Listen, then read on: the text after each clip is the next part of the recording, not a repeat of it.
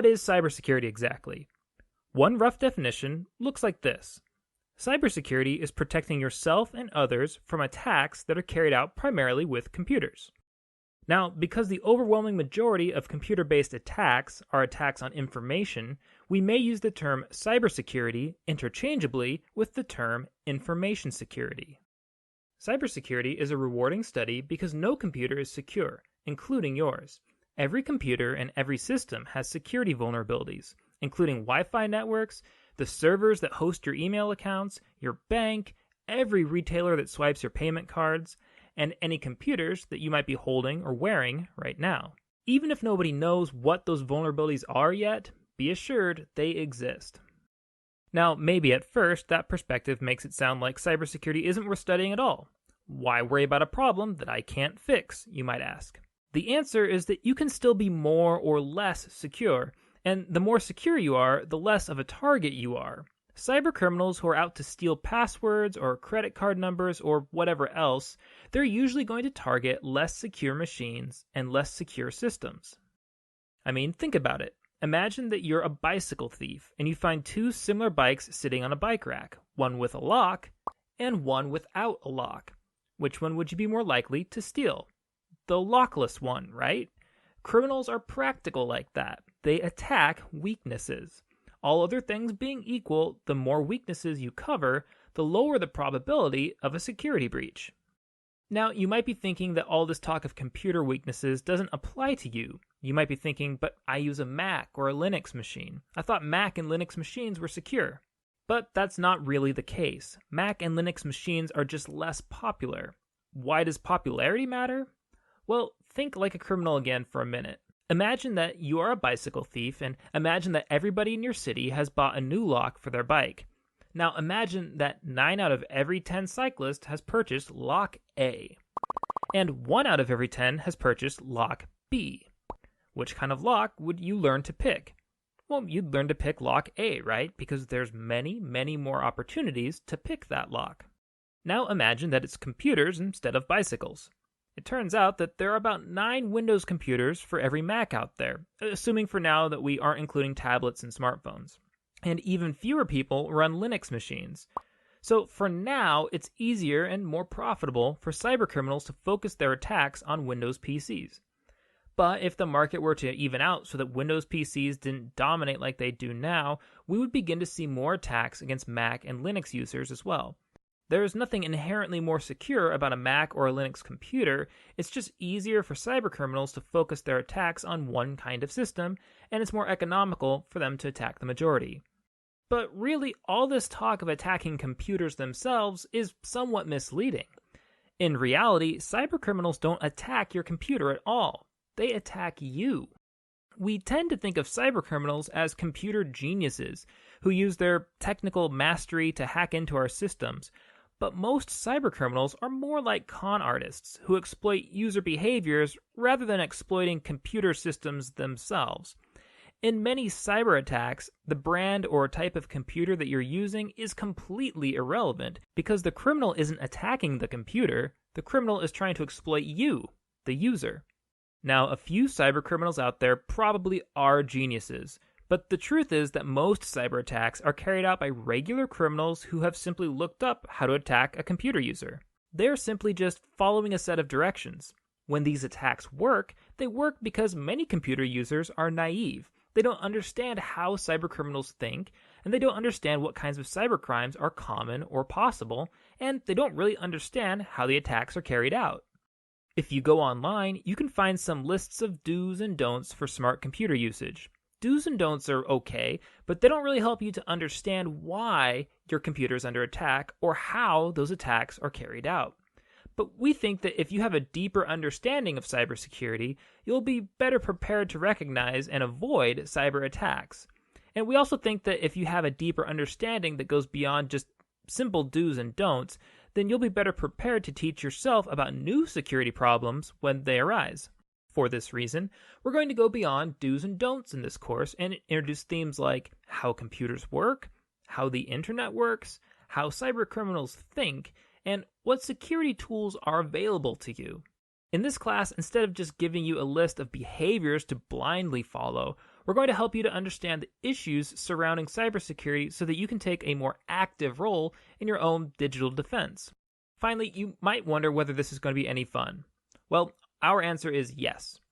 We think cybersecurity is loads of fun. Cybersecurity can feel like a great big strategy game, a game where everybody is a player, including computer users, security professionals, hackers, virus writers, con artists, corporations, banks, mobsters, armies, and nation states, all playing different roles and interacting with each other on different levels. Maybe it's the greatest, most complex strategy game in all of human history, and like it or not, you and your data are already in the game somehow. Okay, I hope that you're beginning to agree that cybersecurity is a valuable thing to study. In the next lesson, we're going to begin building your cybersecurity vocabulary by introducing some of the new language that we're going to be using in this course.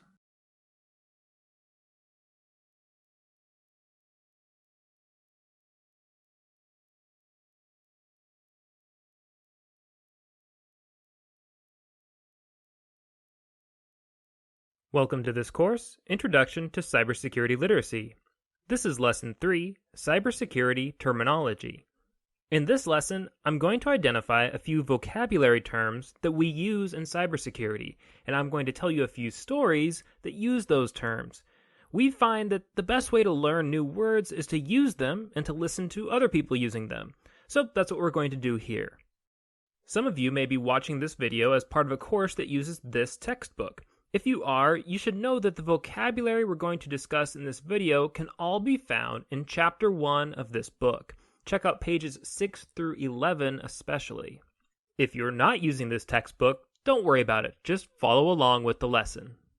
Here's a list of the vocabulary words that we're going to cover.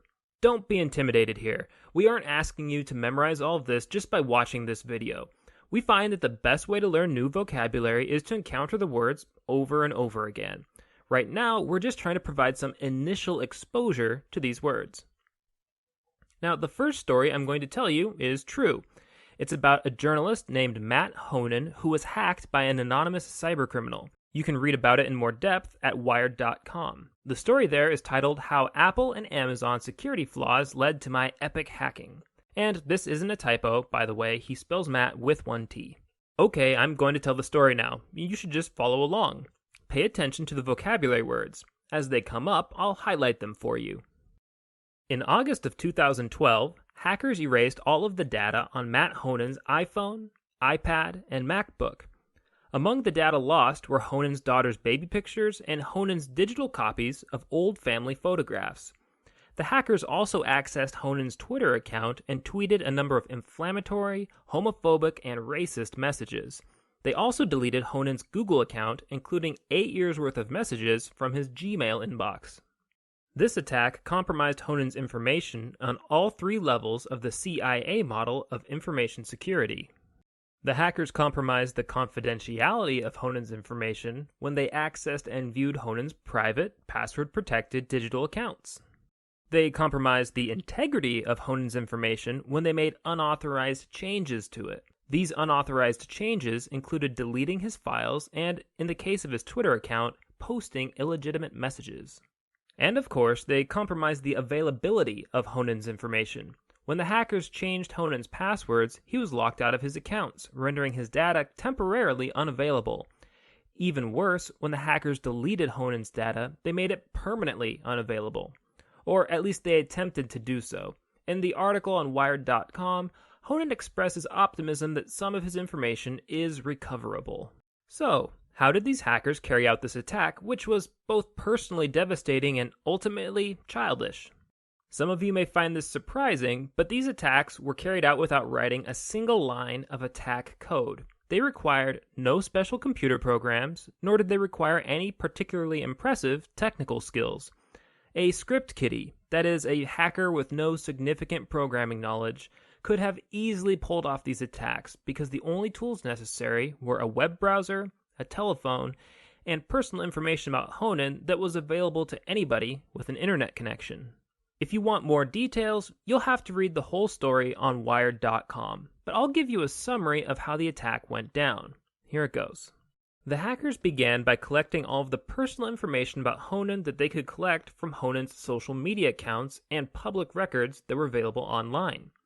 They got Honen's email address, physical address, and other bits of information, and they used that information to crack Honen's Amazon account.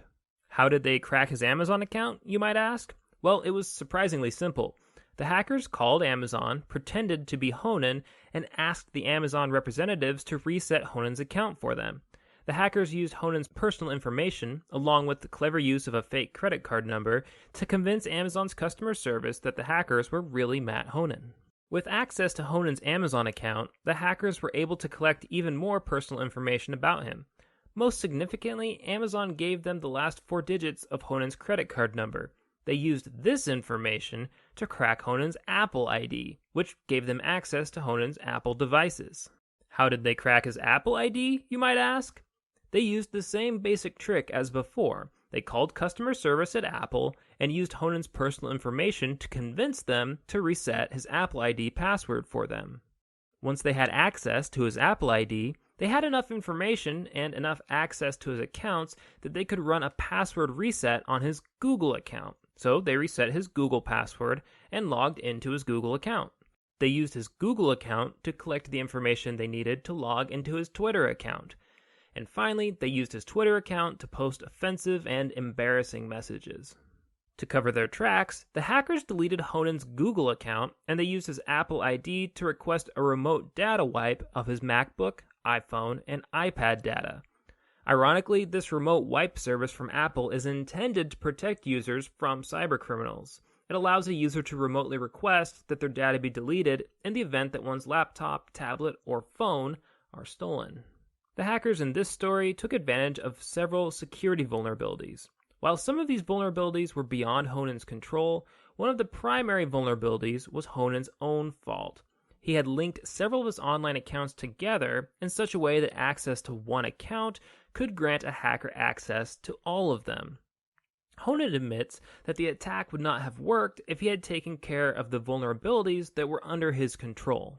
Honen wrote an article about his experience for Wired.com. In the course of writing the article, he was able to make anonymous contact with one of the perpetrators, who explained the method that they had used to attack Honen's accounts.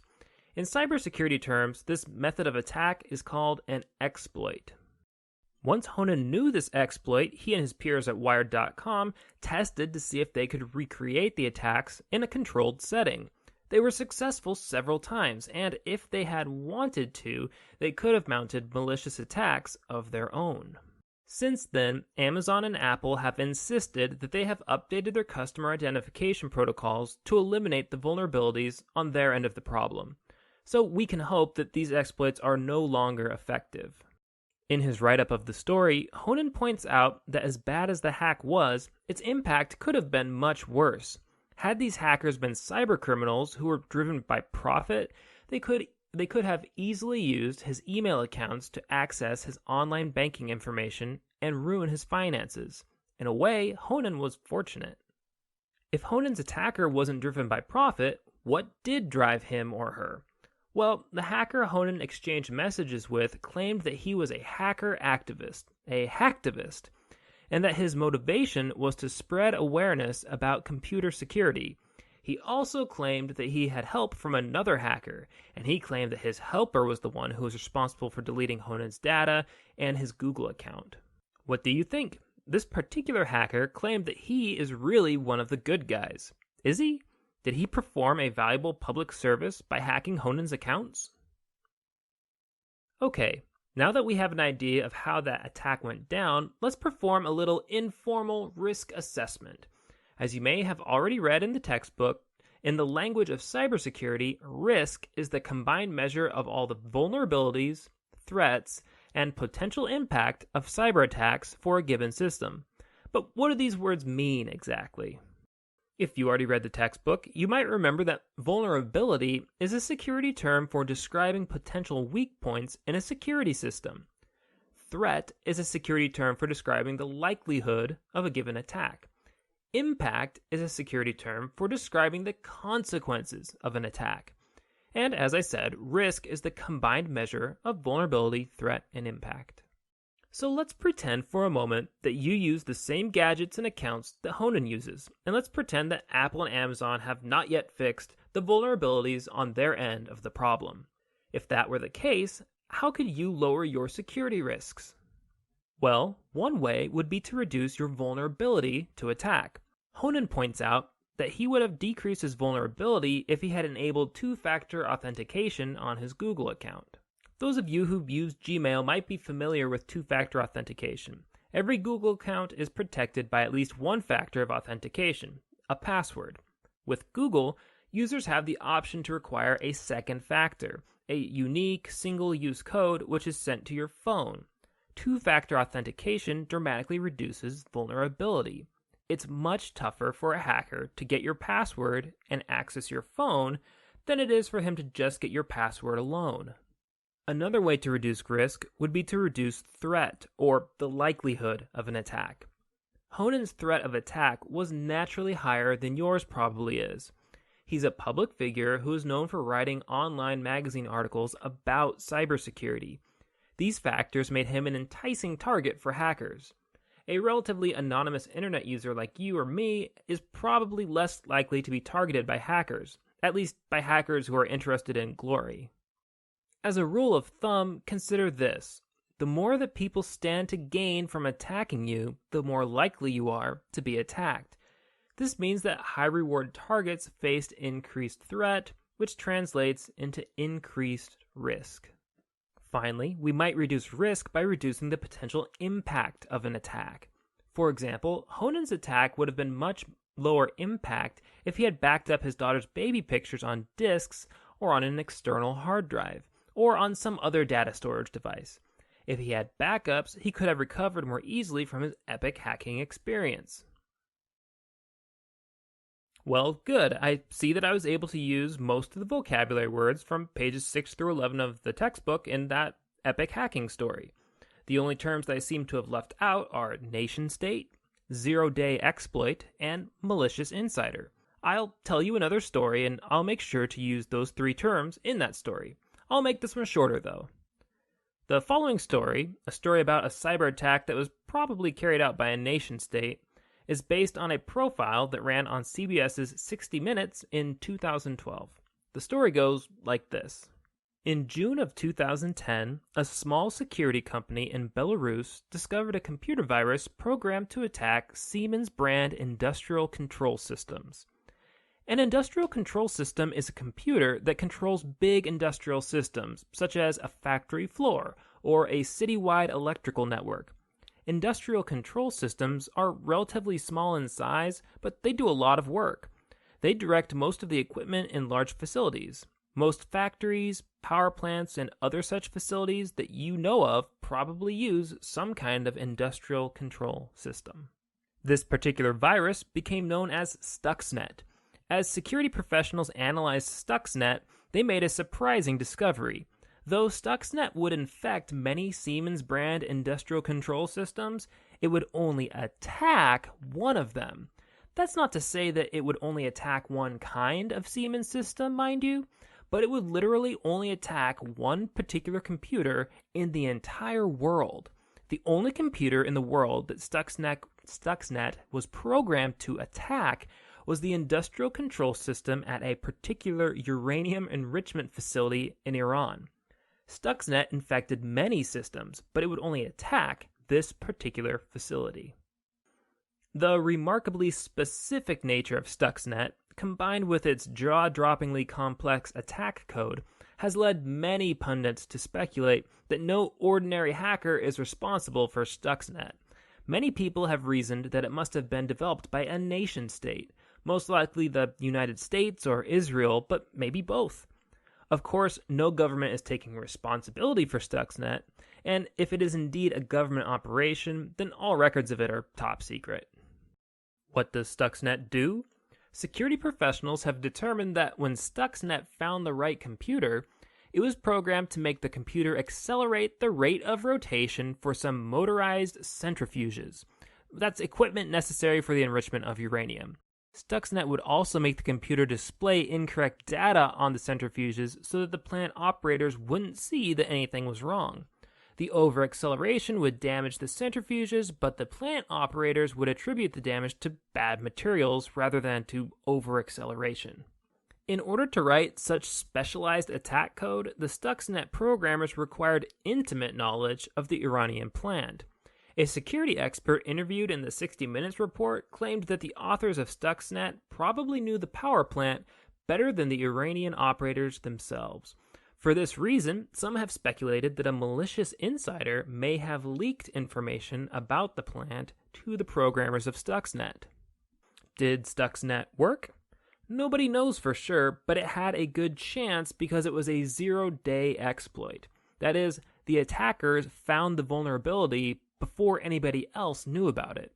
Also, the plant that it was designed to attack did replace somewhere between 1,000 and 2,000 centrifuges. So, based on this circumstantial evidence, many security officials have concluded that Stuxnet probably caused the damage that it was designed to cause. That's all of the stories that I have for you for now. I hope that they have helped to familiarize you with some of those new security terms. If you have any trouble with learning the vocabulary in this class, the best advice I can give you is to just be patient. As long as you keep reading things that use this language, and as long as you look up the words that you don't understand, you will pick them up eventually. You just have to use them to learn them.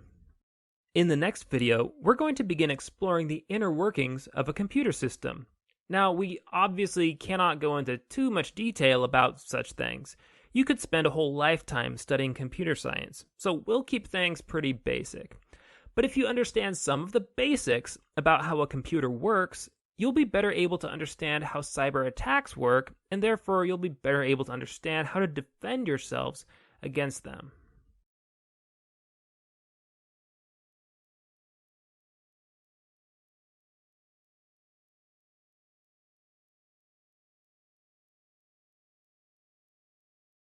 Welcome to this course, Introduction to Cybersecurity Literacy. This is Lesson 4, Demystifying Computers, Part 1 of 2. As I'm sure you all know, technological advances have compressed more and more computing power into smaller and smaller packages. The desktop computers of yesterday are easily exceeded by the computing power of an average phone. Computers have become so compact and so seamless in appearance that it's becoming easier and easier to forget that they are complex systems composed of a variety of interacting parts. In this lesson, we're going to take apart a computer and examine how some of the bigger parts interact with each other. We're also going to begin examining how software interacts with computers. The goal isn't to make you an expert. I just hope to demystify computers for you a bit so that you're more comfortable talking about computer problems and better prepared to consider different ways to solve these problems. We might imagine 4 layers in a computer system: the user, the hardware, the operating system, and the applications. I'll discuss all 4 of these layers and describe how they interact. Layer 1 is the user, and that's easy enough to describe. The user is you. Well, you and anybody else who wants to accomplish some task with a computer. When you connect a computer to the internet, you connect to other computers, but you also potentially connect to countless other computer users. Most of these users are people who you want to connect with: friends, journalists, bankers, retailers, etc. But a few of them are cybercriminals of some kind, so keep that in mind. Layer 2 of the computer system is the hardware of the computer, its physical parts. We'll spend the bulk of this lecture describing hardware. We'll begin demystifying hardware by examining what we can see from the outside of the computer. Then we'll break open the computer and poke around at the hardware on the inside. To begin, let's consider a desktop system. We can see several different parts already: a monitor, a keyboard, a mouse, and a computer case, also known as a tower. Perhaps a printer is also lurking around somewhere nearby. The monitor, keyboard, mouse, and printer all need to communicate with the computer inside the tower, so they will usually be connected to the computer via cables. In some cases, these devices are able to connect wirelessly, either via Bluetooth connections or, especially in the case of printers, via a wireless internet router. But for the sake of keeping things obvious, we'll assume for now that these devices are networked together with cables. The devices that draw the most electricity, so the computer inside the tower, the monitor, and the printer, will all need a power cable. We didn't include power cables in this illustration, but you can imagine where they would go. Smaller devices, like the keyboard and the mouse, normally don't require a direct connection to a power outlet. The Universal Serial Bus, or USB, connections that connect the keyboard and mouse to the computer are built to carry both data and electrical power, and so low-power devices like keyboards and mice normally route electricity from the computer tower. They just borrow power from the computer itself. In the case of wireless keyboards and wireless mice, they will be powered by batteries, of course. Now, the primary function of a monitor and a printer is to display information. We can think of information flowing from the computer into the monitor and printer, which display it for the user. Have you ever thought of a printer as a very slow, paper-based computer monitor? In some sense, that's what a printer is. The primary function of a keyboard and mouse is to input information and input commands into the computer.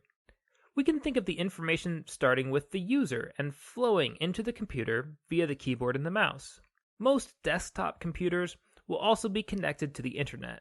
For now, let's assume that they use a physical Ethernet cable rather than a wireless connection.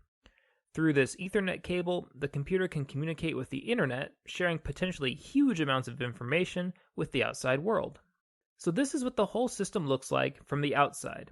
Electricity flows from a power outlet into the tower, and from the tower, some of the electricity is allocated to the keyboard and the mouse. Electricity also flows from an outlet to the monitor and from an outlet to the printer. The computer sends information from the tower to the monitor or printer, which allows the user to see it. The user inputs information and commands into the computer via the keyboard and the mouse. Finally, the computer is able to trade information with other computers via its internet connection. Now let's open up the tower and see what's inside that. We should find a large greenish plate fixed to one side of the tower. This plate is called a motherboard, and all the hardware inside the computer is connected together through this motherboard. We should also see a small fan fixed to the motherboard. This fan marks the presence of the Central Processing Unit, or CPU, of the computer.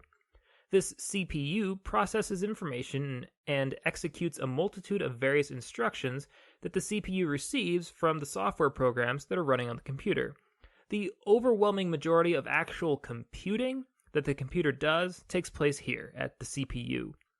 One helpful analogy is to think of the CPU as the brain that does the thinking in the computer. Though the CPU performs an astonishing number of computations in the blink of an eye, the CPU is a small device. It's just a small silicon chip. It's a lot smaller than the fan apparatus that covers it, and that's all you can see here in this picture. The fan helps to cool the CPU, maintaining it at an operable temperature. Near the CPU, we find small cards of random access memory, or RAM. RAM is the working memory inside a computer. If the CPU is doing all of the thinking, then the RAM provides content for the CPU to think about. Sometimes people will refer to RAM simply as memory. In computer language, the terms RAM and memory are informally interchangeable. If somebody asks how much memory is installed on a computer, they're probably referring to its RAM. And in these videos, I'm probably going to use the terms memory and RAM interchangeably. Near the front of the computer tower, where users normally insert disks and where the power button is normally located, we find two storage units in this computer, the hard drive and the CD/DVD drive. The hard drive contains a series of magnetic disks, together referred to as the hard disk, which can store a large amount of information.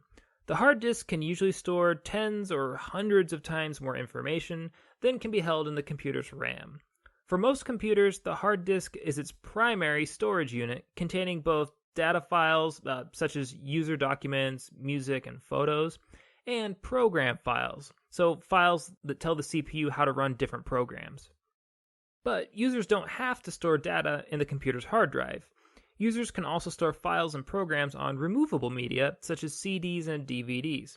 Files stored on CDs and DVDs are accessible via a computer's CD/DVD drive. The advantage to keeping files and programs on removable disks is that they become easier to transport, and they're also safe if the computer or hard drive happens to fail completely. The advantage to keeping files and programs on the computer's hard drive are that they should always be accessible whenever you have access to your computer, and that they should load much faster from the hard drive than they would have from a CD or a DVD. Now, these days, people don't use CDs and DVDs nearly as much as they did, say, 10 years ago, but you still might see a CD/DVD drive on a desktop computer. Sometimes people confuse a computer's memory with its storage, but we will be using those terms in different senses here. Memory, like I said, is the RAM. It's the information that the CPU has immediately available to it. Storage, on the other hand, is all of the information that the CPU has access to through drives like the hard drive or the CD/DVD drive. There are other types of storage drives too, like say flash drives. A CPU might have access to information that's in storage, but for the CPU to perform rapid and efficient operations with that information, the CPU must first load that sort of information into its memory. To help illustrate the difference between computer memory and computer storage, I'm going to ask you to perform a little thought experiment. To start, close your eyes and picture your very first school teacher. Can you remember what he or she looks like? If you can't remember your first teacher, picture the earliest teacher that you can remember. Do you have somebody in mind? Now good. Open your eyes if you haven't already opened them up. Now consider this. How long has it been since you thought about that person? Probably quite a long time, maybe even years. In any case, I bet you weren't thinking about him or her right before I asked you to. When the memory of that person was sitting dormant in your brain, that was kind of like computer storage, like you'd find on a hard drive. It's in there somewhere, but you aren't doing much with that information. It's just sitting there. When you recalled that memory to your mind, that was kind of like computer RAM. You accessed some information from storage, and you began operating with it, so you were conscious of it. The last piece of hardware I'm going to discuss in this lecture are input and output cards. A motherboard will normally contain a number of expansion slots for various input and output cards. For example, this motherboard has a slot for an Ethernet card, and in fact, there is an Ethernet card plugged into that slot. The Ethernet card has a port for an Ethernet cable, and this port will be exposed at the back of the computer tower so that the user can easily plug an Ethernet cable into the computer. The computer connects to the internet through this Ethernet card, and as you can imagine, the internet allows for both inputting information into the computer and outputting information from the computer. This computer also has a number of other slots for input and output cards, but in this image, those slots are empty. Other common expansion cards include graphics cards and sound cards. Graphics and sound cards will have some sort of audio or video ports, which will be exposed at the back of the computer for user access. Upgrading the graphics and sound cards can improve a computer's audio-visual outputs, and so such upgrades are popular among gamers and artists. Now, so far, we've been looking at the hardware on a desktop PC. I should point out that most notebooks, tablets, and smartphones have many of the same basic parts as a desktop. The main difference for these smaller devices is that the parts have been compressed and reconfigured to take up as little space as possible. A notebook computer is basically a desktop computer where the monitor, keyboard, and computer tower are all compressed into a package that's about the size of a notebook. Because a mouse doesn't really fit into a notebook, laptop manufacturers have replaced the mouse with onboard touchpad pointing devices. Tablets and smartphones come in even smaller packages, and they replace both the keyboard and the mouse with a touchscreen display. Tablets and smartphones also replace those boxy data storage devices from a desktop, like the hard drive and the CD and DVD drives, with internal flash-based storage. So that's the hardware of a computer. Now let's move on to the third layer of this computer system, the computer's operating system. The operating system is a large, complex program that runs on your computer. Windows, Mac OS, Linux, and Android are examples of well-known operating systems. If you have a computer, a tablet, or a smartphone, it probably runs one of those four. An operating system coordinates and facilitates the interactions between users, hardware, and software applications. Operating systems display the files that are available to the user. When the user commands the operating system to run a program or to open a data file, the operating system is responsible for accessing the appropriate file and coordinating its interactions with the computer's hardware. Pretty much every interaction that you have with a computer is mediated through the computer's operating system. The fourth and final layer that we're going to discuss in this lecture is the layer of computer applications. Applications are programs that are designed to perform specific tasks for the user. For example, most operating systems come with a calculator application that's pre-installed. Your web browser, such as Firefox, Chrome, or Safari, is another example of an application. The operating system displays which applications are available to the user, and when the user selects an application, the operating system opens the application and coordinates its interactions with the computer's hardware. Applications are normally stored on the hard disk of a computer, though it's possible to store them in other places as well, perhaps on a CD or DVD, or on a thumb drive. Okay, in this lesson I introduced you to 4 layers in a computer system: the users, the hardware, the operating system, and the applications. That will be all for now on Demystifying Computers. In part 2 of this lesson, we will continue to demystify computers by discussing what happens when you turn a computer on and when you run an application.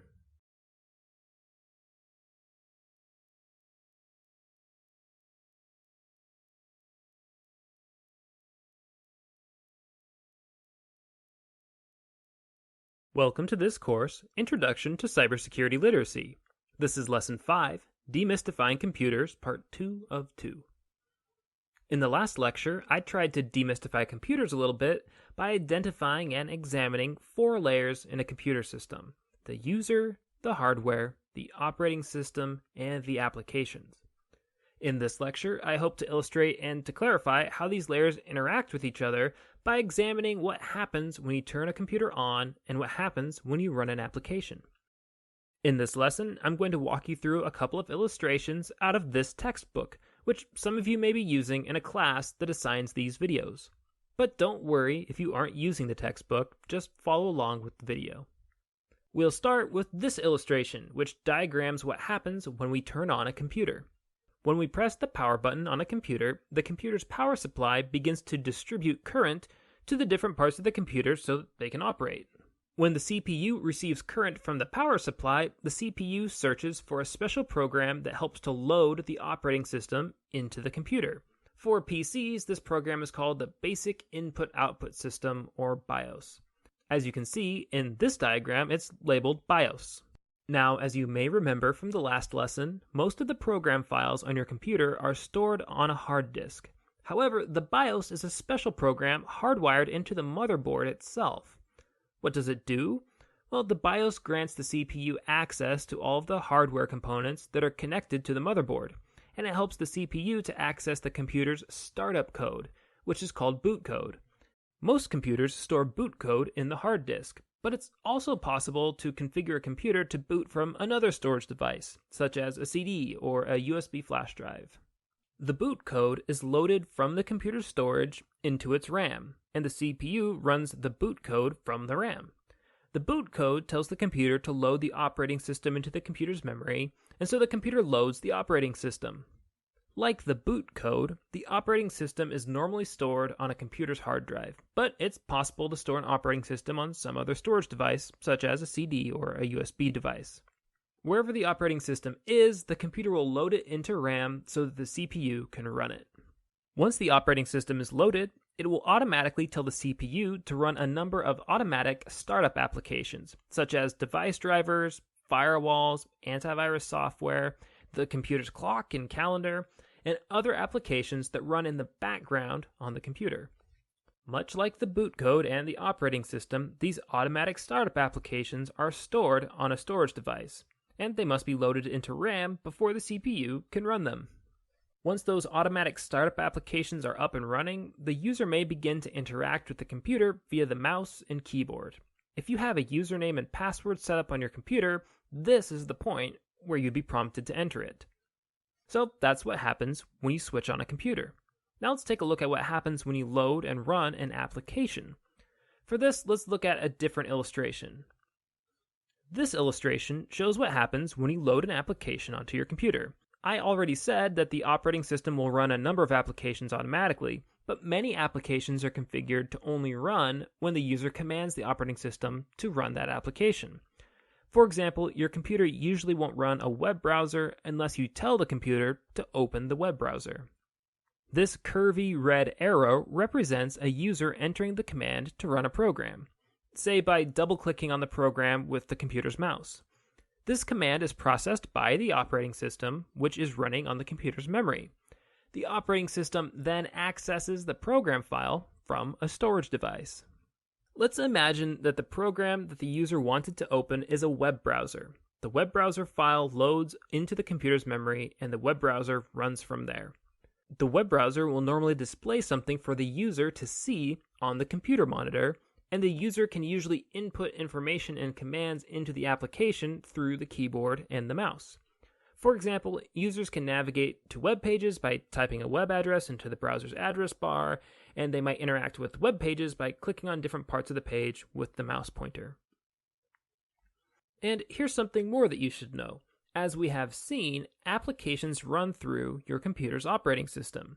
That means that anytime you're running an application, it can potentially access anything that the operating system can access. Because the operating system has access to every file and every piece of hardware connected to your computer, every application on your computer may also potentially access any file or any piece of hardware on your computer. So in principle, an active application can access everything in your computer system, even if the user isn't aware of it. This means that it's possible to write applications that use your own computer against you. For example, it would be possible to write an application that records all of the keystrokes that a user punches into their keyboard, and then secretly uses an internet connection to send that keystroke information to some third party. And then that third party could mine your keystrokes for sensitive information, like usernames and passwords or bank account numbers. In fact, many such applications already exist. They are called keylogging programs, and cybercriminals would be delighted to install one on your computer. Okay, that's all for now on these two illustrations. Obviously, there is much more to learn. I just wanted to give you an overview so that you could get an idea of how your computer system is tied together. Understanding how the different parts of the system are connected together should eventually help you to understand what kinds of weaknesses the bad guys like to attack. In the next video, we're going to continue laying the groundwork for basic understanding of computer science. And remember, we're doing this so that you'll be better prepared to understand how cybercriminals use the wonders of computing against you. These past couple lessons, we've been discussing individual computers, but now we're going to move on to a vast network of computers that are all connected together, and that is the Internet.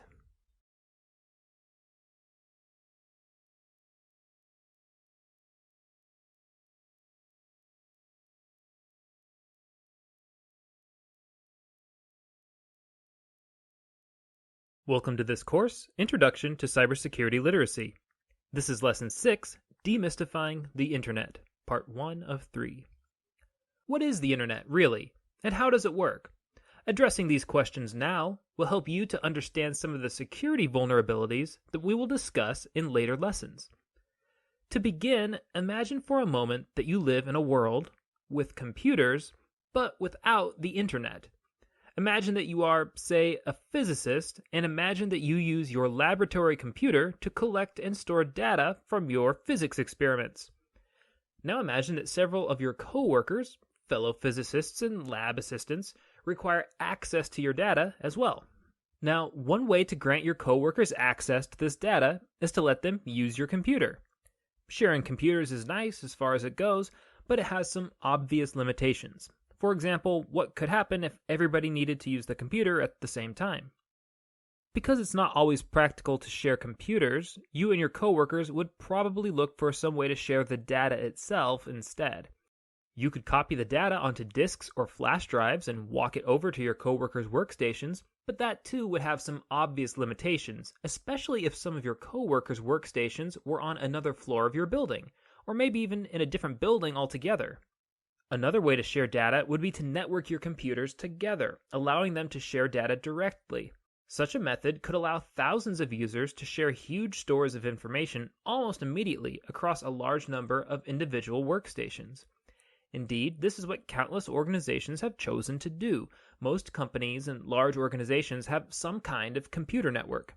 An organization with a computer network enjoys many advantages over an organization with unconnected computers. For example, networked computers make it easier to access, distribute, and back up important information. They can provide users the flexibility to log into their workstation or into their network account from multiple locations. And networks allow users to connect individual workstations to some kind of central work hub, such as a printer and copy center or a conference room. So now let's imagine that you and your physicist coworkers have developed a computer network that allows you to share important data with users across your organization. Furthermore, let's imagine that another group of physicists on the other side of town also works on their own network of computers. It's easy to imagine that these two groups of physicists would know each other and they might naturally be interested in each other's research. So maybe they would get together and maybe they would decide that it would be mutually beneficial if they could join their networks together into one big data sharing network. When multiple networks join together like this into a network of networks, that is called internetworking. The internet is one giant piece of internetworking. It's a network of many computer networks, all internetworked together. The internet is not the only example of internetworking, but it's the biggest example in the world, and as you know, it's the one that you are most likely to interact with on a daily basis. When you begin to network large numbers of computers together, you need increasingly complex systems of cables and data transfer devices to keep this network connected together.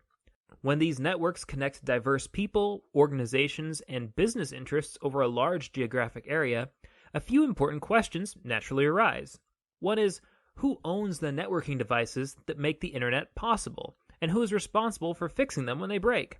The short answer is that organizations called Internet Service Providers, or ISPs, own and maintain the physical networking cables and networking devices that facilitate the internet. And who are the internet service providers, you might ask? They are mostly big private companies, such as Time Warner or Comcast, while some others are government agencies. Another question that's useful to answer is this: how do computers communicate across the network? For computers to communicate with each other, they need a well-defined set of communication rules. That's because computer messages have precise, unambiguous meaning. We humans are used to dealing with ambiguity. If we hear an ambiguous sentence from another human, we can ask for clarification, or we might make an educated guess at what the person meant to say. But computers don't work this way. Computers need precise, unchanging, and unambiguous rules in order to communicate well with each other. Any strict, fixed set of communications rules is called a communications protocol. In order to network computers together, the computers on the network must share a common protocol. And as you could probably guess, in order to internetwork multiple networks together, these networks must also agree on a common internetworking protocol.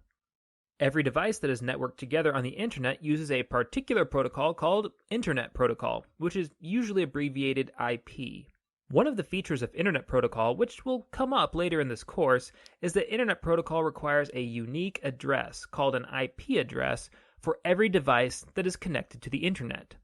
All of the web pages, files, and software that is accessible on the internet has to be stored on some kind of device that's connected to the network. Every time one device requests a file from another device on the internet, it needs to specify where the file is stored. Now, IP addresses allow devices to do that. And whenever that data request is fulfilled, the device providing the data needs to know which other device it's supposed to deliver the data to. Again, IP addresses allow devices to do that. Running the internet without IP addresses would be a little like running the postal service without mailing addresses.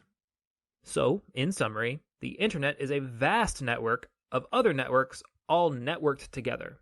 Internet Service Providers, or ISPs, are the organizations that own the cables and networking devices that the internet runs on. Computers need strict sets of communication rules, called protocols, in order to communicate with each other, and the communications protocol of the internet is called Internet Protocol, or IP. Finally, every device on the internet gets its own IP address. That's all for now. In the next lesson, we'll discuss how the internet is structured and how IP addresses get assigned to all those devices on the internet.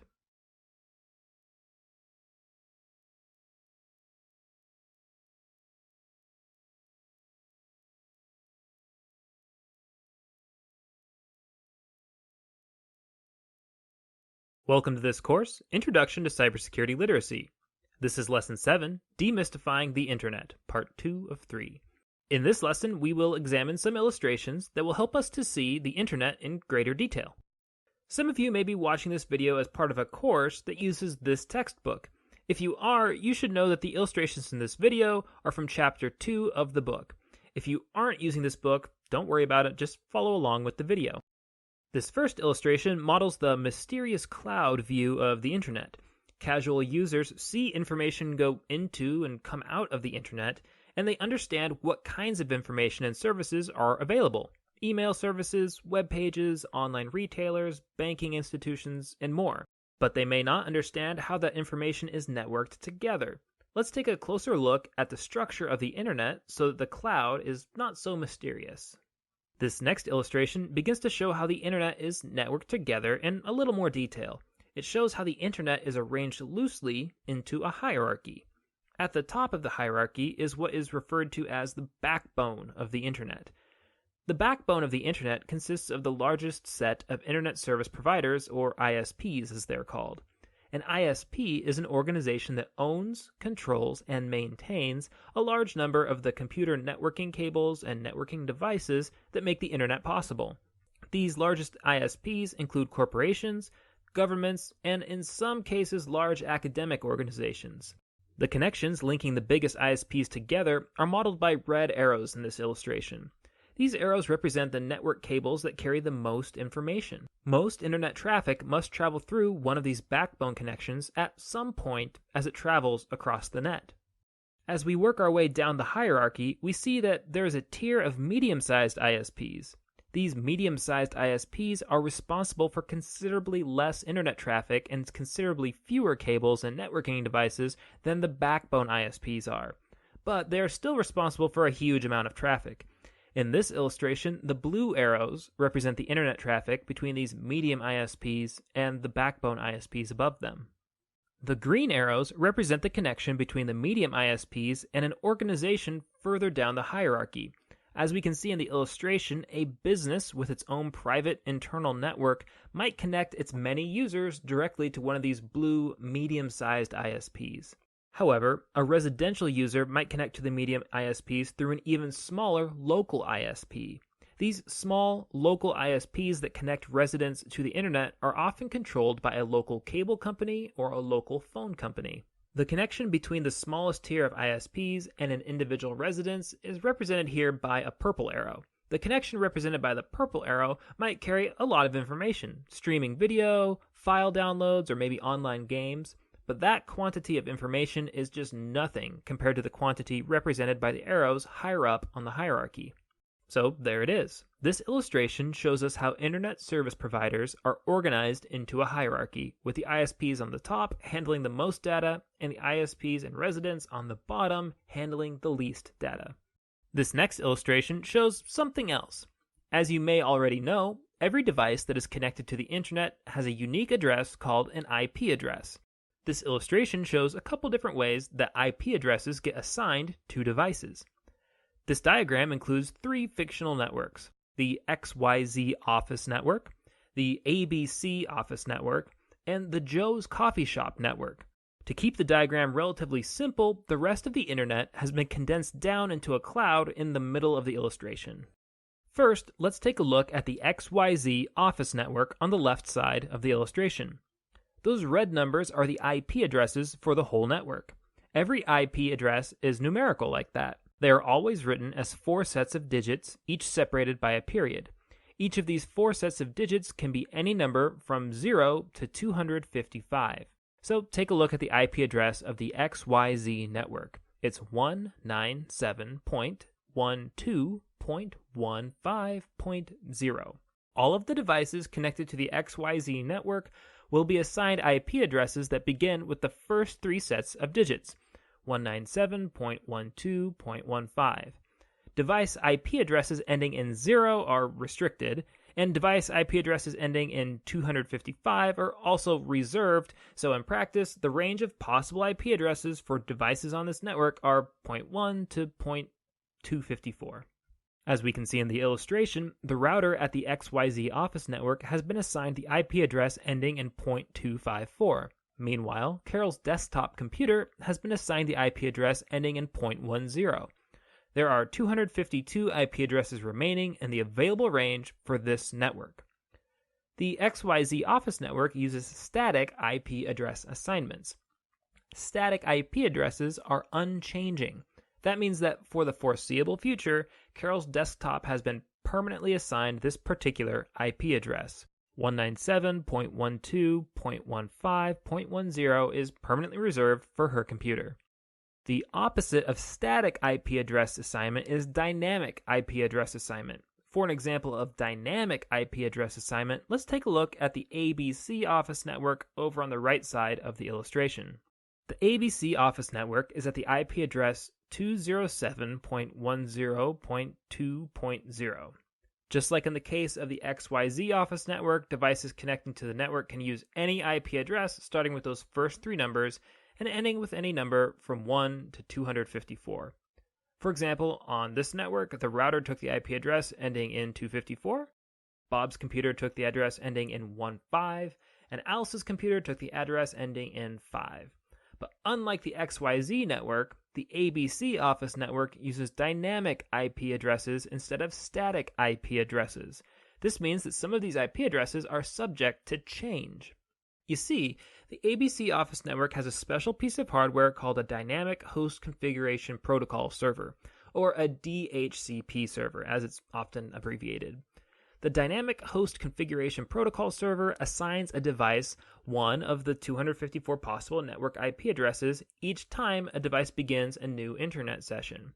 The DHCP server will lease each IP address for a set period of time, and after that time passes, then the device will have to renew its lease. I know that I'm throwing a lot of new information at you, but I promise that the underlying concept isn't very difficult. All we're saying is that, for example, Bob's computer has the IP address ending in .15 for now, but it might be assigned a new IP address once the hour is up. What are the advantages and disadvantages of dynamic IP addresses versus static IP addresses?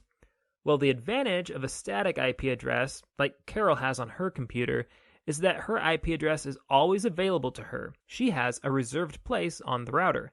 When IP addresses are assigned dynamically, as they are for Bob's computer over here, then there's a chance that there won't be any room for him when he tries to connect to the network. If the DHCP server has already assigned all the IP addresses available to it, then there won't be any left for Bob. The advantage of dynamic IP address assignment is that dynamic assignments are more flexible. Thousands of different devices could connect to the ABC network, and as long as they don't all try to connect at the same time, the DHCP server can assign them all an IP address on the network. Let's look down at the bottom of this illustration to see one more network configuration that also uses dynamic IP address assignments. Joe's Coffee Shop network is at IP address 207.10.3.0. This means that devices connected to it can take the IP addresses beginning with those three numbers and ending with a number between 1 and 254. Over the course of, say, a month, a coffee shop could probably expect to have many more than just 254 devices connect to their wireless connection. But at any given time throughout the day, they would probably have only a few devices connected, maybe 50 or so. This is a perfect situation for dynamic IP address assignments. The network only has 254 IP addresses that it can assign, but it can easily accommodate all of its users by assigning these addresses on a temporary basis only to the users who are active on the network. But remember, when we were examining the ABC office network connection, we saw that a network needs a dynamic host configuration protocol server in order to accommodate dynamic IP addressing. Where is the DHCP server at Joe's Coffee Shop? The answer is that at Joe's Coffee Shop, the DHCP server is combined with the internet router. Instead of the router and the DHCP server being two separate devices, they're integrated together into a single device. This is pretty common. Most home internet routers also have DHCP servers built into them, and so most home networks can accommodate dynamic IP address assignments. So, what are the big takeaways from this illustration? I want you to see that a computer's IP address usually depends on a router's IP address. I also want you to see that your device's IP address can change depending on what network it's on and depending on whether the network uses dynamic or static IP address assignment. Finally, I want you to note the structure of an IP address, that it's 4 numbers separated by periods. The last illustration that we will examine in this lecture models the difference between a public IP address and a private IP address. In our discussion of IP addresses so far, we have not been making the distinction between public and private IP addresses. I've been speaking as if all IP addresses are the same, but there is a significant difference between public IP addresses and private IP addresses. This illustration shows 2 different networks that are connected to the internet: Alice's home network and Bob's home network. Alice's home network is composed of 2 devices, a router and Alice's computer. Bob's home network is composed of 4 devices, a router, Bob's computer, Carol's computer, and a printer. Let's take a look at Bob's home network on the right side of this illustration. Bob's local internet service provider has only assigned him 1 IP address, but he would like to connect 2 computers to the internet, his and Carol's, and furthermore, he'd like to connect his wireless printer to his home network. The rules of IP require that every device has its own IP address, but Bob's internet service provider has only given him 1 IP address to work with. So what does Bob do? He will use his router to create a private home network to connect his 4 devices together, and then he'll connect his entire home network to the public internet through the IP address that his internet service provider has assigned him. From the perspective of somebody outside on the public internet, Bob appears to have only 1 device connected to the internet, and that's his router. But Bob's router can coordinate Bob's public internet connection with multiple devices on his private network. So from within the private network, we can see that there are really 3 more devices connected to the public internet through Bob's router. Now let's compare Bob's home network to Alice's home network on the bottom left portion of the illustration. Both networks have a public IP address, and those public IP addresses are unique. Indeed, every public IP address must be unique.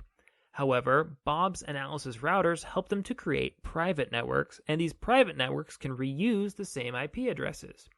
For example, we can see that Alice's computer's private IP address is identical to Bob's computer's private IP address.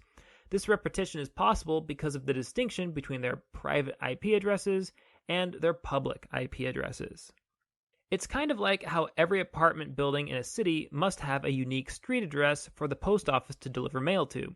But at each unique street address, the apartment buildings can reuse the same apartment numbers. Okay, I know that we've covered a lot of ground here with these illustrations, so let's take a break.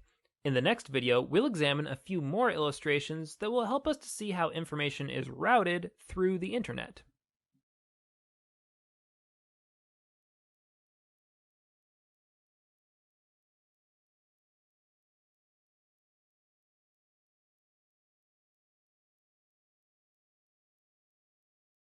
Welcome to this course, Introduction to Cybersecurity Literacy. This is Lesson 8, Demystifying the Internet, Part 3 of 3. In this lecture, we will examine a few illustrations that help us to see how information travels through the many twists and turns of the internet. When you use the internet, what you're doing is using your computer to send information or requests for information to other computers. These computers that store and deliver information are examples of networking computers called servers. Here's an image of a technician who's examining a large network server. When you send an email, you are telling your computer to send a message to be stored on a mail server. When you read your own email, you're asking your computer to access messages that have been stored for you on a server. When you view a web page, you're using your computer to display a web document that somebody else uploaded to a web server. When you download media files from internet stores like iTunes, Amazon, or Google Play, information is copied from a server to your computer. Not quite all internet content is on servers, though. Peer-to-peer sharing software allows users to download files directly from each other's internet-connected personal computers rather than from a large central server. In either case, internet activity is the activity of machines sending information and information requests to each other.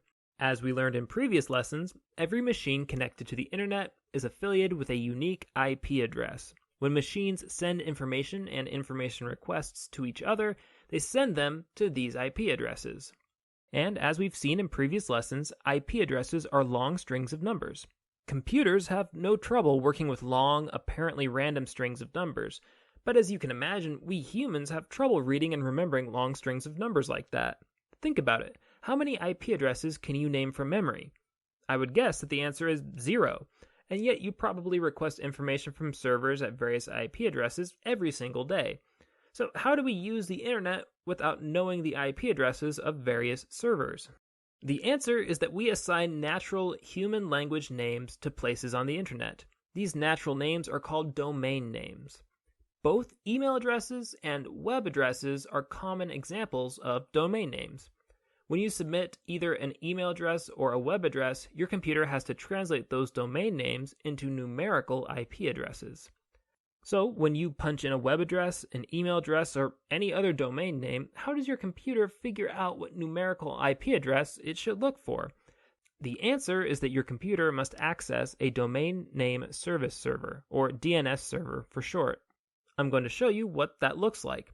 I'm going to use a couple illustrations from this textbook. Some of you may be taking a formal course that uses this textbook, but if you're not, that's okay. Just follow along with the video. This illustration helps us to see how domain name services work. In this illustration, Bob wants to visit www.dougj.net. When Bob submits the URL www.dougj.net into the address bar on his browser, his computer accesses a system called the Domain Name Service, or DNS. Internet-capable computers have an application on board that allows them to access this domain name service. Bob's computer will send a request to the DNS server at his local internet provider. This request asks the DNS server, "Hey, what's the IP address for dougj.net?"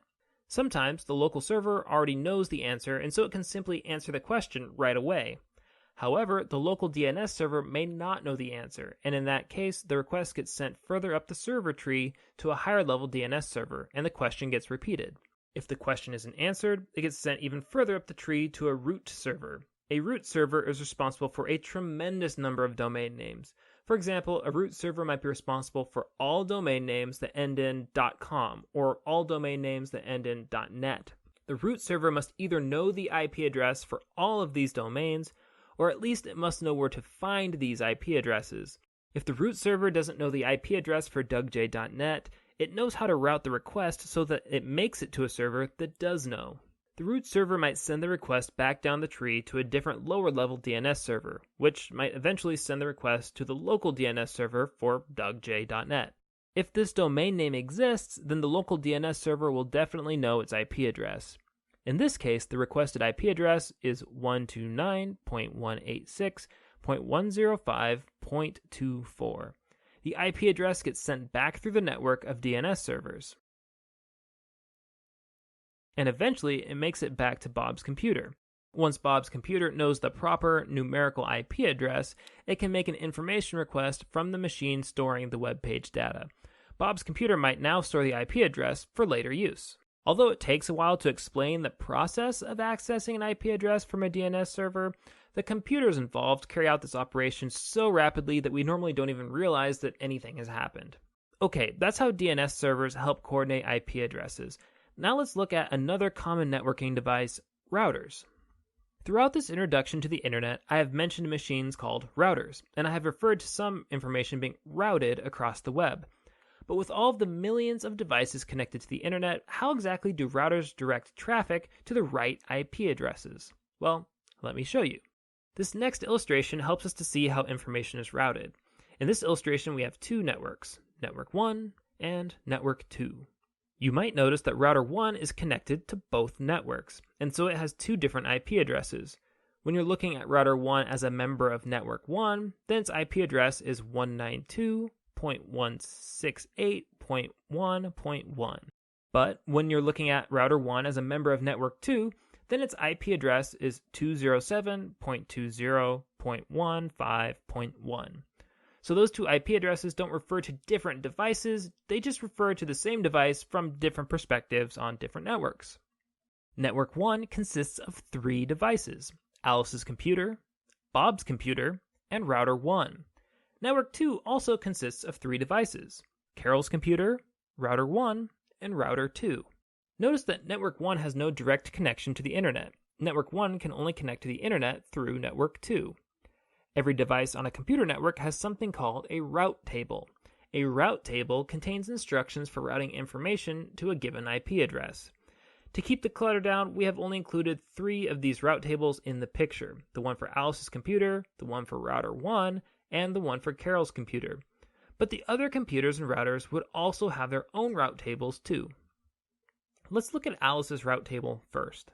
Alice's route table has 2 columns, the destination column and the next hop column. When Alice's computer wants to send information to an IP address in the destination column, it follows the directions in the next hop column. The first row on her route table tells us that information going to any IP address on network 1 will be sent directly to that IP address. For example, Alice's computer can send information directly to Bob's computer. These computers are networked together directly, so there's no need to relay the information through another network. But what happens if Alice's computer tries to send information to any other IP address, one that's not listed on the route table?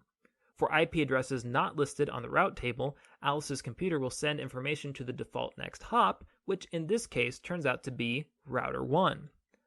Once router 1 receives the information, it will run the destination IP address through its own route table. So let's take a look at the route table for router 1. If information is destined for any IP address on network 1 or network 2, then router 1 will send this information directly to that IP address. It can do that because it's connected directly to both of those networks. If the information is destined for any IP address outside of these 2 networks, then router 1 will default to sending the information to router 2.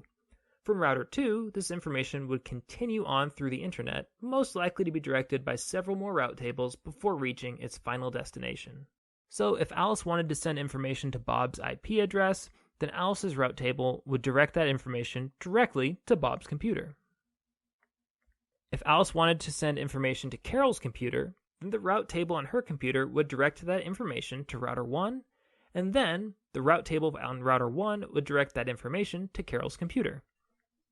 If Alice wanted to access a web page somewhere else on the internet, then the route table on her computer would direct that information to router 1, the route table for router 1 would direct that information to router 2, and then so on throughout the internet until Alice's web page request reached the appropriate server somewhere on the internet. Now let's trace a couple of routes from Carol's computer. If Carol wanted to send information from her computer to Bob's computer, then her route table would direct that information to router 1, and then the route table at router 1 would direct that information to Bob's computer. If Carol wanted to send information to an IP address that is on neither network 1 or network 2, then her route table would default to sending that information to router 2, which would then run through its route table to direct that information to the next address in line. In this illustration, we've simplified the route tables so that they're easier to understand. Real route tables have more lines of instructions than the route tables in this illustration, but I hope that you can see how complex networks can run on relatively short route tables. Indeed, the route table on your computer is probably much less than a page long, and yet it allows you to connect to potentially billions of IP addresses. Now, so far, we've examined how computers use domain name service or DNS servers to translate domain names that are easy for people to read into IP addresses that are easy for computers to read. We've also examined how computers and routers use route tables to route information through networks. Now we're going to examine one last illustration that will help you to see how computers access web pages. Web pages are special documents that are stored on high-capacity computers called web servers. When you access a web page on your computer, you send an information request to the IP address of a server, and the server sends that information back to the IP address of your computer. Your computer's web browser allows your computer to display the web page. Web pages are highly flexible documents. They can display text, images, audio, video, and interactive programs like games. But what makes web pages really special is their ability to link to other web pages. That's why we call them web pages. They're connected together like a web. As you can see in the illustration, when Bob accesses www.dougj.net, his computer accesses the web server that hosts that website. The website, dougj.net, consists of a cluster of files that are stored on that computer. Each file contains all or part of a web page, which Bob can view in his web browser. The first page that comes up when Bob navigates to dougj.net will be the home page. Because of the interconnected nature of the web, this homepage can link to several other web pages. Furthermore, any of these web pages could link to any other page on the web. So a link at dougj.net could make Bob's computer request the homepage for www.anothersite.net. And then Bob might begin exploring the various web pages associated with anothersite.net. In all probability, the web document files for anothersite.net would be located on a completely different server than the files associated with dougj.net. Indeed, these servers could be on opposite sides of the globe. But if Bob has a good internet connection, he can browse through those web documents stored on servers thousands of miles apart more quickly than he could browse through a book on the other side of his office. This is all thanks to the lightning quickness of electric signals and the shrewd networking techniques that we've been describing in these lessons. Okay, that's all for now on the internet. I hope that it's a little less mysterious now than it was before. Now, this course isn't intended to make you a networking wizard, but we hope that if you have a clearer mental picture of what the internet is and how it works, then you'll be better prepared to understand how the internet plays into different security issues. In the next lesson, we're going to begin learning about passwords, which are very important for cybersecurity.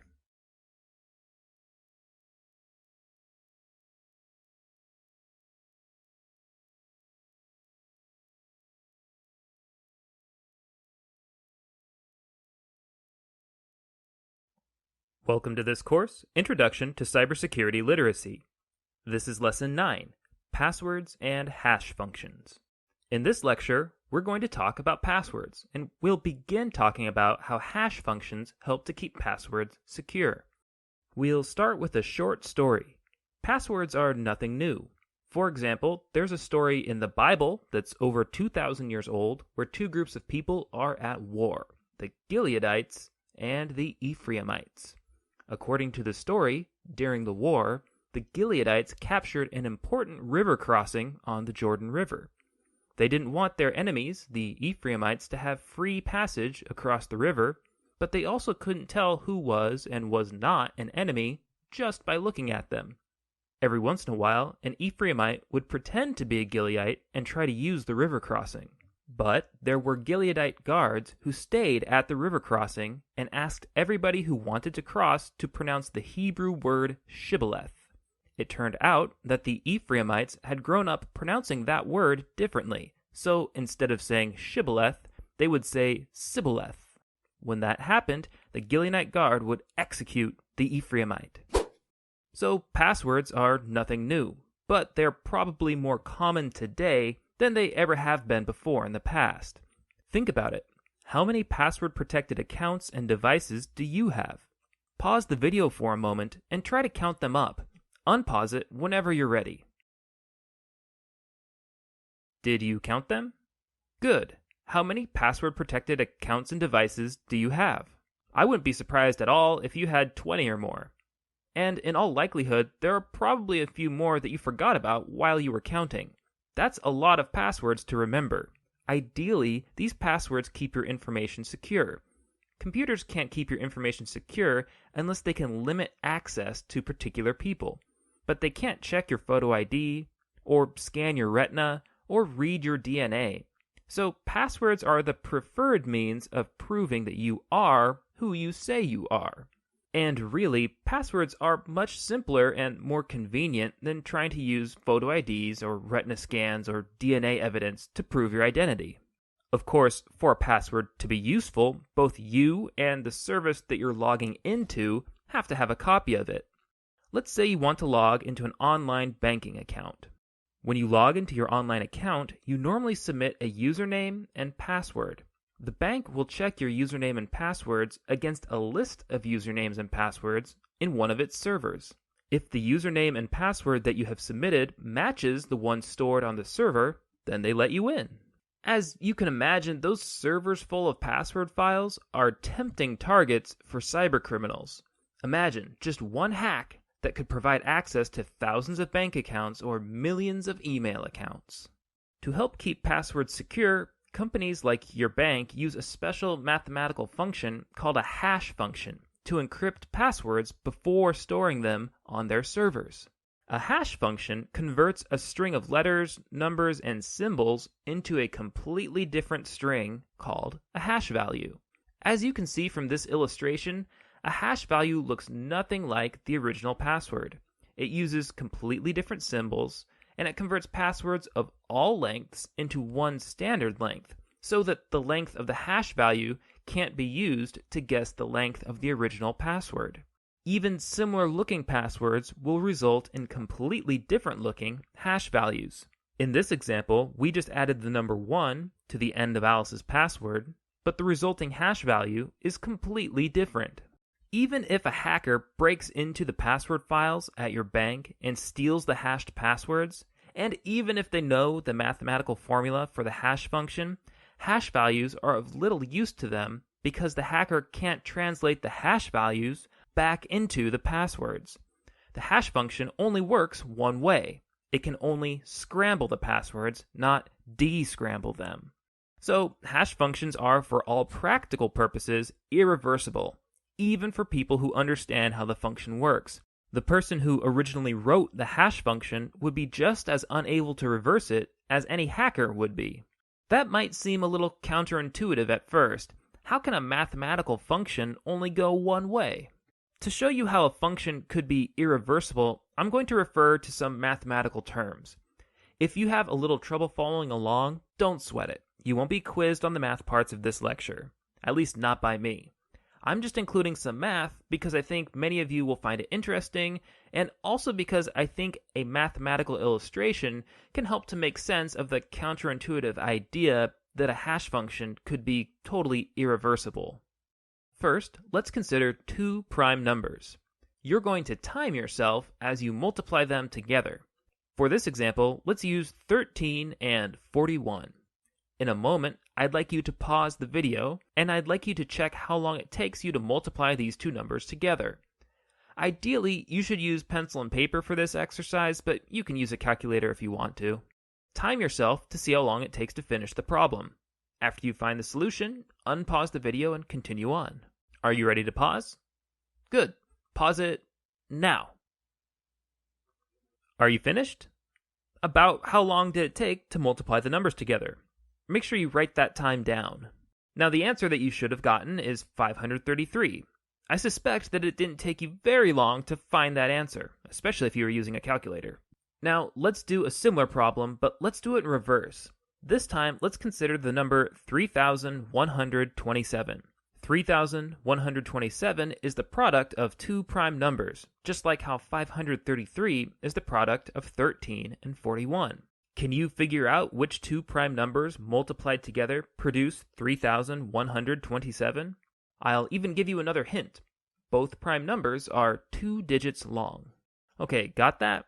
Pause the video now and try to calculate which two prime numbers multiplied together equal 3,127.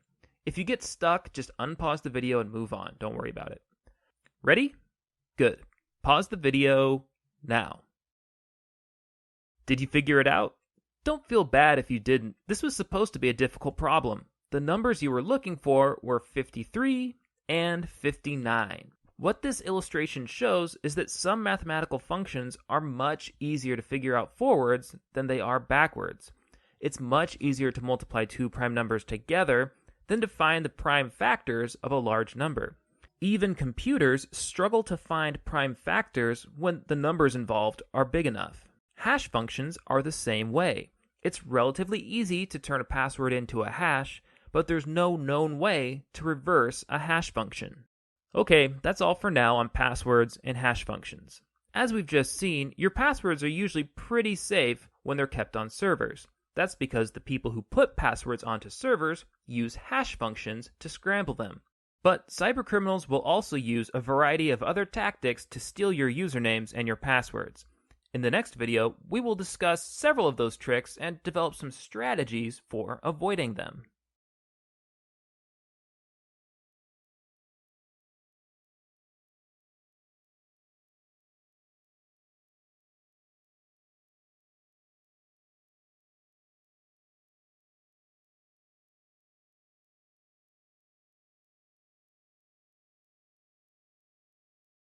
Welcome to this course, Introduction to Cybersecurity Literacy.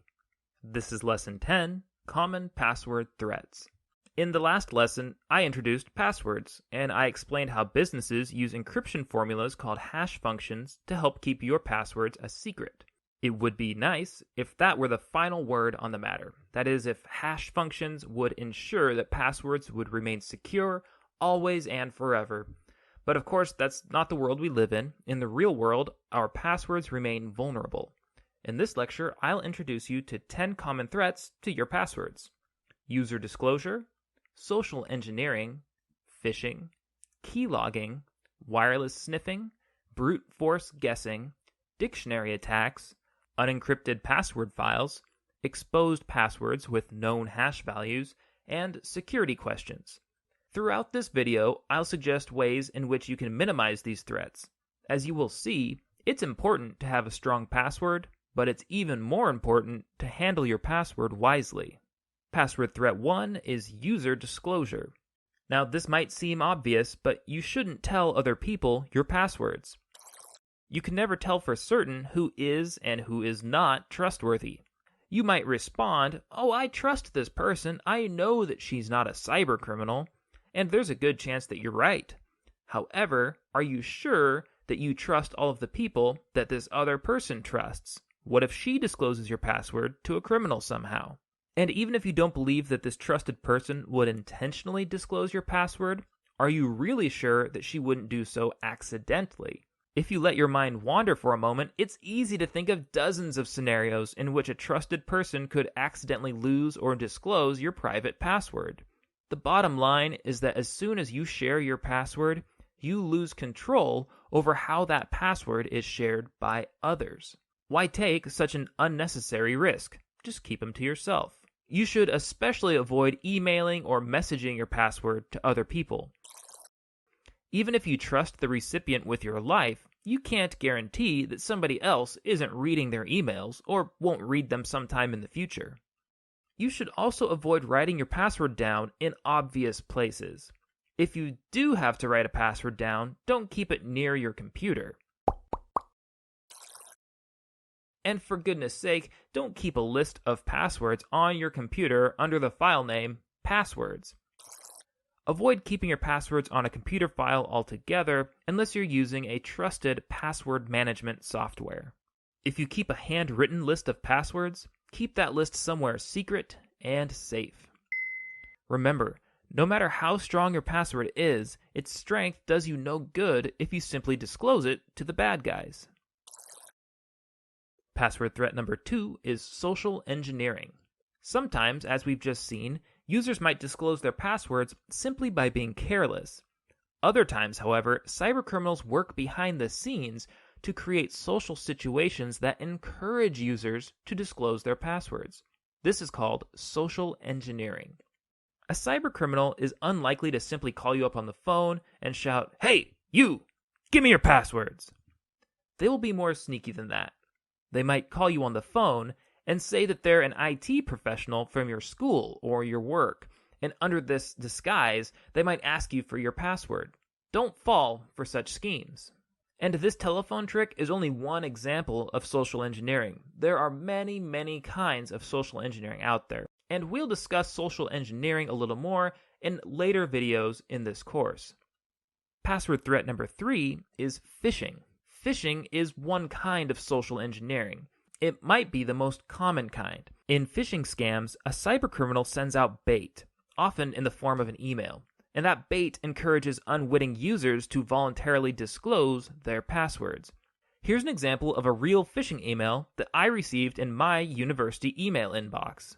"Dear Chase customer," it says, "your online account will expire today on Thursday, February 13th, 2014. To keep your account updated, please click Log on to Chase Online and proceed with the verification process.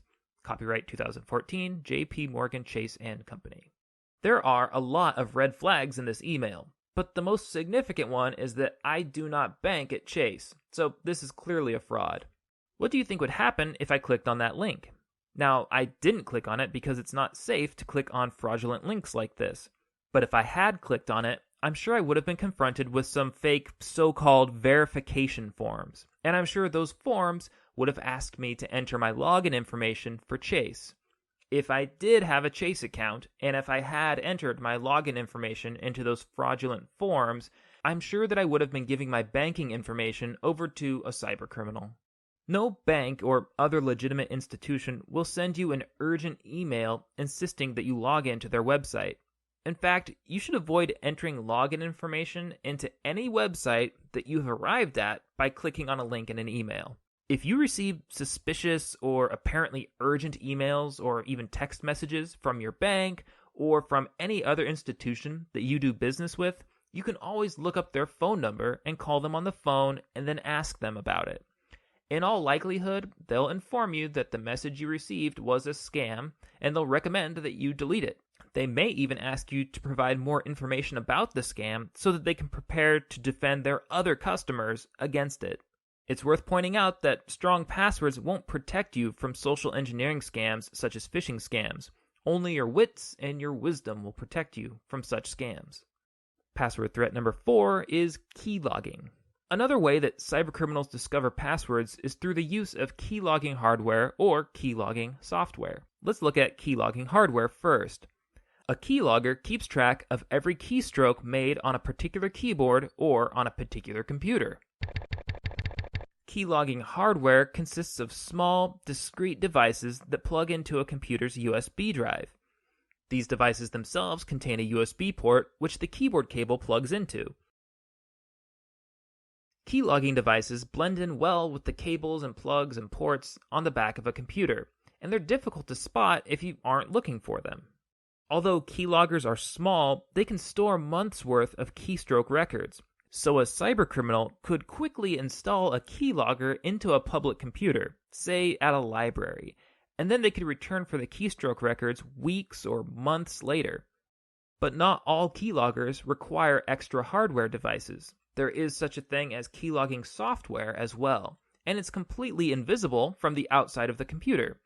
Keylogging software is a computer application that keeps track of your keystrokes. The keylogger might save those keystroke records on the computer to be extracted later, or it could even message the data to a third party somewhere else in the world through the internet.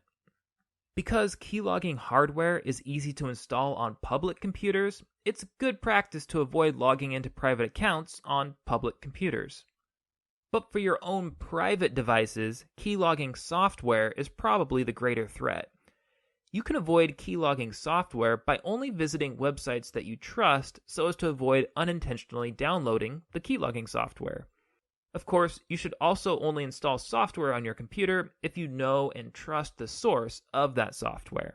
And remember, even if you're careful with your computer, your friends may not be careful with theirs. It's very difficult for a user to know whether their friends' computers have keylogging software on them. So it's a good idea to avoid logging into private accounts on a friend's computer. As a rule of thumb, security risks are usually greater on computers that you don't control. So, can a strong password protect you from keylogging devices and keylogging software? Unfortunately, no. The best protections from keyloggers are informed use of your own computer and caution when using computers that are controlled by other people. Password threat number 5 is wireless sniffing. Have you ever seen a movie where somebody's having a private telephone conversation on a landline telephone, and then somebody else picks up a different phone somewhere else in the house and eavesdrops on that conversation?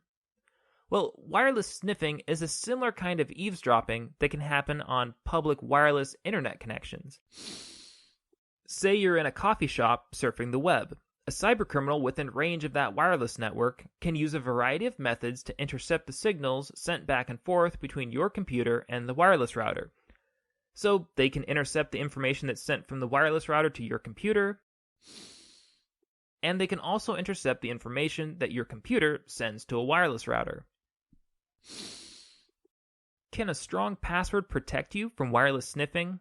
Again, no, it can't. The way to protect yourself from wireless sniffing will be to understand how wireless networks work, to understand the weaknesses that cybercriminals attack, and to understand how you can avoid those weaknesses. And we're going to discuss those things in more detail in other lessons. Password threat number 6 is brute force guessing. One way that cybercriminals discover passwords is by just guessing them. In a brute force attack, a cybercriminal uses a computer to try to guess every possible password for your account until she just happens to guess the right one.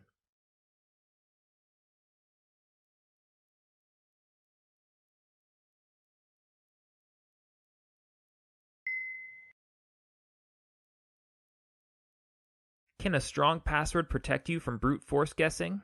Yes, it can. Short passwords take much less time to crack by these methods than long, strong passwords do. Every character that you add to your password makes your password exponentially more difficult to randomly guess. Furthermore, adding more kinds of characters will also make your password more difficult to guess. A long password consisting of lowercase letters is difficult to randomly guess, but a long password consisting of both lowercase and capital letters is much, much more difficult to randomly guess. Adding more keyboard symbols like numbers and punctuation marks adds even more possibilities for the brute force attacker to deal with.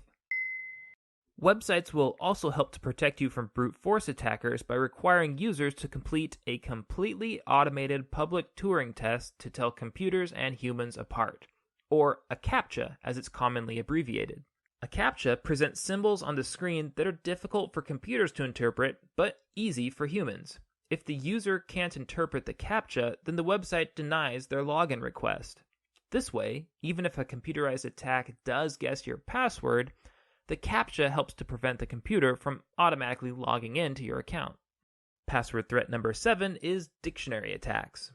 Because there are practically innumerable possible passwords and cybercriminals don't have infinite time to spend trying to crack them, brute force guessing is often pretty impractical. However, in reality, users don't usually choose literally random strings of characters as their passwords, because literally random strings of characters are difficult to remember.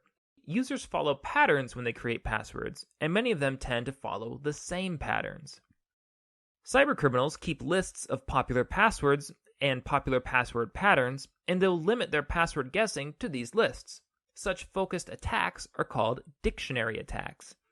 Some dictionary attack lists will contain millions of potential passwords. That's a lot of passwords, and it's more than a person could work through on their own. But with the help of a computer, a cybercriminal can potentially work through such a list relatively quickly. Therefore, dictionary attacks are much more practical than brute force guessing attacks. Dictionary attacks usually target common passwords like the word password, 12345, the home row keys ASDFJKL semicolon, or the phrase let me in. They might also target public information about a user. For example, sometimes people will incorporate their own name, address, or phone number into their password.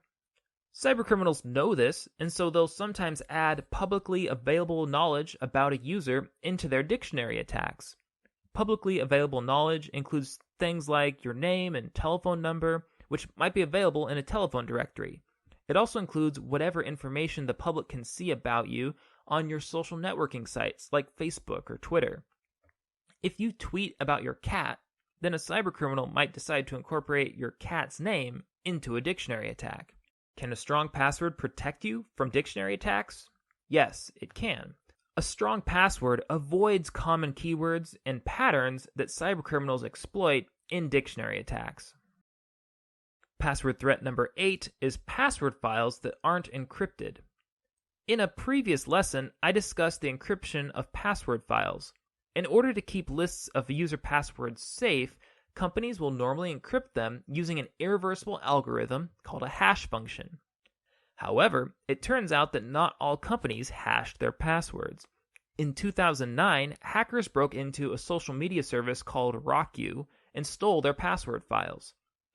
The passwords had not been encrypted, so the hackers obtained a list that displayed 32 million usernames and passwords in just plain old, ordinary, unencrypted text. Now, there isn't much that you can do to protect yourself from such an attack. You just don't have very much control over whether or not a company encrypts your passwords. But the RockU attack has some instructive potential for us. The password list at RockU went public, and so we can use that list to determine some common user-chosen passwords. Since the bad guys have this list too, we know to avoid common passwords such as those at the very top of the RockU list. It's worth noticing that the top 3 passwords at RockU were 123456, 12345, and 123456789. A strong password won't protect your password from being stolen off of a company server. However, these attacks at least help us to understand which passwords we should avoid in the first place. Password security threat number 9 is exposed passwords with known hash values. Sometimes cybercriminals will steal a list of encrypted password files even though they don't have the means to break the encryption. So how is this useful to them? Well, it turns out that cybercriminals can often get access to the same algorithms that the good guys use to encrypt passwords. So there really isn't anything to stop a cybercriminal from taking a known password, running it through the algorithm, and seeing what value it spits out. Here, we can see that the word password gets converted into a long string of numbers and letters starting with 5F4. It's possible, and relatively easy, for cybercriminals to obtain long lists of common passwords and then to determine the hash values for all of them. Now, if a cybercriminal steals a company's list of encrypted passwords, they can search the encrypted passwords for hash values that match the list that they've made themselves. In this example, the username Gadget has an encrypted password that matches the encrypted value that was obtained by encrypting the word password. So that means that Gadget's password must also be the word password. So if hackers steal a list of encrypted passwords from a company that you do business with, they can sometimes figure out your password. They'll compare the stolen encrypted passwords to passwords that they have encrypted for themselves. However, a strong password will help to protect you from this kind of attack. The stronger your password is, the less likely it is to appear on a list of passwords that cybercriminals have encrypted for themselves.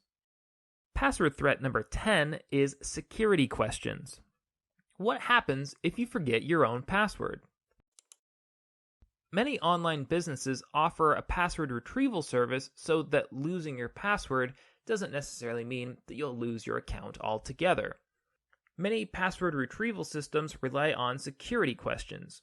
To retrieve your password, you must answer a supposedly secret question correctly. If you get the question right, the service will email you your password or perhaps email you a link to a password reset service. The problem with this system is that security questions are often much easier to guess than the passwords themselves. Common security questions are, what is your mother's maiden name? Who was your childhood best friend? And what is your favorite pet's name? Sometimes it's really easy to obtain the answers to those questions. The answers might be posted on somebody's Facebook page, or maybe they'll be revealed in a tweet or an Instagram photo.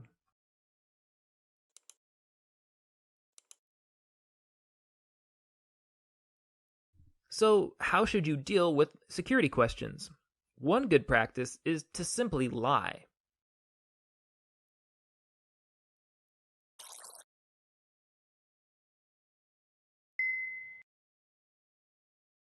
Another method is to tell the truth, but to add a random string of characters at the end of your true response.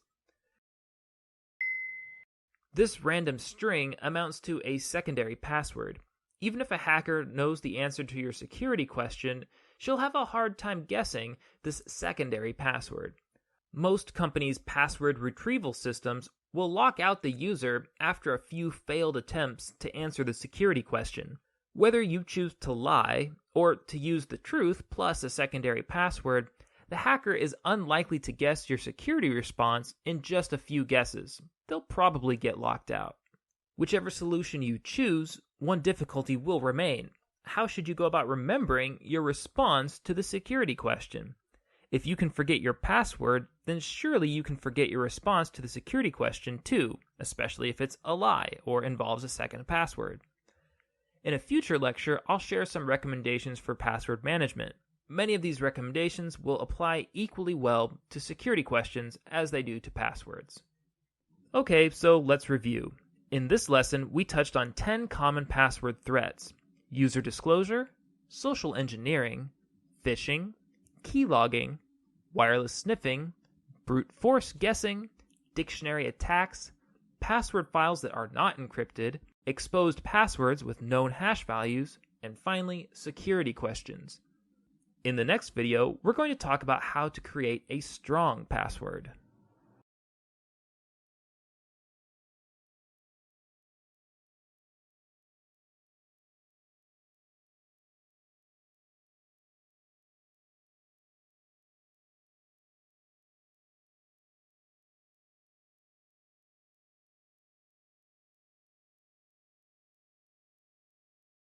Welcome to this course, Introduction to Cybersecurity Literacy.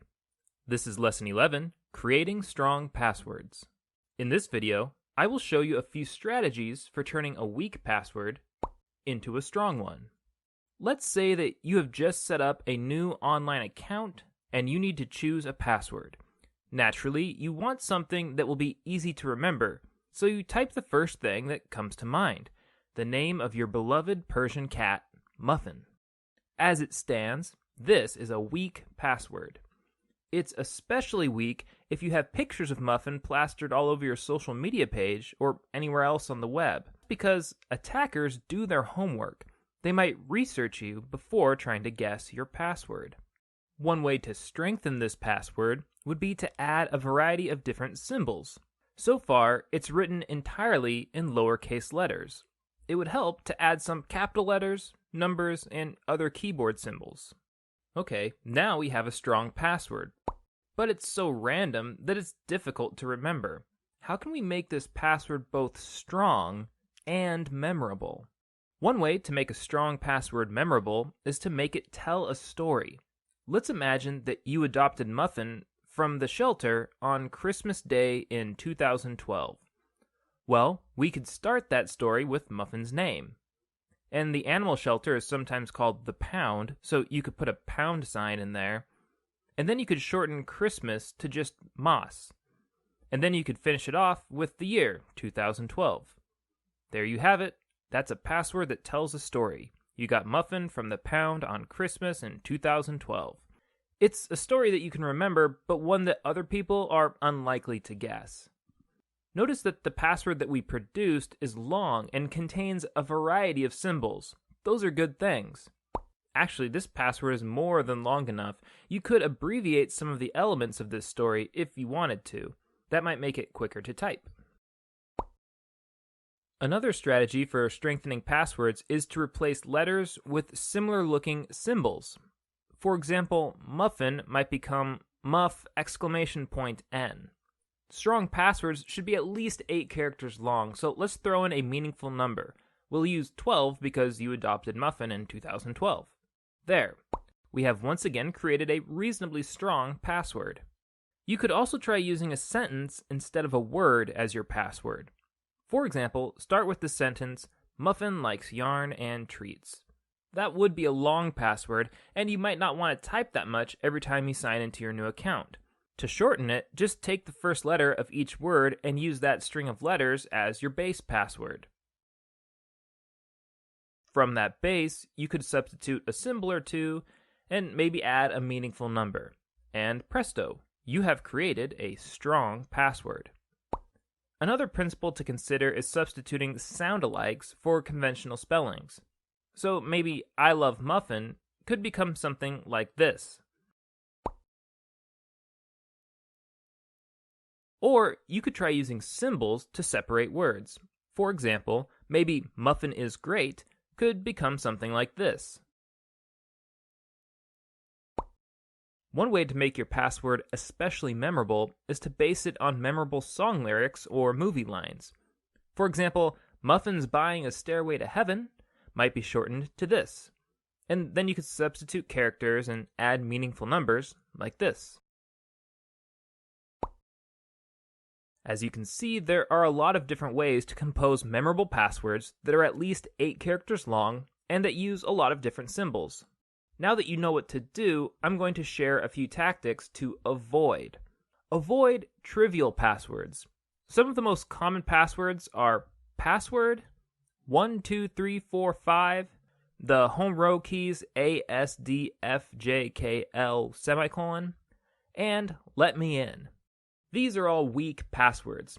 If somebody ever tries to break into one of your accounts, these will be among the first passwords that they try. Avoid relying on keyboard patterns for your password.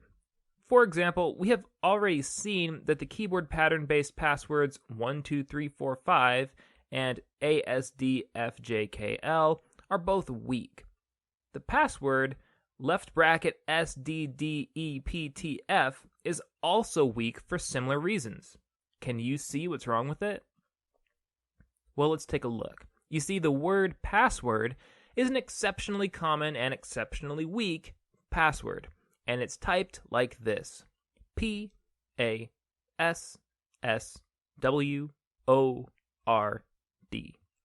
Now, some people think it's clever to shift their hands one key to the right and then to move their fingers as if they're typing the word password.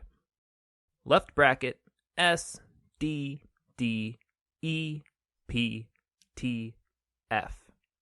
Cybercriminals are aware of this keyboard-based password trick and others like it. You're better off avoiding keyboard pattern-based passwords altogether. Finally, avoid the passwords that we discussed in this video, and avoid passwords that you see in any other how to choose a password tutorial that you've ever seen before. Cybercriminals seek out these tutorials, and they add the passwords that they find to their lists of common passwords. So, although this tutorial demonstrates good password creation principles, the passwords themselves are weak by virtue of their being shared with the public. Okay, that's all of the password creation tips I have for you for today. I hope this gives you an idea of what works and what doesn't work. In the next lesson, I'm going to give you some advice for managing your passwords. Some people, in fact maybe most people, have trouble keeping track of all their passwords because they just have so many of them. The next lesson is going to give you tips for dealing with that kind of problem.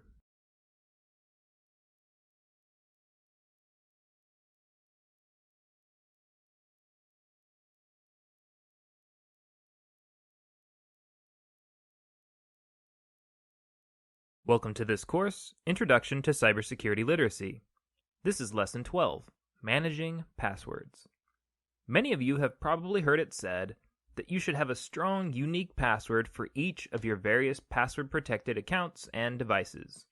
And you have probably also heard that you should change your passwords frequently, and never, ever write down your passwords. But let's be practical. Obviously, taking all these recommendations together creates problems for your memory. Most of us can't remember an array of complex, constantly changing passwords, at least not without some help. So in this video, I'm going to share 3 tips for practical password management. Securely record your passwords, rank your passwords, and use password management software.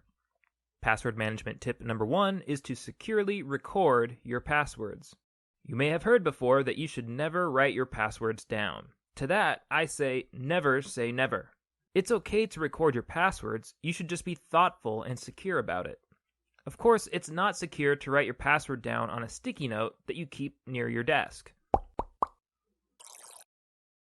And because computers are easy to search, it's not usually secure to keep your passwords in a simple computer folder. So if you write your passwords down, consider using a pen and paper rather than writing them on a document on your computer. And keep them in a secret, secure place. Just in case your password log is compromised, you should be sneaky about the way that you write them down. Don't label them as passwords. And don't clearly label which passwords go to which accounts.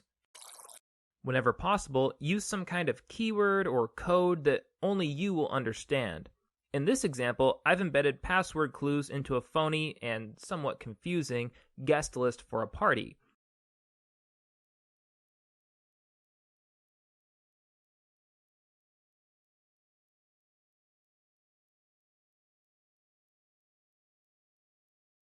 You should be able to come up with your own private system of clues that works for you. Something that you understand and something that you can remember. Password management tip number 2 is to rank your passwords. One way to cut down on the number of passwords that you have to remember is to rank your accounts into 3 tiers and to treat your passwords differently depending on which tier it falls into. In the first tier are the accounts where you have the most at stake. For example, your primary email account and your financial accounts would be Tier 1 accounts. For these accounts, you should choose a strong, unique password for each account and make a standing appointment with yourself to change these passwords every 6 months. In the second tier are the accounts where you have a medium amount at stake. For example, with Facebook, Twitter, and Instagram accounts, you probably have a medium amount at stake. These accounts are full of private information, but they can't normally be used to defraud you directly. People can't steal from you using Facebook, at least not yet. For these accounts, you should choose strong, unique passwords and make a standing appointment with yourself to change them once a year.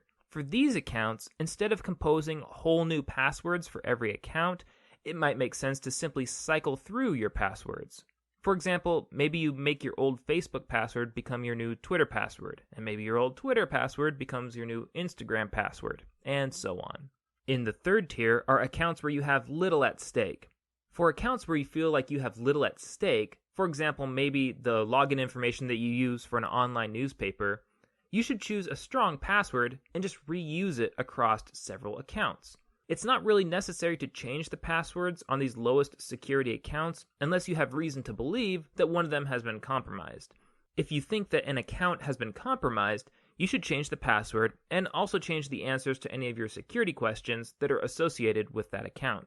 If the account isn't particularly important to you anyway, then you might consider just deleting it altogether and starting over with a new account. Password management tip number 3 is to use password management software. Web browsers provide the option of remembering passwords for you, and this can be helpful. If your web browser remembers your passwords for you, then you're unlikely to forget your passwords. Also, the web browser will probably automatically fill in the passwords for you, which means you don't have to type your password quite so frequently. Typing your password less frequently makes you less vulnerable to, say, a keylogging attack, which is a kind of attack where cybercriminals use special hardware or special software to record the keystrokes on your computer. Of course, relying on your web browser to remember your passwords has its trade-offs.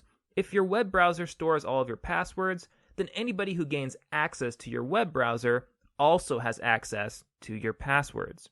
For this reason, if you're going to allow your web browser to remember your passwords for you, then it's a good idea to password protect your web browser itself. Most web browsers have security settings that allow you to set up a password protected account for the browser itself. You may also consider using another kind of password management software.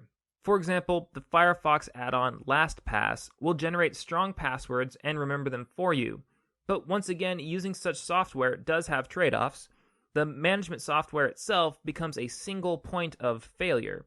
Whether you're using a web browser or a web browser add-on to manage your passwords, these management programs are usually accessible by one single master password.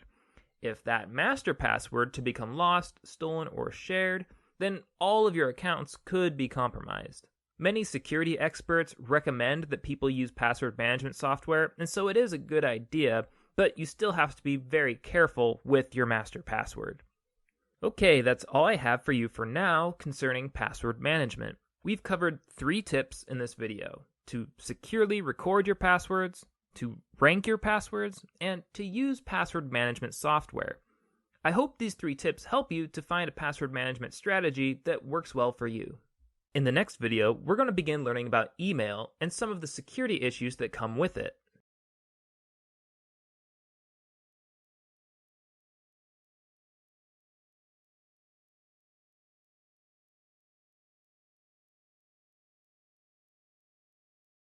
Welcome to this course, Introduction to Cybersecurity Literacy. This is Lesson 13, How Email Works. In this lesson, we're going to examine 2 illustrations that help us to understand how computers send, store, and receive emails. Some of you may be watching these videos for a course that uses this textbook. The illustrations that we're going to look at in this video are both from Chapter 4. Now, if you aren't using this textbook, don't worry about it. Just follow along with the video. To begin, let's examine an illustration that summarizes the basic parts of an email system. For now, let's pretend that an email message is moving from left to right. The sender is the user on the left, and the recipient is the user on the right. To help us to talk about these users, let's give them names. I'll call the user on the left Jack, and the one on the right Jill. Jack will begin by writing and addressing the email using what is called a user agent. In Jack's case, his user agent is an email application that lives on his own computer. Examples of such applications include Microsoft Outlook or Mozilla's open source Thunderbird email application. These applications are compatible with private email systems, like the one that Jack uses. What exactly is a private email system? Well, most people don't use private email systems for their personal emails anymore, so you may not be familiar with private email systems. Most of us are probably more familiar with web-based user agents attached to web-based email services. Examples of web-based user agents include Gmail, Hotmail, and Yahoo Mail. However, some people prefer private email services that can only be accessed from private user agent applications. Many businesses and workplaces will use private systems like these.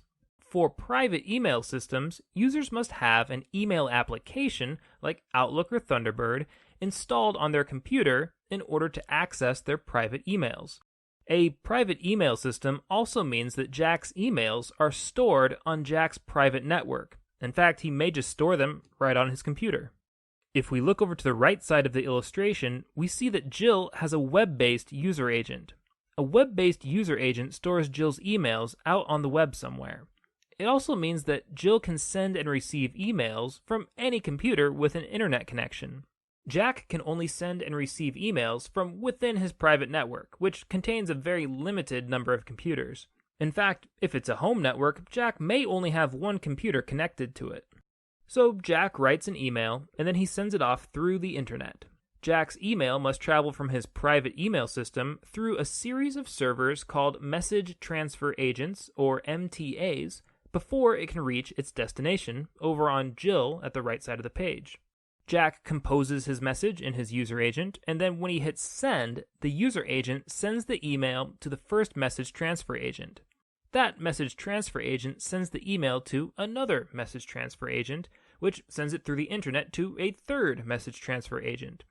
The final message transfer agent would store the message until Jill's web-based user agent requested access to new incoming emails. This user agent accesses the email for Jill, but since the user agent is web-based, the information has to travel through a completely different internet path between the user agent and Jill's computer. If Jill wanted to send a message back to Jack, the whole process would be reversed. Jill would write a message in her user agent, which appears in her web browser. When she hits send, the email would travel through the internet to her web-based email client. This email client would forward the email to a message transfer agent. The message would travel across the internet through various message transfer agents, and the final message transfer agent would keep the email in storage until Jack's user agent requested access to new incoming emails. In this illustration, you can see that the connections between message transfer agents are labeled SMTP. SMTP stands for Simple Mail Transfer Protocol, which is the communications protocol that message transfer agents use to communicate with each other. You might think of SMTP as the language of email servers, kind of like how Internet Protocol is the language of the Internet. Let's examine one more illustration that shows how email systems work. This one shows many of the same things that we just saw in the first illustration, but it highlights some different details. In this illustration, we see a user, Alice, sending a message to another user, Bob.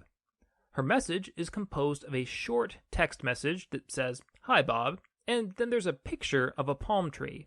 Alice sends this email using her user agent, which relays the message to a message transfer agent.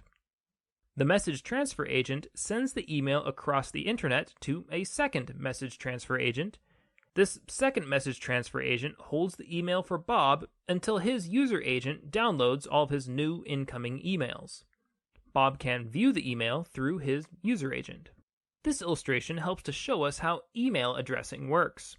When Alice addresses this email, she specifies that it should go to bob@dougj.net. Well, where exactly is dougj.net? It turns out that everything following the @ in an email address is the name of a specific message transfer agent somewhere on the internet. So, in a non-technical sense, the email system asks Alice, which message transfer agent do you want me to send this email to? Alice responds, the one for dougj.net. And then the email system asks, okay, now which user at the message transfer agent do you want me to deliver this email to once it gets there? And Alice responds, send it to Bob. The email address tells the computer, send this email to the username Bob at the mail server called dougj.net. Now, every email keeps an official record of what it is and where it's been. When Alice first composes the email, all it contains is a message and an address. However, once she hits send, her user agent will attach a header that gives the recipient more information. It will add a return address, which shows the recipient who the email came from. It will also add something called a MIME header. MIME stands for Multipurpose Internet Mail Extension. It turns out that when email protocols were first designed, they were only designed to handle plain text messages. However, MIME allows email systems to work around this limitation. The MIME header allows emails to carry different design elements that go beyond plain text, elements such as images, special fonts, and file attachments. The MIME header on an email will explain what the email contains. In this case, it will say that Alice's email contains text and an image. When the message goes to the first message transfer agent, that message transfer agent leaves a header of its own so that there's a record of where the email has been. All subsequent message transfer agents will leave headers of their own as well. In this illustration, there are only 2 message transfer agents, and so the email only picks up 2 message transfer agent headers. The email arrives at Bob's user agent with all of these headers attached. In many cases, the headers will end up being much longer than the email message itself. To reduce clutter, most modern user agents won't display all of these headers, at least not by default. In Bob's case, he can only see the message and a reduced header that tells him who sent it. However, user agents will allow you to see the full header if you ask for it. You could try this with one of your own emails. To view one of these full headers in your user agent, open an email and look for an option that says something like View Full Header or Display Message Details or something like that. Normally, you wouldn't have much reason to be interested in these headers. That's why most modern user agents hide them. But sometimes they are useful. For example, it is useful that a header keeps a record of where an email has been. Sometimes cybercriminals will send forged emails that pretend to come from a trusted source, say your workplace or your grandma. But if you learn to read email headers, you can check for yourself which message transfer agents the email originated from. Cybercriminals can fake the return address on an email, but they cannot fake the message transfer agent headers. If you receive a suspicious email that claims to be from your grandma, it's possible to check the detailed header of the email to determine whether it really came from the same message transfer agent as your grandma's other emails. Okay, that's all for now about email systems. Of course, there is much more to learn about how email works, but if you followed along with this lecture, then you probably already know more than most casual users do. In the next video, we'll talk about security threats that come through email, and we'll identify some ways to avoid, or at least to minimize, these threats.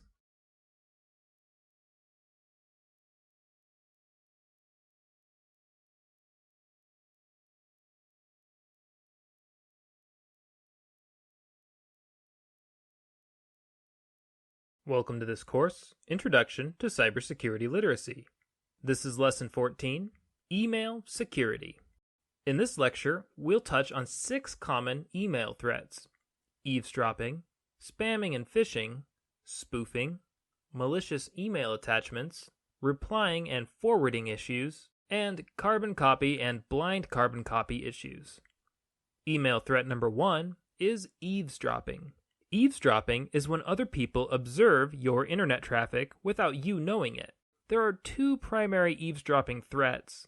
The first is the threat of somebody eavesdropping by simply observing you without your knowing it. Sometimes people will just look over your shoulder and watch what you're doing. They could observe things like your passwords, or they could read your emails if they're open on your screen. Another kind of eavesdropping is called sniffing. Sniffing is when an eavesdropper uses a computer to intercept the radio signals traveling between your computer and a wireless router. They might intercept your username and password when you log into your email account, and they might intercept the emails themselves as they're sent to and from your web browser for your viewing. If your email service encrypts your email traffic, then that will help to protect you from sniffing. And many web-based email services do encrypt email traffic.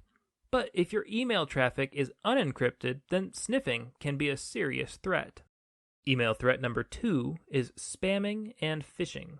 Sending emails is cheap. For most of us, all it costs is our time, and it costs about the same amount of time to send an email to 10 people as it does to send an email to 10,000 people, assuming you have that many people on your contacts list. That's why email has become the communication of choice for many advertisers and scammers. They can send a tremendously high volume of messages at almost no cost. The costs are so low that even if only a tiny fraction of the recipients respond, then those responses can pay off. Spam is a kind of advertising email. Spam is usually unsolicited, that is, you never asked anybody to send it to you, and it's normally junk mail that simply wastes your time. Spam is more of a nuisance than a security threat. Phishing emails, on the other hand, are a security threat. Here's an example of a real phishing email that showed up in my inbox. Phishing emails look like an email from a legitimate entity, such as a bank or a social network. However, phishing emails are sent out by scammers who are trying to get you to give them private information, usually usernames and passwords. This one is supposed to look like it came from a real bank, Chase. But I don't bank at Chase. This email is just trying to direct me to a fake banking webpage that is designed to trick me into sharing my banking information. In a lot of cases, phishing emails are sent out as mass emails to hundreds or thousands of email addresses at a time. The scammers can send all of these emails for cheap, and they'll make a profit if only 1 or 2 recipients fall for the trick. Email threat number 3 is spoofing. With emails, it's possible to fake a return address. It's similar to a paper letter, actually. Have you ever sent a letter through the postal service, but forgot to put a return address on it? Or have you sent a letter, but accidentally put the wrong return address on it? Chances are that the letter probably still reached its destination. The postal service doesn't need a return address to deliver a letter. They don't even look at the return address unless they're unable to deliver the letter for some reason. Just like the postal service, email services don't need an accurate return address to deliver a message. You can send an email from one account, but say that you're sending it from another account, and the system will usually deliver the email to the correct recipient anyway. Email systems don't usually need to know the sender's address, they just need the recipient's address. Some scanners use this feature for a scam tactic called spoofing. A spoofed email is one that says it's from one person, but actually came from somebody else. On a spoofed email, the return address is just a fake. Phishing scammers and other cybercriminals sometimes spoof their emails. They will say that an email comes from a trusted person or a trusted institution, even though it really didn't. Now, the key to telling a spoofed email from a legitimate email is the email header. Do you remember in Lesson 13 when we talked about the full header that comes along with each email? The full header tells us where an email really came from. A savvy email user who learns to read the full header of an email can use the information in the header to tell the difference between a spoofed email and a genuine email. Email threat number 4 is malicious email attachments. As you probably already know, you can use emails to send file attachments to other people. These files could be documents, images, or even software programs. Cybercriminals take advantage of this functionality by using emails to deliver malicious software straight to a user's computer. One common method is to send an intriguing email that encourages the user to open the attachment out of curiosity. For example, check out this phony order confirmation email. I'll stop talking for a moment to give you a chance to pause the video and read the email if you like. Can you see how this email is intended to confuse the recipient? If you got this email but hadn't made a purchase that corresponds to this confirmation order, then you might wonder what's going on and who should you contact to sort out the problem. In a state of confusion, a recipient might open the attachment hoping that it would shed some much-needed light on the situation. But this attachment will just make everything worse. This attachment is a .exe file, which means that it will automatically run some program when you open it. When the file runs, it's sure to install malicious software right onto your computer. Email threat number 5 is replying and forwarding. The reply button and the forward button are helpful email tools. Neither is associated with any direct security risks per se, but they do involve some privacy issues that are worth mentioning. You should remember that the reply and forward buttons make emails really, really easy to share, even on accident sometimes. Before you do something silly like send passwords or embarrassing photos through email, consider how easy it is for the recipient to share that information with everybody in his or her address book. Don't hit send unless you really, really mean it. And be especially careful about what you send to your boyfriend or your girlfriend. It's sad and it's unfortunate, but a lot of people send sensitive information to a boyfriend or a girlfriend only to have that information forwarded to hundreds of other people after a nasty breakup. Because forwarding takes so little effort, it only takes a passing moment of weakness, anger, or bad judgment for somebody to forward sensitive information to practically everybody they know. So remember that even if you trust somebody now, you may not be able to trust him or her forever. In many cases, trust is temporary, but the forward button is forever. Furthermore, you would be wise to remember the distinction between the reply button in an email system and the reply all button. Reply automatically addresses your response email to one address, the address that sent you the email in the first place. Reply all automatically addresses your response to everybody who received the email. Many email users have embarrassed themselves by accidentally hitting reply all and thereby sending a sensitive message to a large group of people rather than just sending it to one specific person. Email threat number 6 are the to, carbon copy, and blind carbon copy functions.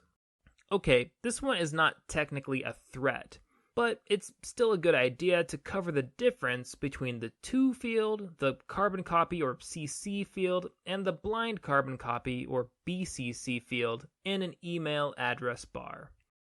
Most of you have probably used the to field before. That's where you type the address of a person to whom you want to send an email. Simple enough. To sends email to people. Easy peasy. Many of you have probably also used the carbon copy or CC field before. If you have, you know that your email user agent will also send an email to any address listed in the CC field. So what's the difference between to and carbon copy? Well, they function almost exactly the same. The only real difference is that the carbon copy field is intended for recipients other than the primary recipient. For example, imagine that you're working on a group project in a class, and imagine that your instructor has asked you to submit the project via email. On the day that you submit the project, you might write an email to the teacher and attach your project to the email. And then you might decide to include all of your partner's email addresses in the carbon copy field.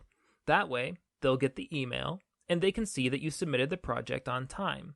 When they receive the email, they will see that they're in the CC field instead of the to field, and they will know immediately that they are not intended to be the primary recipients of the email.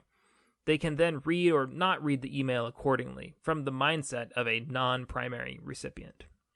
Some of you may have used the blind carbon copy or BCC field before, but I suspect that this field is unfamiliar to some of you. Blind carbon copy works just like carbon copy. It sends the email to non-primary recipients, but with one important difference. Blind carbon copy keeps these extra recipients a secret. When you CC people on an email, everybody who receives that email can see who has been CC'd on it. When you list addresses in the blind carbon copy field of an email, only the sender and the BCC'd receiver can see who is BCC'd in the email. So imagine that you're planning a surprise birthday party for a friend. You decide that you're going to take her out for bowling and then surprise her by having 10 of her friends waiting for her at the bowling alley. The day of the event, you might send her a confirmation to make sure that she's going to come out for the party, and you could list all of the surprise guests in the blind carbon copy field of the email. This way, everybody receives the confirmation email, but the primary recipient can't see that there are surprise guests who also received the confirmation. Blind carbon copy allows you to send the same email to multiple people, but it also gives you better control over who can and cannot see who else received the email. Okay, that's all for now about email security. In this lesson, we covered 6 email threats: eavesdropping, spamming and phishing, spoofing, malicious email attachments, replying and forwarding issues, and carbon copy and blind carbon copy issues. In the next lesson, we're going to start learning about malicious software, or malware. Computer viruses are one example of malware, but as you're about to see, viruses aren't the only kind of malware that can infect your computer.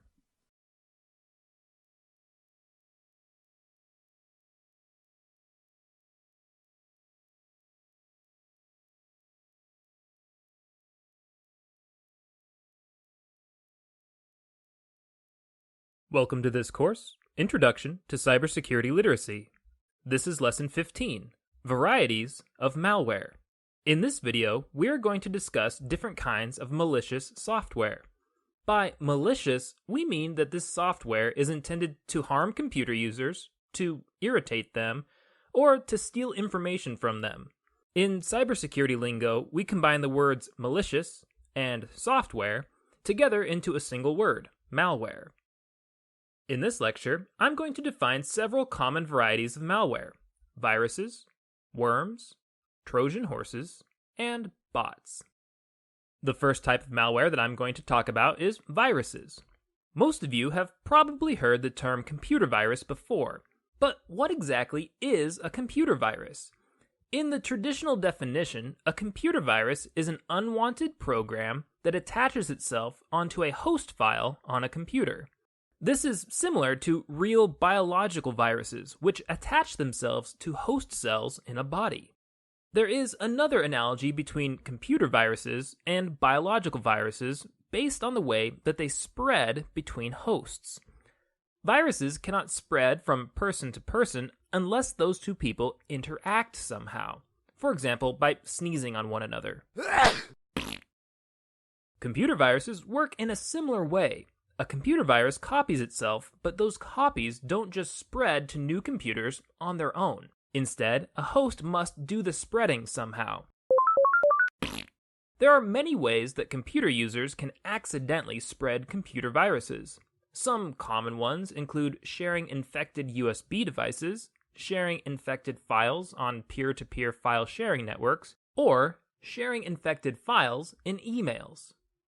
The second type of malware that I'm going to talk about is worms. On the traditional definition, worms are self-sufficient programs.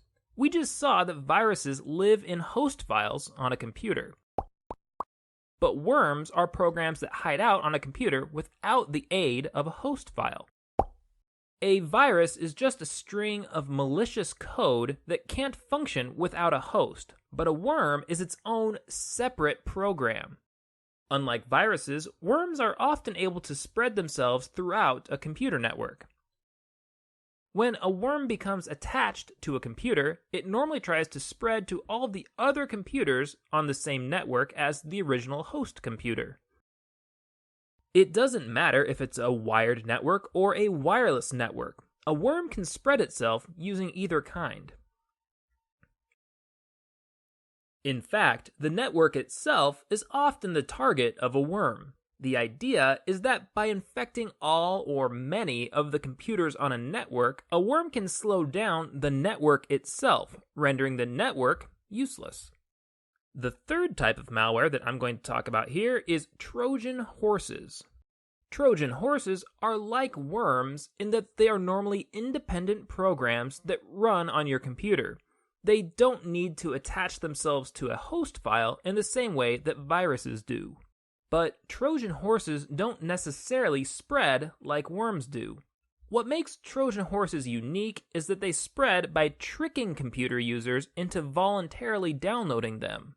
A Trojan horse will appear to be some kind of valuable computer file, but when users download that file, they receive malware that they weren't expecting. Just as the Trojan horse of Greek mythology appeared to be a gift, but was actually filled with menacing Greek raiders, Trojan horse software will appear to be an enticing download, but it will be full of menacing malware. The fourth type of malware that I'm going to talk about here is bots. Bot is short for robot. Most of the time, when we think of robots, we think of physical machines that can perform tasks that are normally performed by human beings. The term bot in cybersecurity lingo is similar. A bot is a malicious program that automatically performs functions on your computer that are normally performed by the user. For example, a bot might send emails, or pull up web pages, or change your computer's settings, or many other things, and all that without the user's permission. Now, sometimes a bot is simply programmed to do those things on its own without any input, but sometimes bots are actually capable of receiving commands from a third-party user called a bot master. Bot masters use bots to control your computer without your consent or even your awareness. Like a worm, bots can replicate themselves. However, unlike a worm, a bot is usually very careful about replication. Worms are normally programmed to replicate very quickly. The rapid spread of a worm can create so much traffic on a computer network that the network slows down or completely crashes. Indeed, this is often the purpose of worms, to damage a network. Bots, on the other hand, usually replicate relatively slowly so that they can avoid being noticed. Similarly, bots are frequently designed so that they will run on a computer completely undetected. Now, viruses are normally designed to damage a computer. But bots are designed to run smoothly along with other computer programs. But that doesn't mean that bots aren't harmful. A bot can receive commands from a remote bot master, and so a bot gives partial control of your computer over to some other user at some other location, and that can be a very harmful thing. Throughout this video, I've referred to 4 distinct types of malware: viruses, worms, Trojan horses, and bots. However, in the real world, boundaries are fuzzy between all the different kinds of malware. It can be difficult to categorize real pieces of malware as just viruses or just worms. Sometimes a piece of malware will attach itself to a file, like a virus does, but it will have the capacity to spread itself like a worm does. Or maybe it will be a Trojan horse download that leaves a bot on your computer.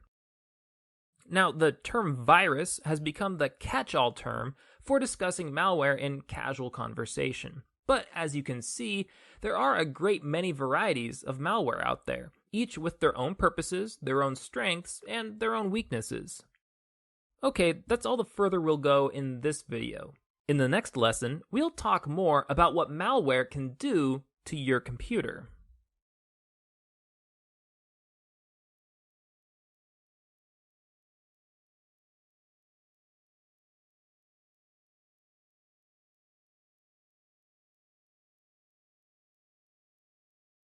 Welcome to this course, Introduction to Cybersecurity Literacy.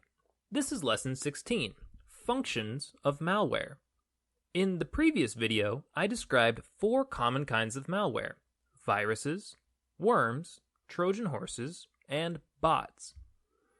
In this video, we're going to explore 7 common functions of malware, so we'll see some of the things that malware can do. Malware can have a practically infinite variety of negative effects on a computer or a network.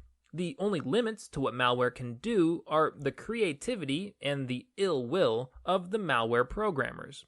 But we'll stick to just these 7 functions for now. These 7 functions are overwhelming system resources, running malicious adware, running spyware, running ransomware, creating backdoors, disabling security functions, and creating botnets. Malware function number 1 is overwhelming system resources. Some pieces of malware, especially worms, are programmed to reproduce and spread as quickly as possible. Malware like this can often overwhelm computer or network resources. The spreading worm might use up so much of the network's bandwidth that there just isn't enough left over to perform legitimate functions on the network. Some malware creates innumerable files on a computer, clogging up its storage drives and eventually slowing the computer's performance.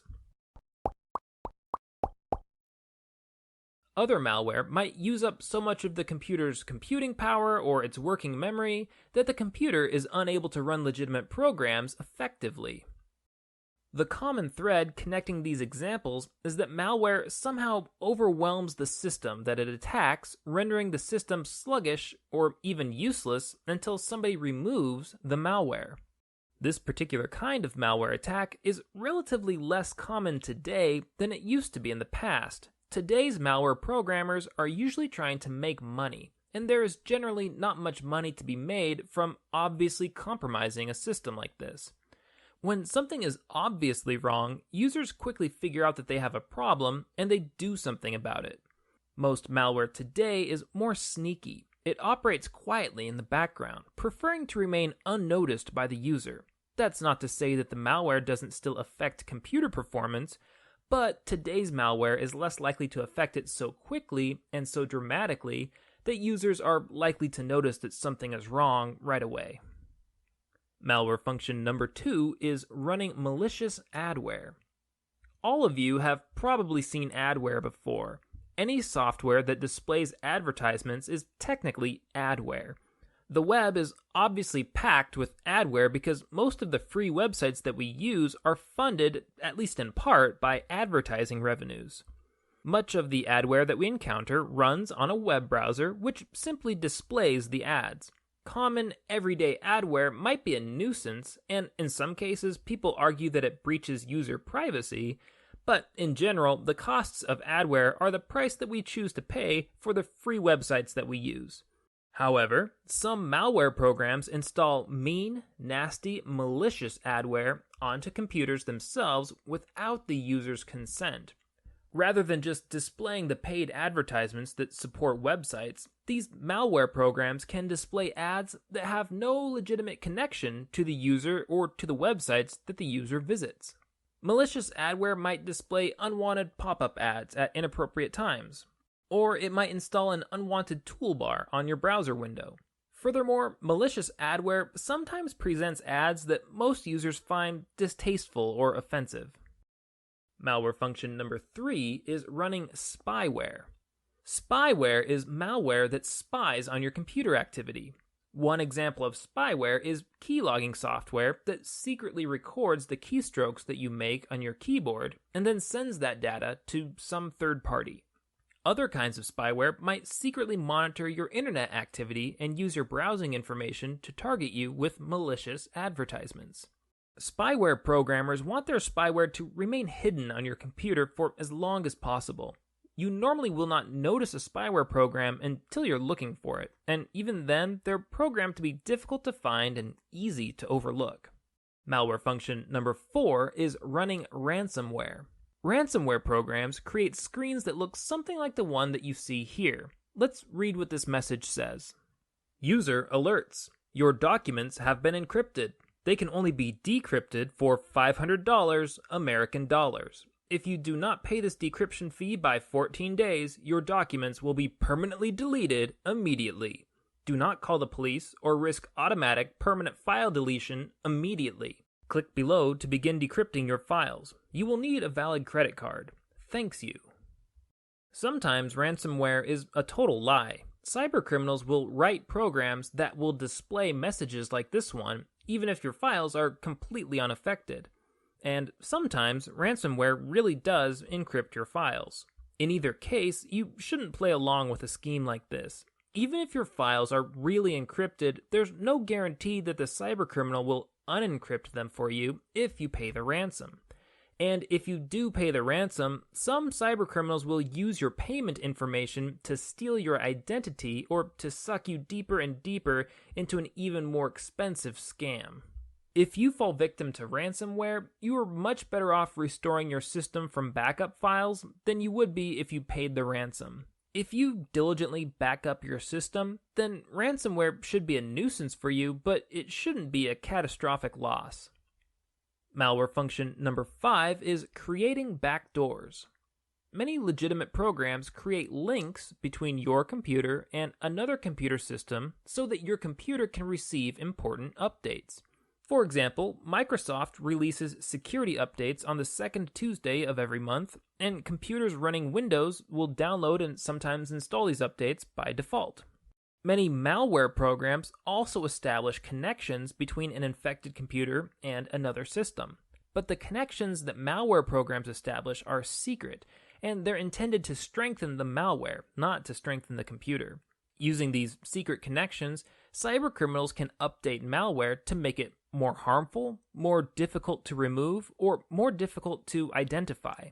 These secret malicious connections are called backdoors. If a malware program creates a backdoor, then it can use that backdoor to modify itself or to install even more malware programs onto the infected computer.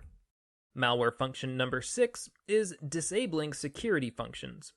Some malware programs can disable security functions on a computer. For example, it could disable antivirus software, or it could block the system from installing security patches. Malware that disables the security functions on a computer tends to last longer because there aren't any security functions left to stop it. And these programs also tend to leave computers more vulnerable to other malware infections from other sources. Malware function number 7 is creating botnets. In the previous lesson, I discussed bots. Bots are malware programs that can control your computer without your input. For example, they might automatically send emails, or retrieve web pages, or change computer settings, or submit usernames, passwords, or financial data into a website. Some cybercriminals will create bots that they can control through backdoors on a user's computer. These cybercriminals who control networks of malicious bots are called bot masters. Bot masters will develop vast networks of thousands of computers that they can control through their bots. These bot-controlled networks are called botnets. Bot masters can use their botnets in a variety of ways. One of the most common uses is to crash a website. They do this by asking all of the bots on the botnet to visit the website at the same time. If the botnet is big enough, the website won't be able to handle all of the traffic, and it will crash. Or, as a variation on this attack, the botmaster might threaten to crash a particular website at a really inconvenient time, or maybe even at a financially ruinous time. The botmasters tell the owners of the website that they're going to crash it unless the owners agree to pay a ransom. For example, gambling websites are popular targets for botnet attacks. Botmasters will threaten to crash gambling websites before or during the Super Bowl, which is the busiest time of the year for most gambling websites. Okay, in this video we've covered 7 different functions of malware: overwhelming system resources, running malicious adware, running spyware, running ransomware, creating backdoors, disabling security functionality, and creating botnets. Now, this list is by no means complete. There are many other malicious possibilities, but these 7 should give you a pretty good idea of what you're up against. In the next lesson, I'll help you to understand the sources of malware, so that you have a better idea of how to avoid the attacks that I've just been describing.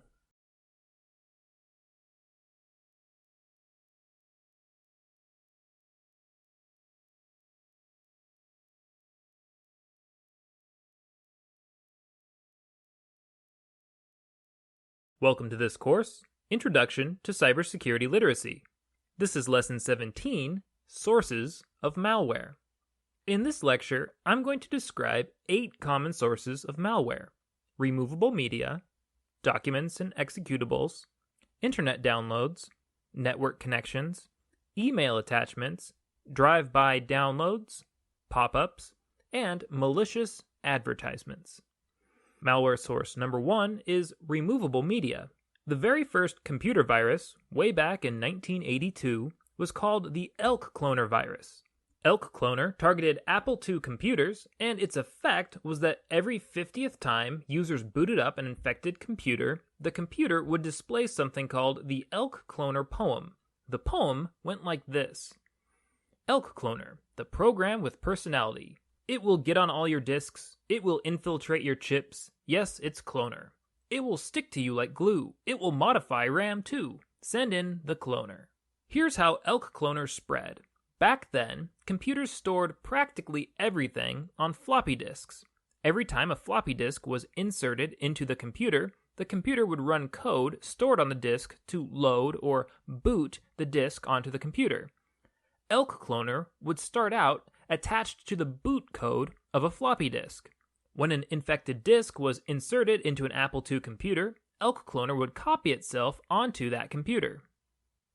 Once the computer was infected, it would copy Elk Cloner back onto any uninfected disks that were inserted into the computer at a later time. As you can imagine, since everything ran on floppy disks back then, a user's disk library could easily become infected all the way through. If a user ever shared an infected disk with a friend, which of course many users frequently did, then they would spread Elk Cloner to their friend's computer, and that would likely infect most of their friends' floppy disks as well. Elk Cloner was what is called a boot sector virus, living and propagating in the boot code on removable media devices. We don't use floppy disks anymore, but we still use removable media that automatically loads when plugged into a computer. These removable media devices can still carry boot sector viruses today. USB flash drives are popular carriers for boot sector viruses. One tactic for spreading boot sector viruses via USB drives is simply to leave infected USB drives on the ground in public places. Curious people will find the USB drives, and frequently they'll plug them into their own computers. These people are often good Samaritans who are just looking for information that will help them to return the USB drive to its rightful owner. If you find a flash drive in a public place, never plug it into a computer. Just leave it alone. If you feel compelled to be a good Samaritan, you could take it to the nearest lost and found and hope that the owner checks in on it. But you should realize that the people at the lost and found may not have the cybersecurity understanding that you have. They might try to plug the USB drive into their own machines after you leave. In that case, you would have been instrumental in delivering the virus to the victim. Malware source number 2 is documents and executables. A virus is a specific type of malware, one that attaches itself to a legitimate document file or a legitimate program file. Mundane documents like word processor files or PDFs can contain viruses. So any means of sharing documents is potentially a means of sharing viruses. The good news is that viruses that are attached to a document or an executable file cannot infect your computer unless you interact with them. That is, you have to actually open the document or run the executable file for the virus to take hold. What do we do if many of the file types that we use every day can potentially contain computer viruses? Obviously, we can't just refuse to open all files. If we did that, we couldn't really use our computers. What we can do is use discretion. Only share files and storage devices with people that you trust. Don't share files or storage devices with people that you don't trust. And if somebody you trust shares a suspicious file with you, remember that you don't have to open it. If something about a file from a trusted friend seems suspicious to you, you can usually just delete the file or call the person up on the phone who is sharing it with you to get more information about what it is that they're sharing.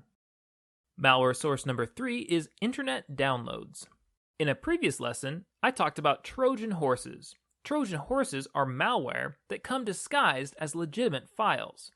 Trojan horses often originate in internet downloads.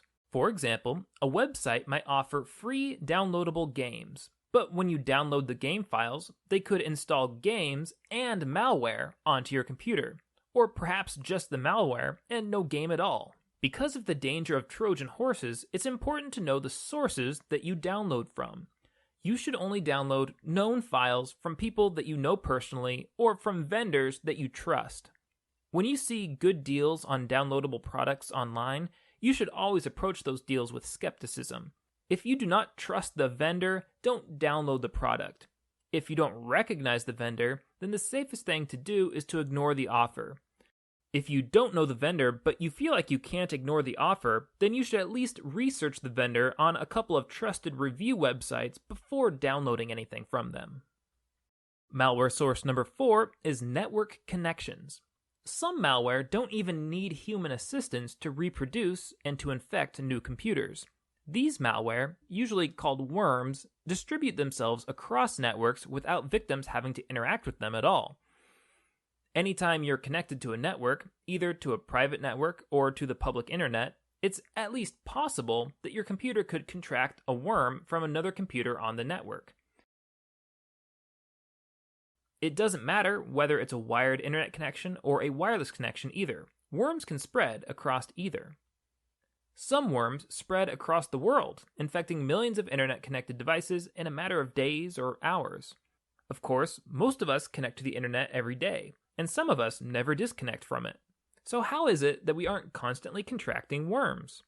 Well, worms can only spread if they can exploit some known security weakness in a system. When weaknesses become known, software companies usually send out remedies for these weaknesses. These remedies are called patches. Patches modify legitimate software to make them more resistant to security breaches. If you install patches for your software as soon as they become available, then your computer is much less likely to contract a worm. Another security measure that helps computers to resist worms is the use of firewalls. A firewall is a tool that controls the flow of information between your computer and other network devices. In this illustration, we see a firewall between a computer and a cloud, which represents the internet. The firewall will prevent unrequested internet traffic, like worms, from accessing your computer. It's a good idea to always run a firewall on your computer. Malware source number 5 is email attachments. One way that cybercriminals spread malware is through social engineering. Social engineering is the practice of setting up social situations that encourage computer users to let down their guard, to compromise their own cyber defenses. One common method of social engineering is to attach malware-infected files to emails. The email might claim to come from a known source, and the body of the email will usually say something that piques the reader's interest or makes them feel concerned. One example of a malicious attachment is the infamous love bug worm. The love bug spread itself through email attachments, and it would send itself to all of the addresses stored on a user's computer. It would arrive in a victim's inbox packaged as an attachment with the file name loveletterforyou.txt.vbs. Can you see how the file name attempts to hide the real file type of this email? The file type is really .vbs, but the title tries to make the reader think that it's a .txt file. If you already know a little something about file types, you know that .txt files are usually safe, but that .vbs files can contain malware. Many recipients were curious to see what this supposed love letter was all about, and so they opened the file, assuming that it was just a harmless note. Back in the year 2000, the love bug infected more than 500 million computers in just 1 week. Email attachments are incredibly useful, but it's important that you only open attachments that you can trust. Malware source number 6 is drive-by downloads. Many computer users realize that they can contract malware by downloading files from a malicious website. But what many users don't realize is that you can contract malware infections simply by visiting a malicious website. Whenever your computer pulls up a website, your computer is downloading and running code from a computer somewhere else on the internet. The web code that runs on your computer when you visit a website can contain malware. When simply visiting a website causes your computer to download malware, this is called a drive-by download. Because of the lurking threat of drive-by downloads, it pays to be aware of which pages you visit on the web. Avoid hyperlinks that take you to unfamiliar or untrusted web pages. Malware source number 7 is pop-ups. Some web pages allow advertisers to display pop-up advertisements, which are advertisements that appear on your monitor in a separate browser window. Many of these pop-ups are just annoying, but some of them are legitimate security threats. Some malware distributors will use pop-up ads to direct users to a page that contains a drive-by download. Other times, pop-up ads will contain buttons, and sometimes clicking on those buttons will result in a malware download. One particularly sneaky variety of pop-up is called scareware. Scareware pop-ups display browser windows that are designed to look like an antivirus program. The scareware window will claim that it has scanned your computer and that it's discovered that you have a bunch of malware infections. To help induce fear, scareware windows will often claim that your computer is practically overrun with malware. The window will usually contain several buttons, and if the user is tricked, he or she might click on one of those buttons. Clicking on scareware windows is a bad idea. If you click on them, they will normally direct you to a malicious website where you're likely to contract malware infections like the ones that the scareware window claimed that you had in the first place. Malware source number 8 is malicious advertisements. Malicious advertisements are difficult to distinguish from regular advertisements. Malware distributors will sometimes pay for advertising space on legitimate websites. Unlike regular advertisements, if you click on a malicious advertisement, it will take you to a malicious web page, which may contain drive-by downloads, Trojan horses, or links to other web pages that contain some kind of malware. Now, to be clear, I'm not trying to imply that any of the advertisements on this particular page are malicious. In all likelihood, they are perfectly safe. However, you should understand that it's always possible for malware distributors to buy ad space. Of course, you can avoid malicious advertisements simply by refraining from clicking on advertisements altogether. You might find it helpful to download ad blocking software for your web browser, such as AdBlock Plus for Firefox. This program will prevent most ads from displaying on your web browser in the first place. Okay, let's review. In this video, I've shared 8 potential sources of malware: removable media, documents and executables, internet downloads, network connections, email attachments, drive-by downloads, pop-ups, and malicious advertisements. My hope is that the better you understand where malware comes from, the better prepared you will be to avoid malware altogether. In the next lesson, we'll go into a little more depth on the topic of defending yourself against malware infections.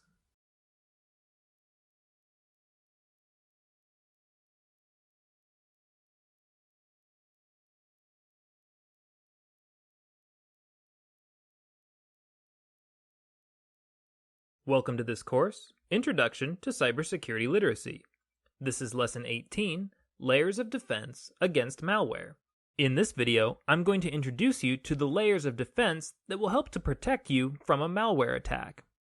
We will introduce 5 layers of defense: backing up data, using a firewall, installing software patches, using antivirus software, and user education. None of these layers is particularly powerful by itself, but taken together, they constitute a firm defense. As long as you use a computer, you will always be at some risk of malware attack. But implementing these 5 layers will make that risk vanishingly small. Layer number 1 is backing up your data. Let's imagine for a moment that this box represents your computer system, And these gold bars represent all of the valuable things that you keep on your computer: personal information, photographs, music, and other things like that. In most cases, it's easy to make backup copies of digital property. Digital storage is cheap, so it's a good idea to make copies of your important files and to keep those copies somewhere away from your computer. Somewhere safe. That way, even if your computer is compromised by some sort of malware infection, you'll still have your backup files to fall back on. You have several options for making backups of your data. Some of the most popular include removable disks, such as CDs and DVDs, removable flash memory devices, such as thumb drives, external hard drives, and, of course, web-based cloud storage services. Any of these could be an excellent choice depending on your personal storage needs. Layer number 2 is using a firewall. Let's say that, once again, this box represents your computer system, this cloud represents the internet, and this friendly face represents all of the millions of friendly people, machines, and organizations that you can interact with on the internet. Normally, you send your information or your requests for information out to these friendly entities, and they send back information or web pages of their own. This is normally a benign transaction. But not everybody on the internet is friendly. Some of them are out to attack other users. This skull will represent those attackers who wish to place malware onto other people's computers. Now, this situation raises an important question. If we can send information to other computers on the internet, and if other people can send information back to our computers, what's to stop the bad guys from sending malicious information straight into our computers and leaving us with a nasty malware infection?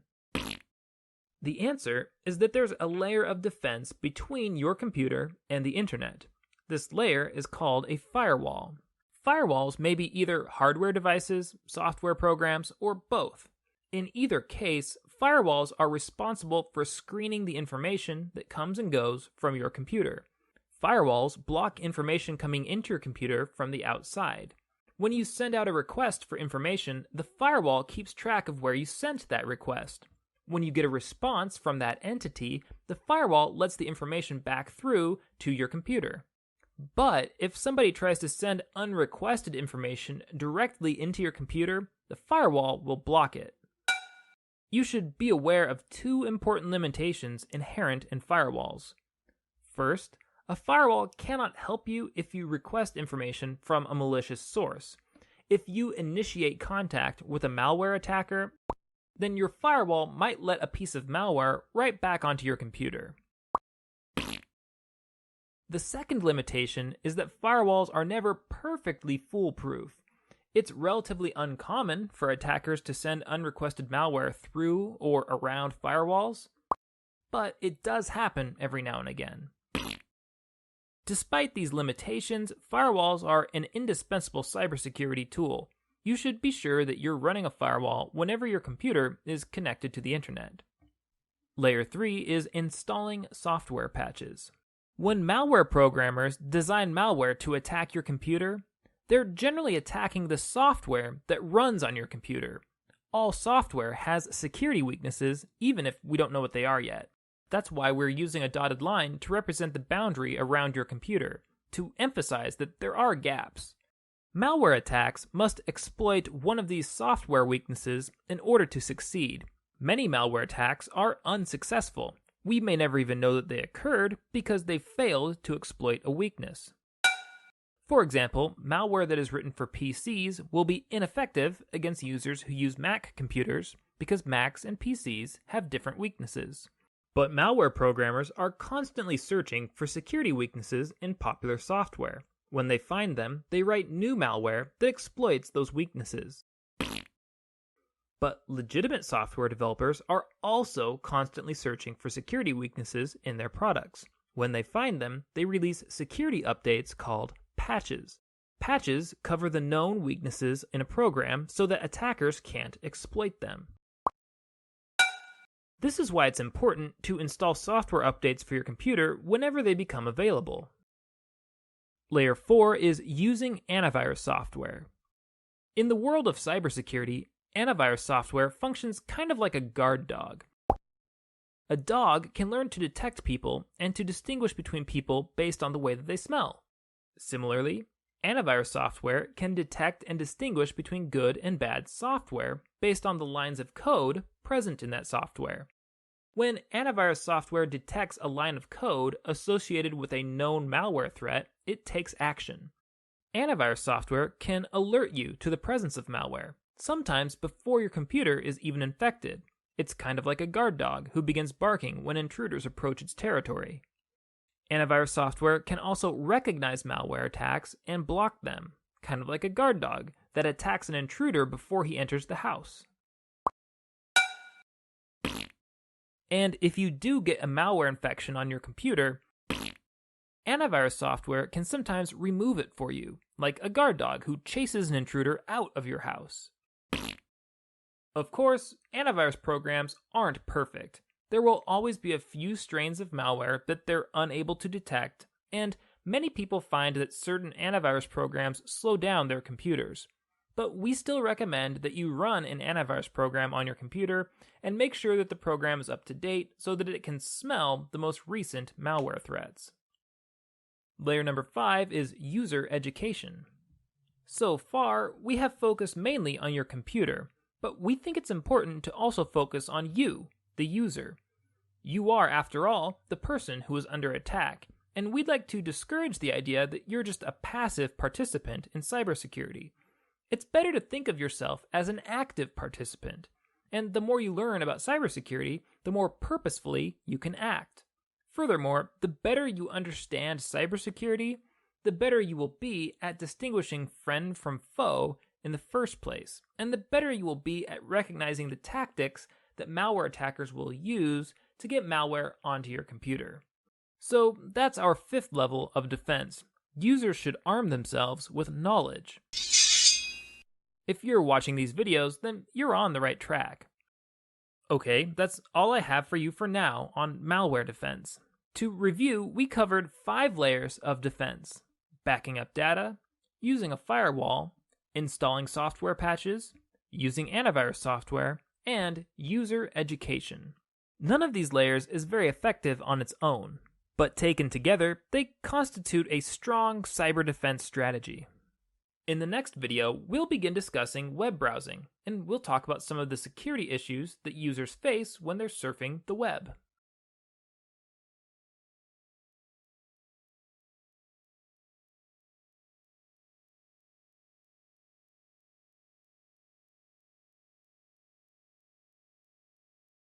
Welcome to this course, Introduction to Cybersecurity Literacy. This is Lesson 19, How Web Browsing Works. In this lesson, I'll show you a few illustrations that depict the way that your computer interacts with the web. This information will be useful background information in later lessons when we discuss tips for safely browsing the web. Some of you may be watching this video as part of a course that uses this textbook. If you are, you should know that the illustrations we're going to examine here are all in Chapter 7. If you aren't using this textbook, then don't worry about it. Just follow along with the lesson. Let's take a look at the first illustration. It depicts some of the primary ways that your computer interacts with the web. Let's start over on the left side of the illustration. This largest box represents your whole computer. In your computer, there's an application called a web browser that allows you to interact with the web. Popular web browsers include Firefox, Chrome, Safari, and Internet Explorer, but there's other options out there as well. One of the primary functions of a web browser is to request and display web pages for the user. That function is represented by the green box that says HTML Viewer. What is HTML exactly? HTML stands for Hypertext Markup Language, and it's the primary code used for writing web pages. We'll look at HTML a little more closely later in this lesson. For now, all you have to see is that web browsers translate web pages from HTML code into graphical displays that we can see on our computer monitors. Web browsers contain many other functions besides simple HTML display capabilities. Your browser probably has a PDF viewer so that it can display PDF files. It may also have a Flash plugin, which allows it to view a variety of online animations written in Flash.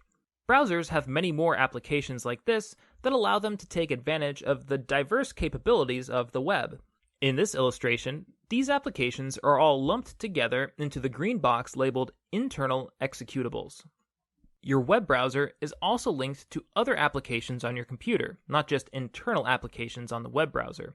For example, your web browser might detect a song or a video that's embedded in a web page, and so it might automatically access a media player from your computer so that it can view that media on the web. Your web browser also has access to a couple different kinds of data storage. One kind of data storage is called cache. Cache helps a web browser to load web pages more quickly. When a web browser loads a web page for the first time, it has to download all of the data from the web server so that it can display it for the user. Web browsers will keep some of this data in cache storage so that the next time the user needs to access the web page, it will load more quickly. It already has some of the data in storage. Another kind of storage is the general file storage for your computer, such as the storage space available on your hard drive. Your web browser can download documents and applications from the web, and it can store those documents and applications in the storage space on your computer. And then you can open or execute those files later without being connected to the internet or even having your web browser open. Now let's start working our way over to the right. There's a red arrow connecting the web browser to the web server. This arrow is labeled HTTP. HTTP stands for Hypertext Transfer Protocol. HTTP is the communications protocol, that is, the communications rules used for communicating HTML code. Now, you may remember, in an earlier lesson I said that computers communicate across the internet using a set of rules called Internet Protocol, or IP. Now, you might be wondering, well, which is it, IP or HTTP? Technically, the answer is that computers need to use both IP and HTTP in order to access web pages. IP is necessary for communicating anything at all across the internet, whether it be a web page or something else. But HTTP is an additional protocol that's only necessary to communicate web pages. As you can see in the illustration, the HTTP arrow runs both ways. HTTP defines the rules for your web browser to communicate with the web servers, and it also defines the rules for the web servers to communicate back with your web browser. Moving further to the right, this diagram includes a web server. The web server is a storage computer that's located somewhere else on the internet. It's a remote computer containing a document called a web page, and your web browser is the application that allows you to access the web page from your computer. In this illustration, it kind of looks like your computer has a direct connection to the web server, but remember that that's not really the case. Between your computer and the web server is the whole internet, a vast system of networking devices. The web server contains web pages, and web pages contain two different kinds of content: static content and dynamic content. What's the difference between static content and dynamic content? The main difference between the two is how interactive they are. Static content is less interactive. It stays the same every time you access it, regardless of what you do with it. Text and photos are examples of static content. Text and photos are often meant to stay the same for every user who accesses them. Dynamic content, on the other hand, is interactive. It's usually some kind of interactive program embedded in the web page. Because it's interactive, dynamic content is potentially different each time you access it. A good example of dynamic content is a restaurant's web page that lets you build and order your own burrito online. Okay, that illustration gives you an idea of how your web browser interacts with web pages. Now let's take a closer look at the HTML code that web pages are written in. Here on the left, we have a simple web page. And over on the right, that's the source HTML code for this web page. That source code is what gets stored in the web server. Your web browser accesses that code, and it interprets and displays the code for you in a page resembling the one here on the left.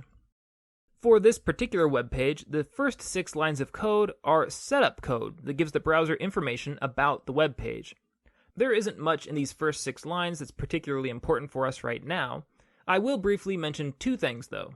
First, for this web page, the setup code is only 6 lines long, but for most professionally built web pages that you would interact with on a daily basis, there would be a lot more code than you see here. This is just an example. Second, I want to point out that the title of the web page is written between these two title tags here. Notice that the title is what is displayed in the tab on your web browser. Technically speaking, the title of a web page is this text that's displayed in the tab on your web browser.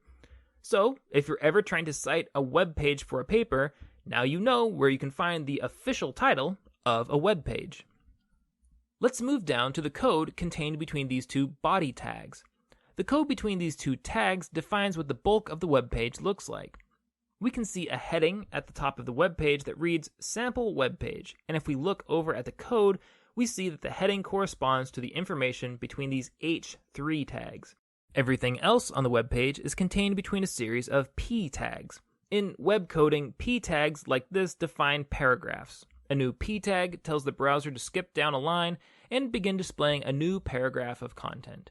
As we can see, each P tag here corresponds in order with another line of content over on the web page.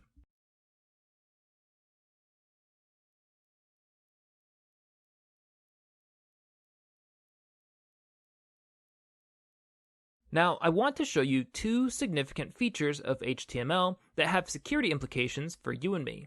The first is the difference between local images and remote images. You see, if you build a web page in HTML, one option is for you to upload your own images for the web page onto the same server where you're uploading all of the other HTML code. These are called local images. This first picture of a fish is a local image. The person who built this web page uploaded this image to the web himself or herself. However, HTML also has the ability to display images from other web pages in your web page. This isn't always legal, depending on how you use other people's images, but in principle, it's very easy to define a remote image from another web page as the image to be displayed on your web page. This second picture of a fish happens to be a remote image. Somebody else uploaded it to a different web page, but whoever built the web page that we're looking at has written the code so that it will take this image from somewhere else on the web and display it here. If you look over at the HTML code for this web page, you can see the web address where this picture is being hosted. If you are just looking at the web page, you can't tell whether an image is local or remote. You have to view the source code to make that distinction. So how is the distinction between local and remote images significant for cybersecurity? Well, some cybercriminals will build fake web pages that are intended to look like web pages from your bank or another trusted institution. They may use remote images from the trusted institution's web page to make their counterfeit web page look exactly like the original. You can't really tell that an image is from a remote source if you just look at the page itself, but if you learn some basics of HTML, it's not very difficult to check if a suspicious web page is relying on remote images like this one. All web browsers will allow you to view a web page's source code, so in theory, you could check for remote images on any web page. Let's look at one more feature of HTML that is relevant to cybersecurity. In HTML, it's extremely easy to lie about the destination of hyperlinks. Here, you can see the title of a hyperlink in black. That's the part that gets displayed on the web page.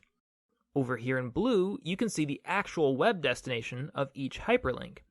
So this particular link is labeled dishonestly. It claims to navigate to CNN.com, but really it takes you to www.dougj.net.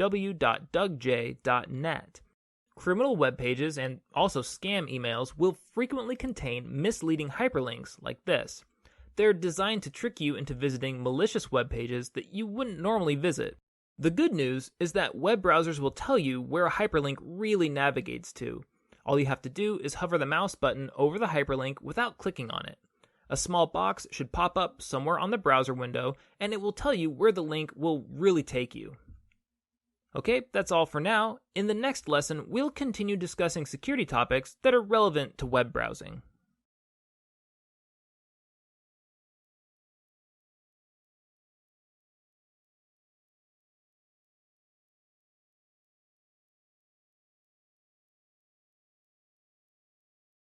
Welcome to this course, Introduction to Cybersecurity Literacy. This is Lesson 20, Safely Navigating the Web. In this lesson, we'll discuss 4 web safety issues: handling files on a web browser, accepting cookies from websites, Using a more secure version of HTTP called HTTP Secure or HTTPS, and keeping and deleting a web browser's history. Safe browsing issue number 1 is handling files. Some of you may be watching this video as part of a course that uses this textbook. If you are, you should know that we're about to examine some illustrations from Chapter 7 of this book. If you aren't using the book, then don't worry about it. Just follow along with the lesson. This diagram shows how Alice's computer interacts with files from the web. If you understand how a web browser interacts with files from the web, then you will stand a better chance of avoiding malware from the web. Let's examine this diagram beginning on the right side of the page. Web pages are a type of electronic document, and they are stored on remote computers called web servers. Your computer accesses web pages on web servers through the internet. The red line in this image represents the internet connection between Alice's computer and the web server. Now, you may remember that when computers communicate, they can only understand each other if they stick to a strict set of communications rules, and these rules are called a protocol. The web browser on Alice's computer and the web server are using a protocol called Hypertext Transfer Protocol, or HTTP. Web browsers and web servers almost always use HTTP to communicate with each other. The most common exception to this rule is that some web pages use an encrypted version of HTTP called Hypertext Transfer Protocol Secure, or HTTPS. We'll talk about HTTPS a little more later in this lesson. For now, I just want you to see that when you browse the web, your web browser and a web server somewhere are trading information back and forth using some version of HTTP. When your browser sends out a request for information, the web server will normally return some web page that you have asked for. The web page itself is coded in a programming language called Hypertext Markup Language, or HTML. A major component of the web browser, then, is the HTML interpreter, which allows the web browser to decode and display web pages that are written in HTML. In this image, notice that Alice's whole web browser is represented by a red box, and the HTML interpreter part of her browser is represented by a smaller black box within the web browser. The HTML interpreter is part of the web browser, but the web browser does more than just decode and display web pages written in HTML. When the HTML interpreter reads through the lines of code for the web page, it will occasionally find non-HTML files embedded into the HTML code. For example, it might find a video file or a PDF embedded into the web page.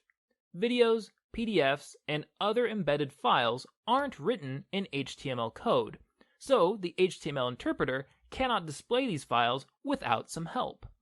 Alice's web browser has several plugins, that is, several helper applications that are programmed into the web browser itself to help it to interpret non-HTML files that are embedded into web pages. In this image, we see that Alice's web browser has 3 kinds of plugins. Executable plugins run programs embedded into web pages, programs written in coding languages like JavaScript. Document plugins allow Alice to view documents, such as PDF files, straight from her web browser. Viewer plugins allow Alice to view or listen to other image, audio, video, or graphics files from her web browser. Sometimes, Alice's web browser will encounter a file embedded in the HTML of a web page that it's not able to interpret with either its HTML interpreter or with any of the other plugins that it has available. When this happens, the web browser might ask a helper application located somewhere else on Alice's computer to open the file. Alternatively, Alice might choose to download a file from a web page. When she does this, the file is downloaded onto her computer, normally someplace on her hard drive, and she can open that file later, even if she is disconnected from the web server or from the internet altogether. So, as you can see, Alice's web browser encounters a number of different file types, and it can handle those file types in a number of different ways. As a user, Alice has some control over how her web browser handles files that are embedded into web pages. Let's imagine for a moment that Alice uses the Firefox web browser. If Alice opens the Options window in Firefox and selects the Applications tab, she can control what action her browser takes when it encounters any given type of file. For example, she can control whether the web browser will execute the file automatically, or if it will ask for permission first. In this illustration, we see that Alice's web browser is set up to automatically open several file types with Adobe Acrobat. We can also see that Alice's browser is set up to open various audio-visual files automatically with a QuickTime plugin, which is also located in her browser. However, whenever her browser encounters a compressed folder, it will ask for permission to open it or to save the file. Alice doesn't want her browser to automatically open or to automatically save compressed files. She wants to process those files manually. This next illustration shows how Alice can change the way that her computer handles files. In Firefox, she clicks on the bar displaying the action for a given file type, and a menu drops down with several options. She can command the browser to always ask her how to handle a given file type, or she can command it to always save a given file type to a particular location, or she can command the browser to always open the file. Her browser is recommending that she always open Microsoft Word documents using Microsoft Word, but if Alice prefers a different word processing software, she can specify that a different program besides Word handle these files. Alice can adjust these settings for any file type that she might encounter in her browser. So, what should you do? Should your browser automatically open files embedded in web pages, or should it ask you for permission first? Now, obviously, the most convenient option is to allow the web browser to just automatically process files. If it's automatic, then you don't have to think about it. But because some files might contain malware, automatically executing all files is also the most insecure option. The best thing for security is to pick and choose manually which files your computer opens. You will have to strike a balance between security and convenience based on your own computing habits and your own needs. Do you encounter a lot of files from unknown sources? If so, you probably want to screen those files. But do you stick to relatively few, familiar, and trusted web pages? Then maybe for convenience sake, you could allow your browser to open files automatically. Now, you may not use Firefox, or maybe you do use Firefox, but our images may have become outdated because of a recent upgrade, which is very possible given the speed at which technology develops. But no matter which web browser you use, it should allow you to control how it handles files one way or another. So do some exploring and figure out how you can do that in your web browser. Safe browsing issue number 2 is cookies. Cookies are small files that websites leave on your web browser. Cookies allow websites to remember users' behaviors and preferences on a given website. They enable a lot of the features that web users like. For example, cookies are what allow a website to remember whether or not you're logged in with your user account. Cookies also allow shopping websites to remember what items have been placed in a user's shopping cart. Furthermore, cookies are simple text files, so they can't contain any code that would run a program, and therefore they cannot execute malware infections on your computer. So cookies are great for convenience, and they are malware-free. But cookies have a downside too. One particular kind of cookie, called a tracking cookie, can track user activity across the internet. Many users feel like tracking cookies are a violation of privacy. For example, if you shop for baseballs on baseballgear.com on Monday afternoon, you might notice that a new website starts showing you ads for baseball bats and gloves on Monday evening. These targeted ads imply that your behaviors are being observed and shared between websites and between different companies. This is made possible by tracking cookies. Tracking cookies are ultimately all about advertising. As you can imagine, advertisements are much more valuable if they're tailored towards your personal interests. The more targeted the ads are to you, the more effective the ad usually is. That's why advertisers advertise toys during children's shows and beer during football games. The people who are interested in children's TV shows are statistically more likely to be interested in toys, and the same people who are interested in football games are statistically more likely to be interested in beer. Tracking cookie companies pay websites to run software that writes tracking cookies onto your browser. These tracking cookies can collect information about you on any website that runs the software by the tracking cookie company.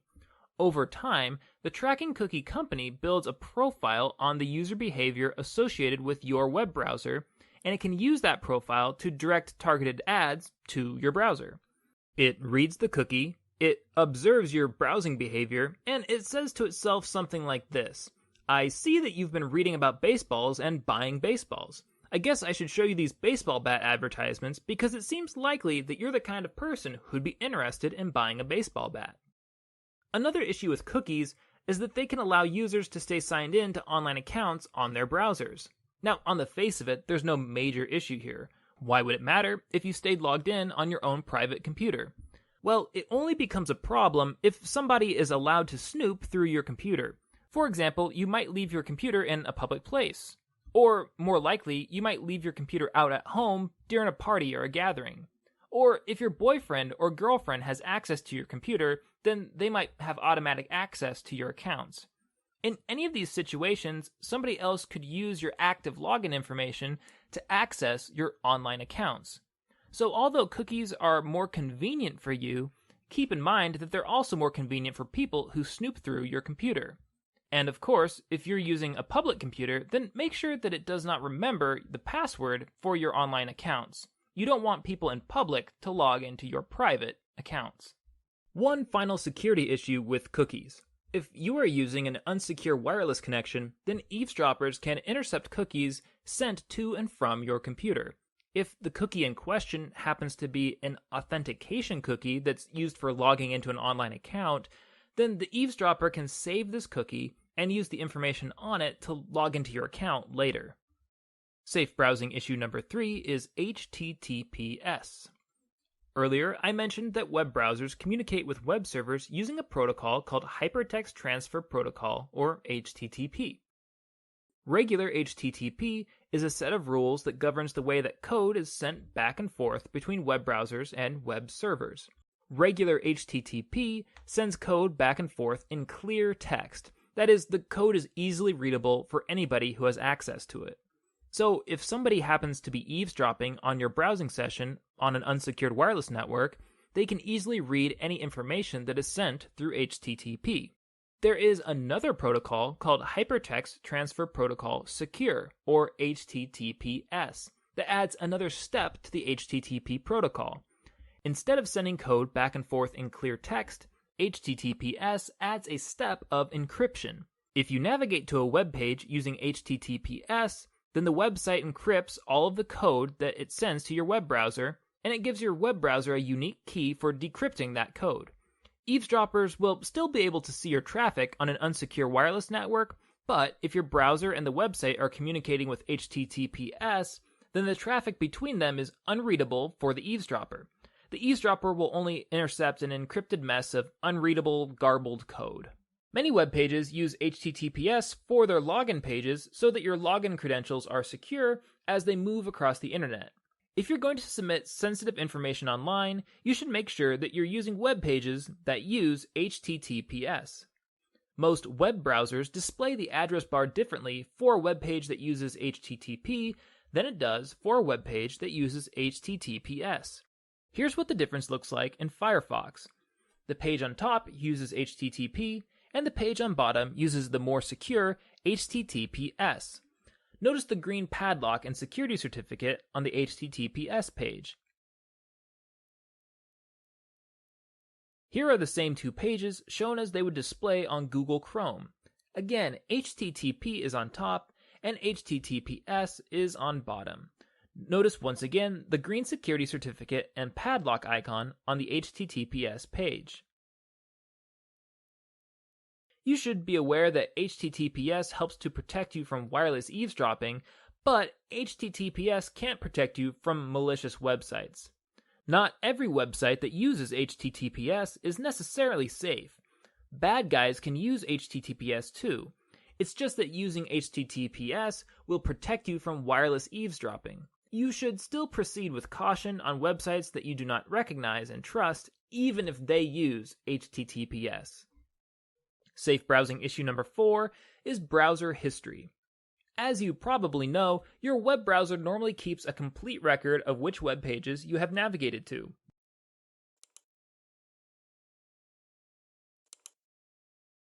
This history can be convenient.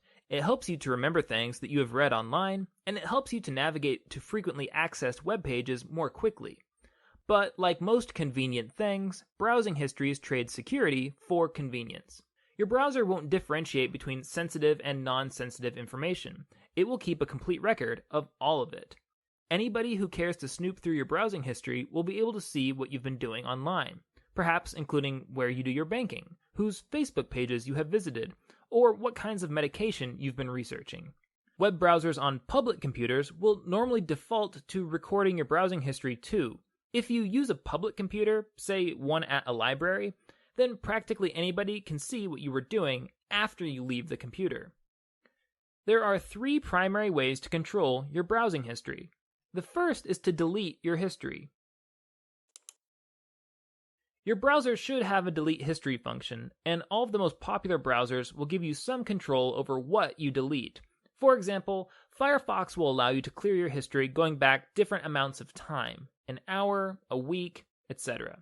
And it will allow you to clear all of your history at once, or to just focus on one specific kind of information: cookies, browsing history, data typed into online forms, etc.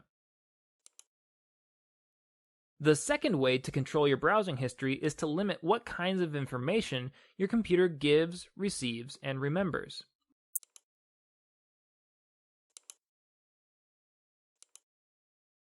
For example, in Firefox, you can control whether the browser remembers your browsing and downloading history.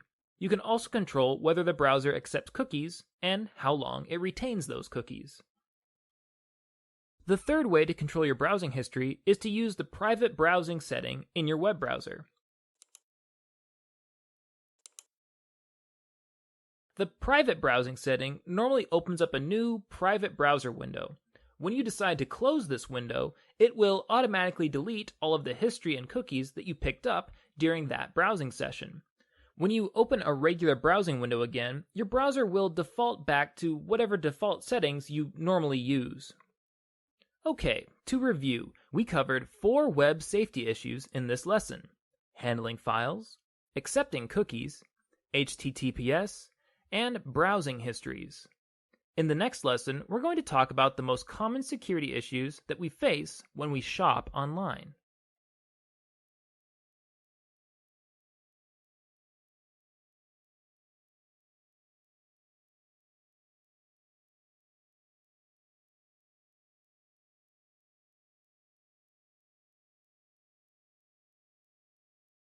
Welcome to this course, Introduction to Cybersecurity Literacy.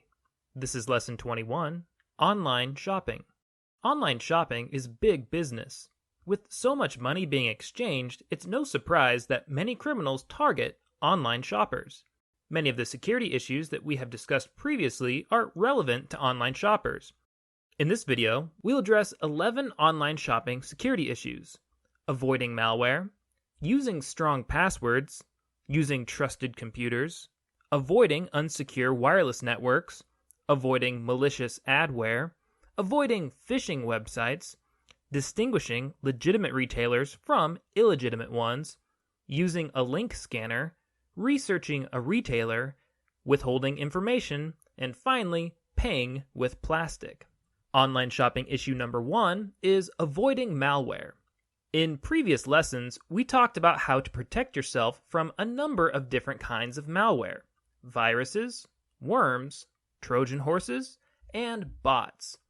Some malware attacks are directed specifically at online shoppers. So, before you shop online, it's a good idea to make sure that you're employing the defense in-depth strategy outlined in Lesson 18 of this series.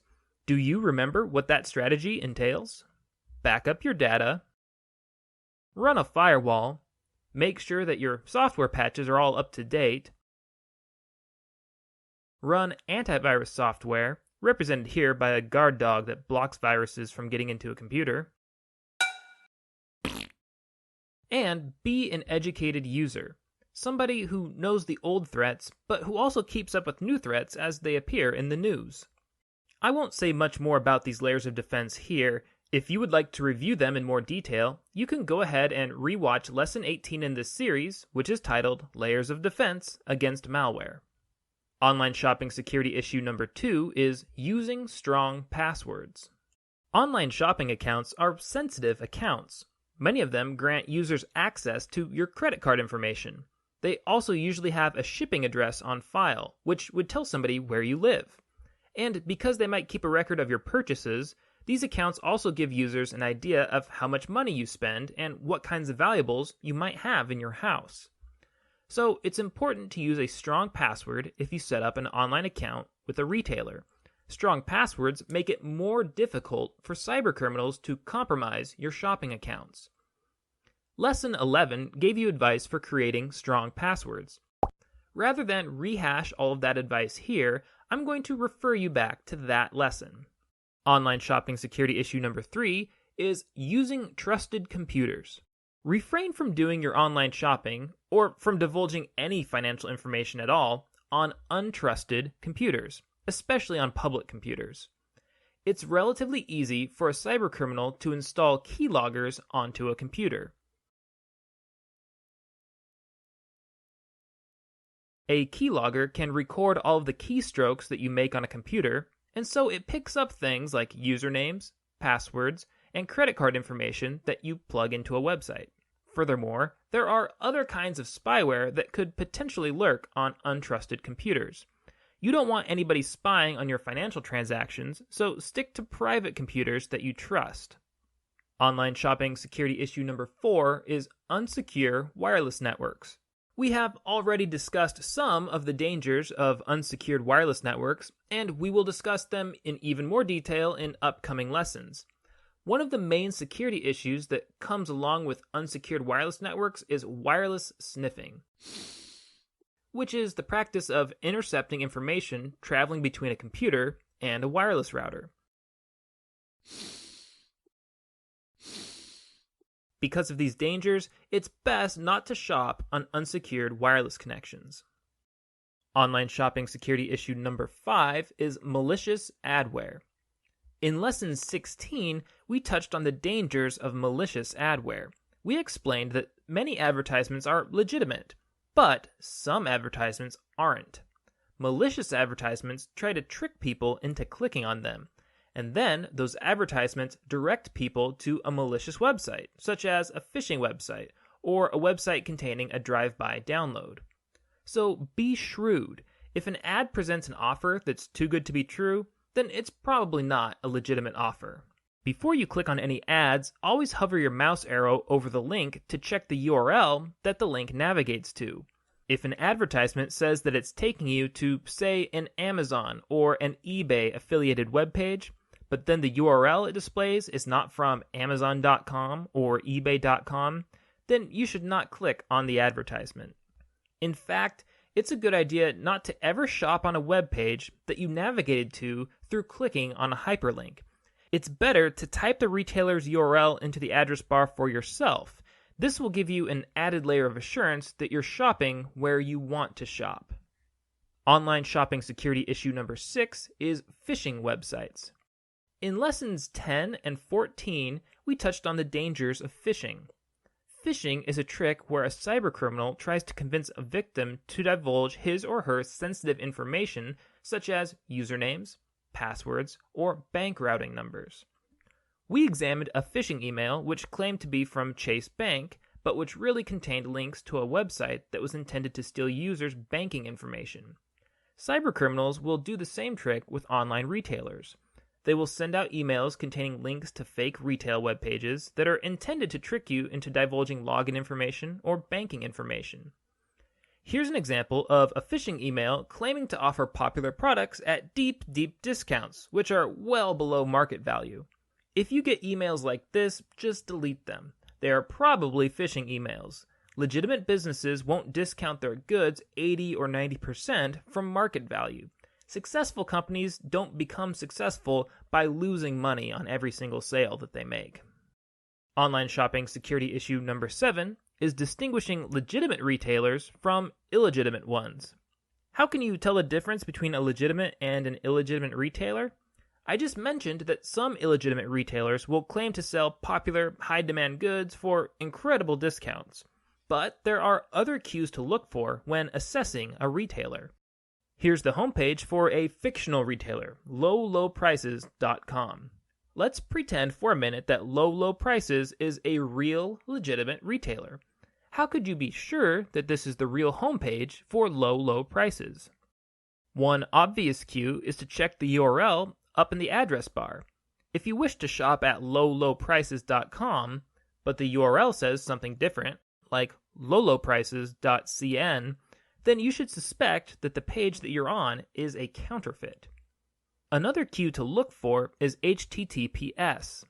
Legitimate retailers should always use HTTPS to log you into your account or to accept payments. Any website that does not use HTTPS for these functions is unsafe and probably malicious. Now, some malicious websites will go so far as to use HTTPS. What this means is that the presence of HTTPS is not a foolproof assurance that the website is trustworthy. However, you can take the absence of HTTPS as an assurance that the website is not trustworthy. Even if a retailer has only good intentions, if they don't use HTTPS, especially for logging in and for accepting payments, you know immediately that they're not using adequate security practices. Stay away from such retailers.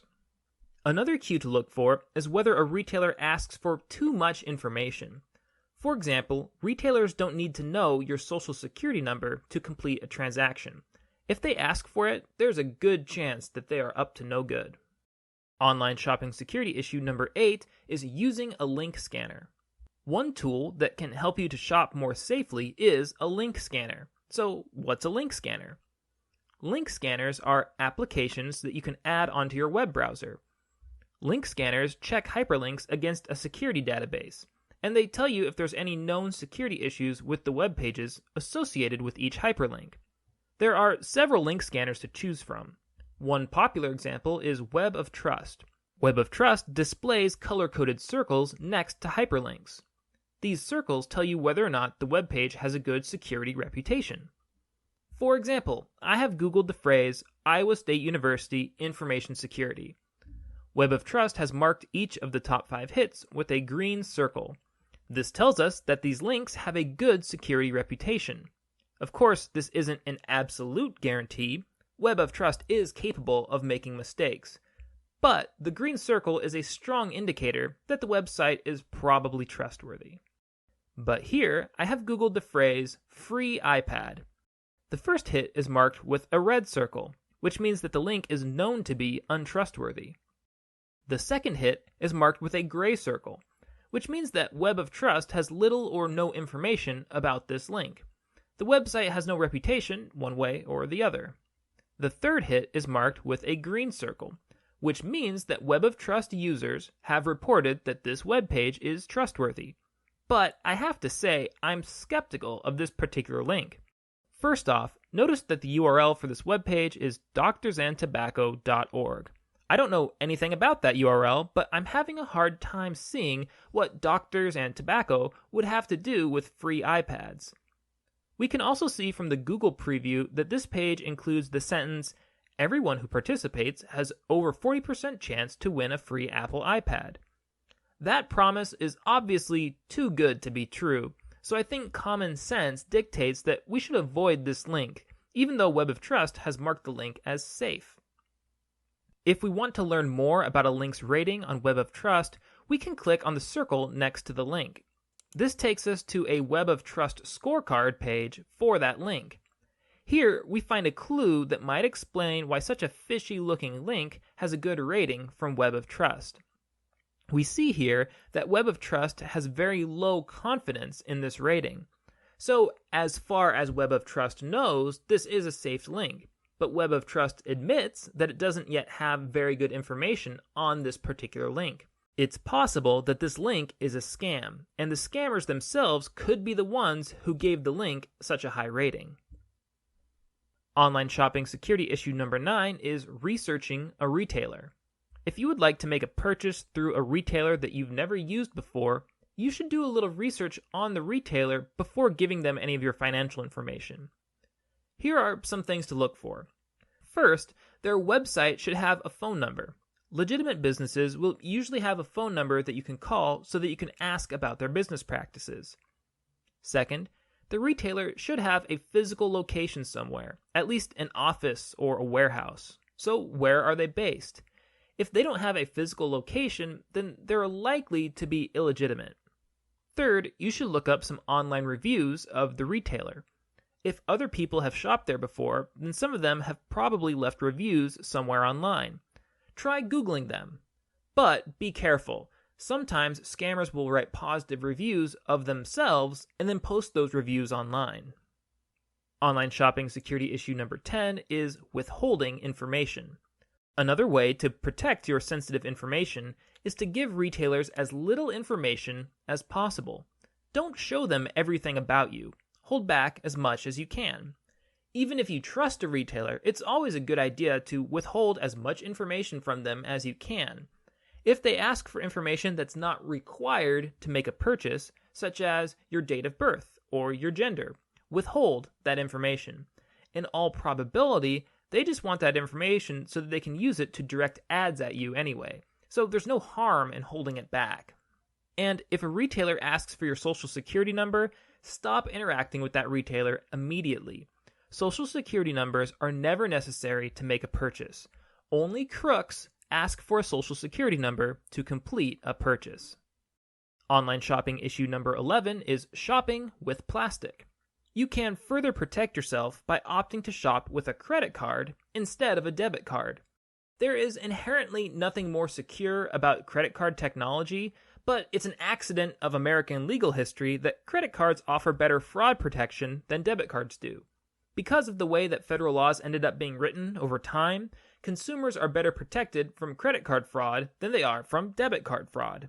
As you can see in this table, both credit card users and debit card users are not liable for fraud if the fraud is reported before the stolen card is actually used. So you're safe if you notice that your credit card is missing and report it as missing before somebody else uses it. But a cardholder may be held liable if the fraud is only reported after the card is used.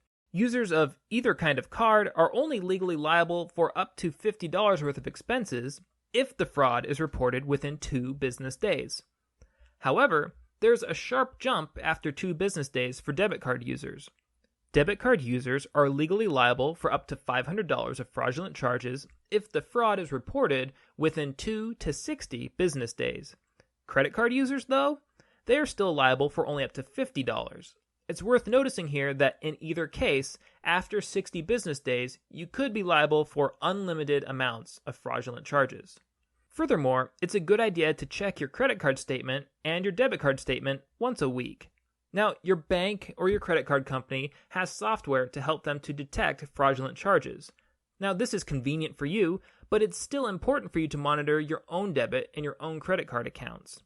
Criminals know that banks and consumers are more likely to notice large, conspicuous purchases, so sometimes they'll try to limit themselves to smaller, less noticeable purchases so that they can use the stolen card for a long time before anybody notices. So check your statements for yourself, too, to make sure that your bank hasn't missed something. Okay, that's all the advice I have for you with regards to online shopping. To briefly review, we addressed 11 issues: avoiding malware, using strong passwords, using trusted computers, avoiding unsecure wireless networks, avoiding malicious adware, avoiding phishing websites, distinguishing legitimate retailers from illegitimate ones, using a link scanner, researching a retailer, withholding information, and paying with plastic. In the next lesson, we will begin discussing a major issue in cybersecurity, that is, wireless network security.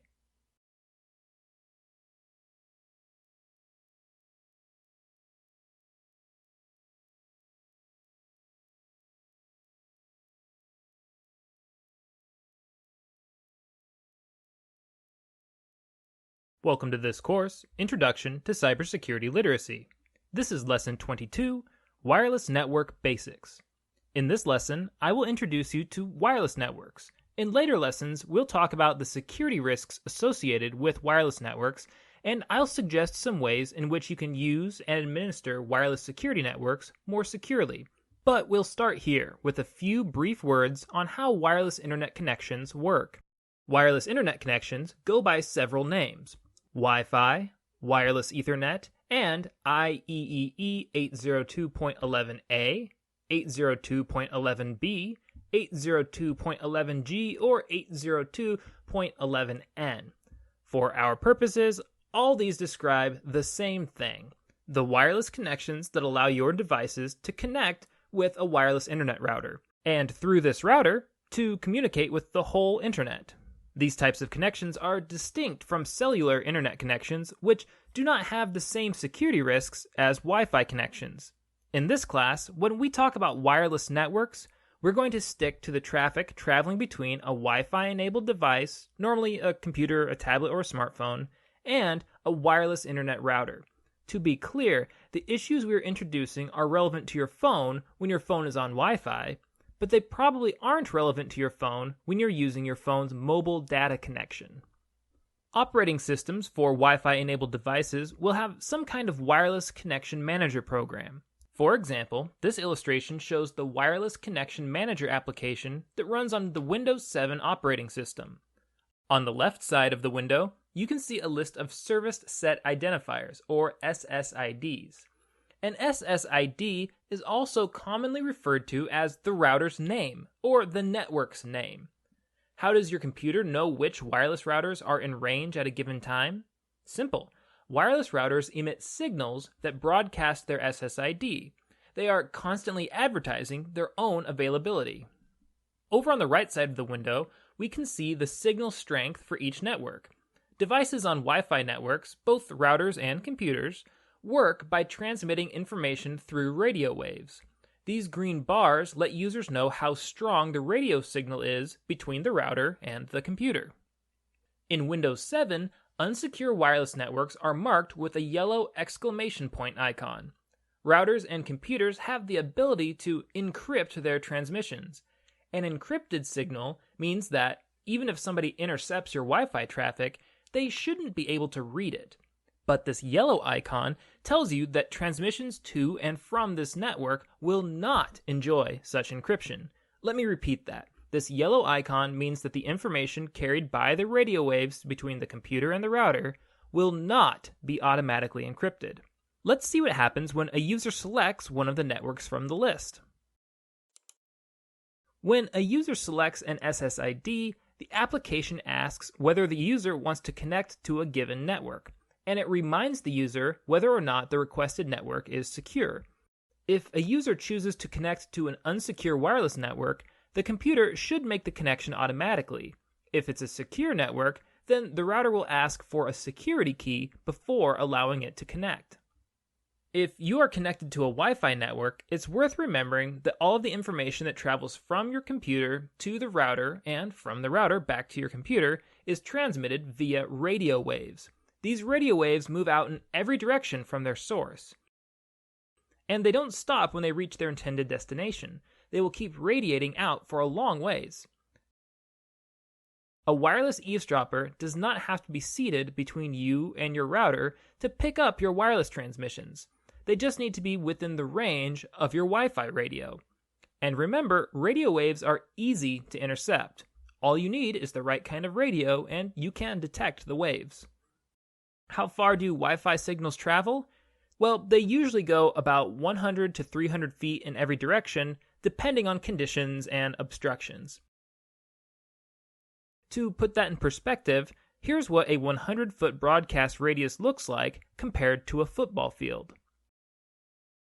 For perspective, here's what a 300-foot broadcast radius looks like. It's worth mentioning that with special equipment, people can sometimes detect Wi-Fi signals from even further away, say about 1,000 feet. Remember that radio waves go out in every direction, including up and down. So people who are above you in a tall building or below you in a basement may also intercept Wi-Fi signals. Okay, that's all for now. In the next lesson, we'll cover a number of wireless internet security threats that you should be aware of and that you should learn to protect yourself against.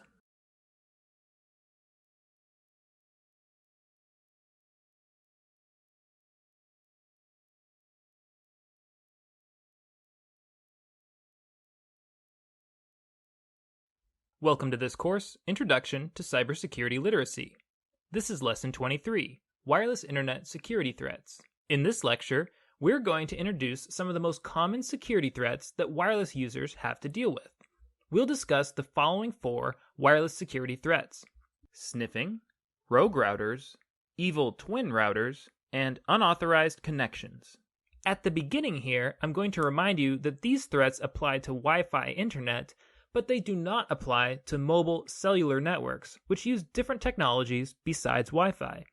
So, when you're using Wi-Fi on your phone, this lesson applies. But when you're using data on your phone, it probably doesn't. Wireless security threat number 1 is sniffing. Have you ever seen a movie where somebody is having a private telephone conversation on a landline telephone, and then somebody else picks up a different phone somewhere else in the house and eavesdrops on that conversation? Wireless sniffing is a similar kind of eavesdropping that can happen on public, wireless internet connections. If you're in, say, a coffee shop surfing the web, a cybercriminal within range of that wireless network can use a variety of methods to intercept the signals between your computer and the wireless router. They can intercept the information that is sent from the wireless router to your computer, and they can also intercept the information that your computer sends back to the wireless router.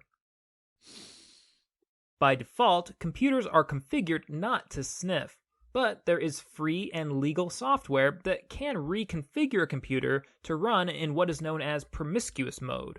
A promiscuous computer sniffs all of the wireless traffic on a network.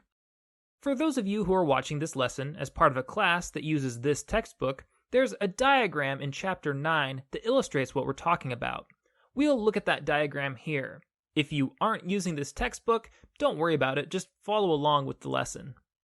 This illustration shows how computers normally function on a network, that is, when they're not sniffing traffic. Over on the right side of the page, we have a wireless router that has been named MSP Wireless. We also have 3 computers connected to this wireless network: User 1, User 2, and Alice's computer. The red dotted line here represents Alice's computer sending a packet of information to the router. It's requesting the homepage for CNN.com. Normally, this information goes out in all directions and is readable by every device on the network. But computers are normally configured to ignore this kind of information, so only Alice's computer and the router are actually involved in the transaction. User 1 and User 2 are configured to ignore Alice's computer's Wi-Fi traffic. Here's an illustration that shows the same situation, only one computer has been configured into promiscuous mode. When Alice submits her password, which is the word bananas, to the website that she's trying to log into, her password information is available to every device on the wireless network. User number 1 is still ignoring this information, which is what he or she is supposed to do. The router is still listening to this information, which is what it's supposed to do, but user number 2 has now turned into sniffer number 1. This user is secretly observing Alice's login credentials. Alice can prevent sniffing in several ways. One is to use a secure wireless network. On a secure wireless network, all users on the network still have access to each other's internet traffic, but this traffic is encrypted so that other users aren't able to read it. Another way to prevent sniffing is to stick to websites that use HTTPS. HTTPS is a set of communication rules that some internet-connected devices use to communicate with each other. HTTPS encrypts all traffic between users and a given web page. Again, the traffic is still sniffable on the wireless network, but it's garbled by the encryption. Finally, users may negate sniffing by using a virtual private network or VPN. I won't go into the details of VPNs here, but suffice it to say that VPNs are another method of internet encryption that renders internet traffic unreadable to all but designated members of a network. So, in short, the solution to sniffing is encryption. All 3 of these techniques are different ways of encrypting wireless traffic. The radio waves that carry your wireless internet signal will always be out in the public airspace for anybody to intercept. But if your data is encrypted, it will be meaningless and useless to those potential sniffers. Wireless security threat number 2 is rogue routers. A rogue router is an illegitimate router. Attackers set up rogue routers so that they can prey on casual internet users who connect to those routers. A cybercriminal might come along and set up a rogue router anywhere where people expect there to be free Wi-Fi. So, for example, airports are popular locations for rogue routers. Attackers will give the rogue routers plausible names like free airport Wi-Fi so that they can attract users to connect to them. But once users are connected, the attackers simply use those rogue routers to sniff the wireless traffic on them. They might even ask users to set up user accounts for the network, and in this way, the attackers try to snatch usernames, passwords, and other identification information from unwitting users. In fact, because some airports charge for Wi-Fi, some attackers will even go so far as to charge users to work on the rogue routers. Users will pay these fees because they were expecting to pay a fee anyway, so the victims are charged a fee to be cyber attacked. Rogue routers are particularly tricky at travel hubs like airports and bus stations. In those situations, travelers are vulnerable. They have little time and very few resources to spend on their own cyber defense. Furthermore, the attackers that set up routers in transportation hubs may also be travelers themselves. They might not live anywhere near the place that they're attacking, and after a couple of hours of sniffing and phishing, they might simply hop on a plane and fly to the next targeted airport. But although rogue routers are particularly nasty at travel hubs, they are by no means limited to travel hubs. Rogue routers might appear anywhere where you would expect to find a potential cluster of wireless networks. Maybe coffee shops, public squares, apartment buildings, or other places like that. So you might be thinking, gee, it sounds like any public router could be a rogue router. And it's certainly possible. Between rogue routers and unsecure networks, public Wi-Fi connections can be pretty dicey. Now, this isn't to say that you should avoid them entirely, but you should definitely proceed with caution anytime you connect to a public Wi-Fi network. Wireless security threat number 3 is evil twin routers. A close relative to the rogue router is the evil twin router. Like a rogue router, an evil twin router is a router that has been set up for the purpose of attacking users. With an evil twin router, cybercriminals take advantage of people who allow their computers to automatically connect to a public network. For example, a college or university might have a campus-wide wireless internet connection named University Wi-Fi. Routers connecting to that network are probably installed in strategic locations all across campus. Attackers will sometimes set up alternate routers with the exact same name as a known legitimate network.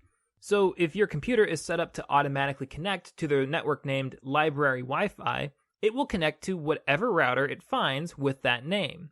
If there's more than one router with that name, it will connect to the one with the strongest signal. If the evil twin router happens to be the strongest connection from where you're working, your computer might automatically connect to the evil twin router without you knowing it. Once you're connected to the evil twin router, you are susceptible to all of the familiar attacks, especially wireless sniffing. Wireless security threat number 4 is unauthorized connections. So far, we have discussed wireless networks from the perspective of a user who's connecting to a publicly available network. Now, let's consider an important security issue that comes up for wireless router owners who manage their own wireless networks at home. This issue is unauthorized connections. If you have an unsecure wireless network at home, you leave your home network open to unauthorized connections by neighbors or anybody else within the broadcast radius of your router. This practice of connecting to unsecured wireless networks without the owner's permission is sometimes called piggybacking. In many cases, piggybacking is more of a nuisance than a threat. That's because having extra users connected to your router can slow down your internet connection. But there can be other costs associated with piggybacking as well: financial costs, security costs, and legal costs. You could incur financial costs from piggybacking if your internet plan includes a monthly limit on the amount of data that you can download or upload. If you have a data limit, then you probably don't want to unknowingly share your internet connection with piggybackers, such as neighbors or people parked on the street near your home. There can also be security costs to piggybacking. Unauthorized network users might be able to access your router's settings and change them to make your network less secure. And as per usual, you have to consider the possibility of sniffing attacks from other users connected to the network. Perhaps most importantly, there are potential legal consequences to piggybacking. If somebody connects to the internet from your router, then all of their online activity can be traced back to your network. Any illegal activities that they participate in, such as uploading or downloading malware, pirating media, or downloading illegal pornography, will appear to be happening in your home. For example, back in 2011, the FBI raided the home of a man in Buffalo, New York on the suspicion that he was downloading child pornography. The ensuing investigation eventually revealed that a neighbor had used the man's unsecure wireless connection to download the pornography.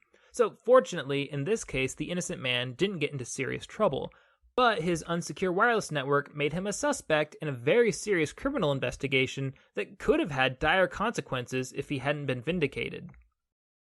Even if your neighbors are all good, trustworthy people, it still pays to secure your home wireless network. Some cybercriminals drive around neighborhoods looking for unsecure networks that they can exploit. Okay, let's review. We've introduced 4 wireless security threats: sniffing, rogue routers, evil twin routers, and unauthorized connections. All of these threats are relevant to Wi-Fi internet connections, but they don't necessarily apply to mobile cellular networks. In the next lesson, we'll discuss public Wi-Fi connections and talk a little more about what you can do to use them safely.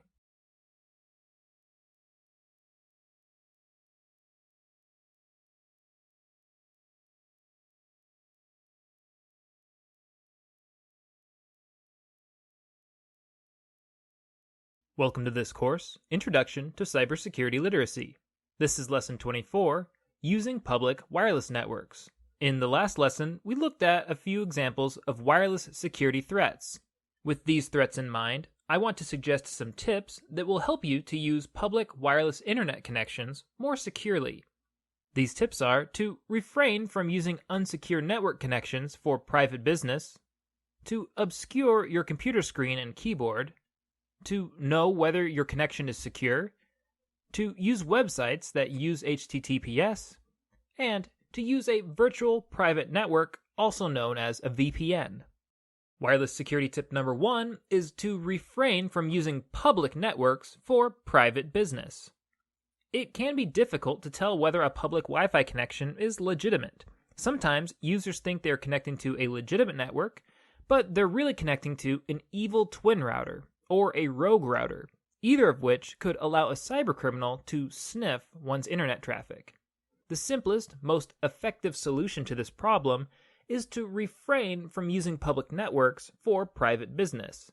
Save your private business, like banking, shopping, or anything that requires you to submit login credentials, for a time when you can connect to a secure, private network.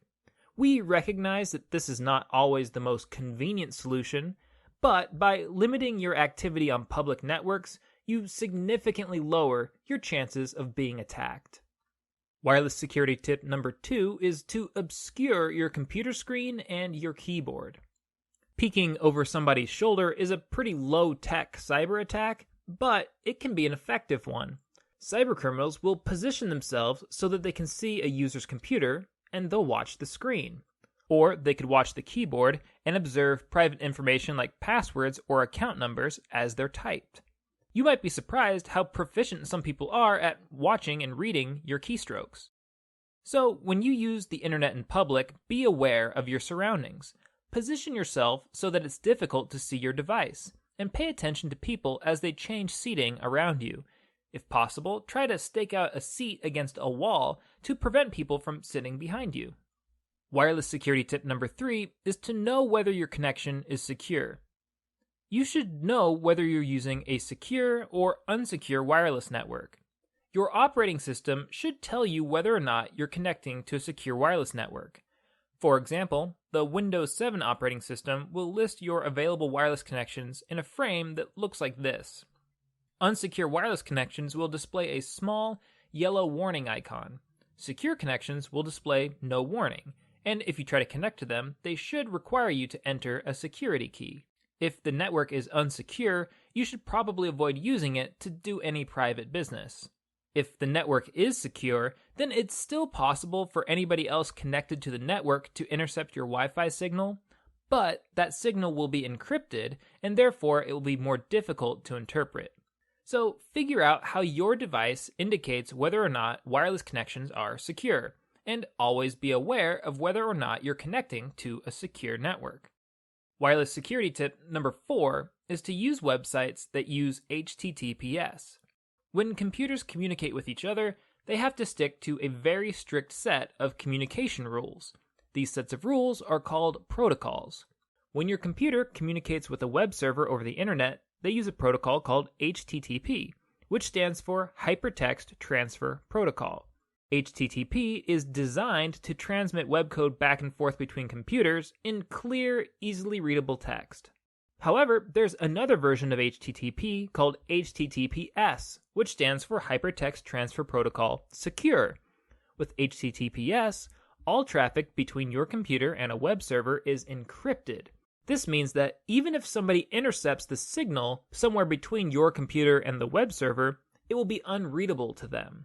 Many websites use HTTPS for their login pages so that your login credentials are secure as they move across the internet.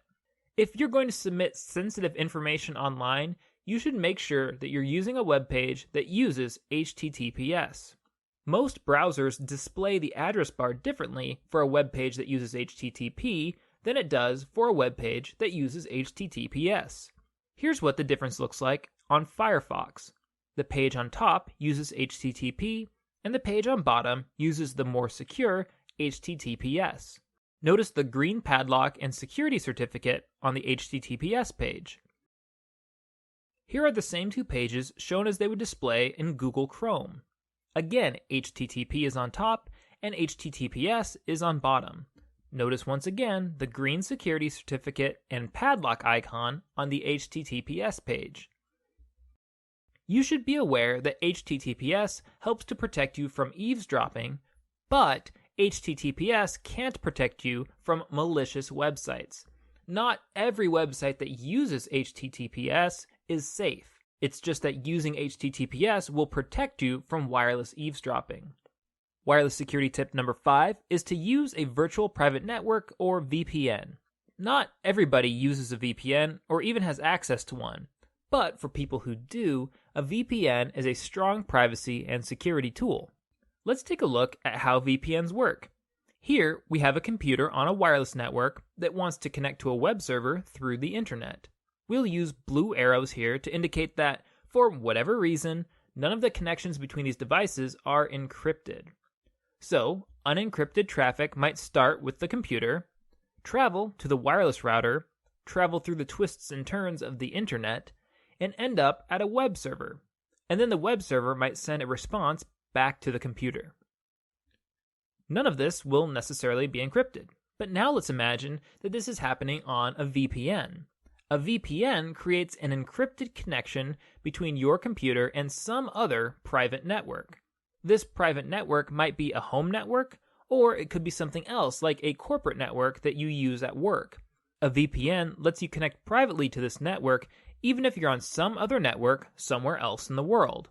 We'll use red arrows to indicate that the connections between these points are encrypted. All of your web traffic on a VPN gets relayed through the private network. So if the computer on the left wanted to communicate with the unsecure web server at the top of the screen, it would do so through the secure connection with the private network. So all of the internet traffic starting at the computer would be encrypted. This encrypted traffic would remain encrypted as it moved across the internet to the private network. Then the private network relays the traffic to wherever it's supposed to go. At this point, it may become unencrypted. The web server would send its response back to the private network. The private network would encrypt the response and send it back to the user on the left side of the screen. To use a VPN, you need special VPN software to create the encrypted connection between your wireless device and a trusted private network. Some people create VPNs using their own home networks. Others pay VPN services for access to large, for-profit VPN networks. A few people use VPNs to connect to their workplace networks when they're out of the office. VPNs do a good job of protecting users from wireless sniffing.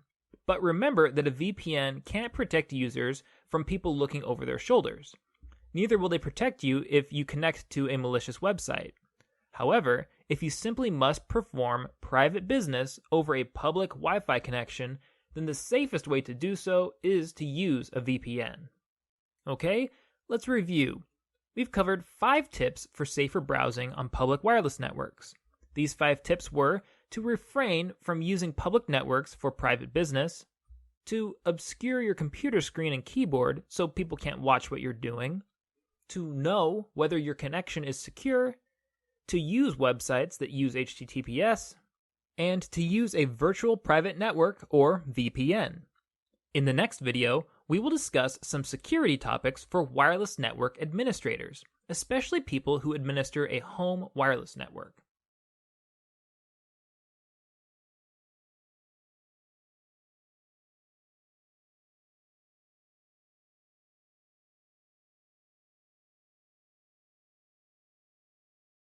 Welcome to this course, Introduction to Cybersecurity Literacy. This is Lesson 25, Administering Wireless Networks.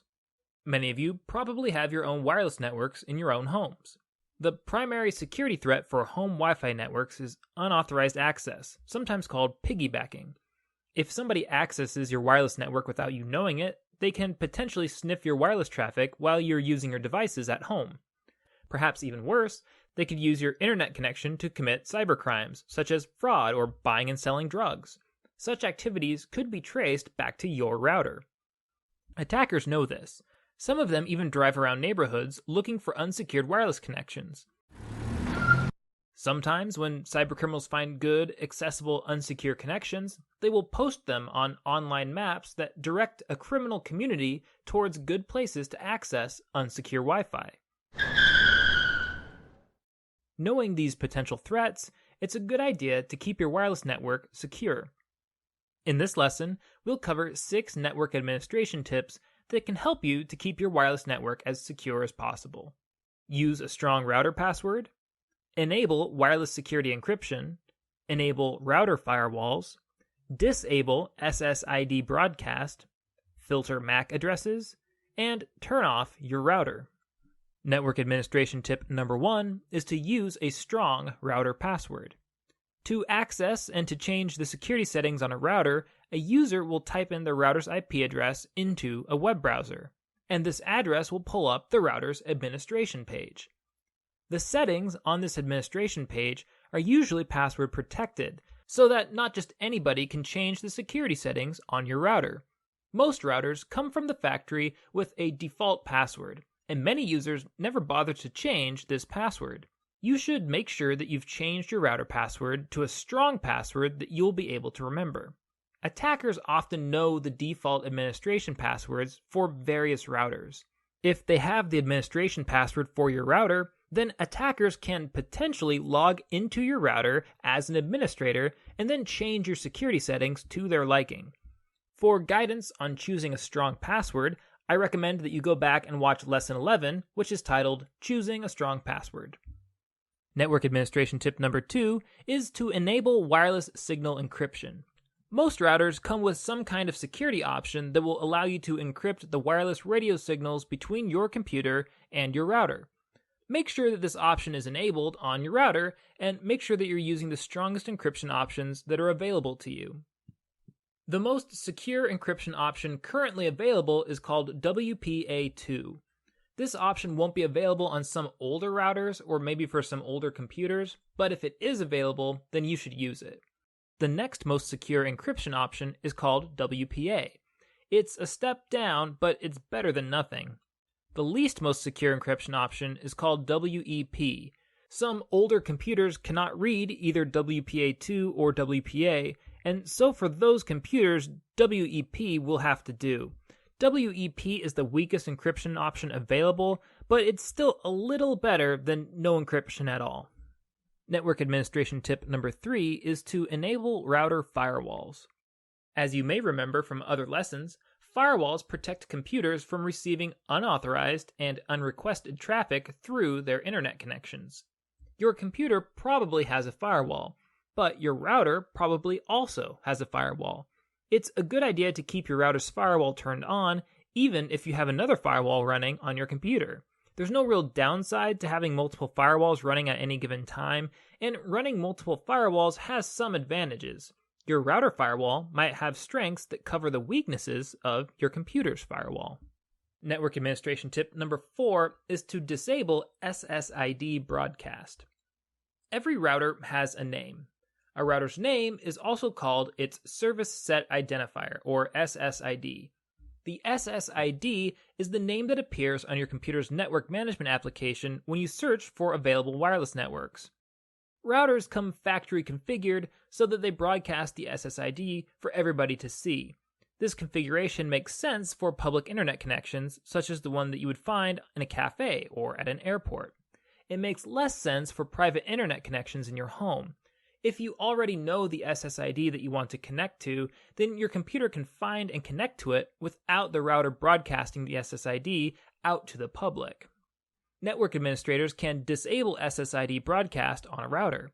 With this broadcast disabled, it's more difficult for outside attackers to even see whether you have a Wi-Fi connection in your house or apartment. They will likely just pass over you if you aren't broadcasting your SSID. Network administration tip number 5 is to filter MAC addresses. Internet-ready computers connect to the internet through a network card that plugs into the computer's motherboard.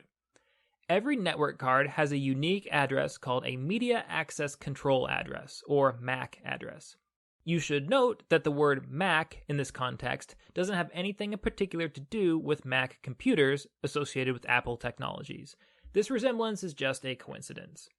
Every internet-ready computer, be it a Mac, a PC, or anything else, will be associated with a unique MAC address. Most routers can filter computers by their MAC addresses. Such a feature is a powerful security tool. If this feature is enabled on your router, then only computers with approved MAC addresses can access your Wi-Fi connection. You will be able to add and to remove MAC address permissions in your router's administrative settings. Network administration tip number 6 is to turn off your router. It's a good idea to turn off your router if you're not going to be using it for an extended period of time. Attackers can't attack a router that's turned off. As an added bonus, you'll save a few dollars on electricity every year if you turn off your router while you're asleep or while you're away from home. Okay, let's review. We've covered 6 network administration tips: using a strong router password, enabling wireless signal encryption, enabling router firewalls, disabling SSID broadcast, filtering MAC addresses, and turning off your router. That's all of the tips that I have for you for now. If you have a router, you should go play with it. See if you can adjust any of the settings that I've recommended here. If you have trouble, try searching the web for a user's manual or for a helpful forum that answers your questions. Once you figure out how to access your router's administrative settings, and once you familiarize yourself with the administration page, I imagine that you'll find that the tips in this lecture are pretty easy to put into practice. In the next video, we're going to discuss some security considerations for users of social media.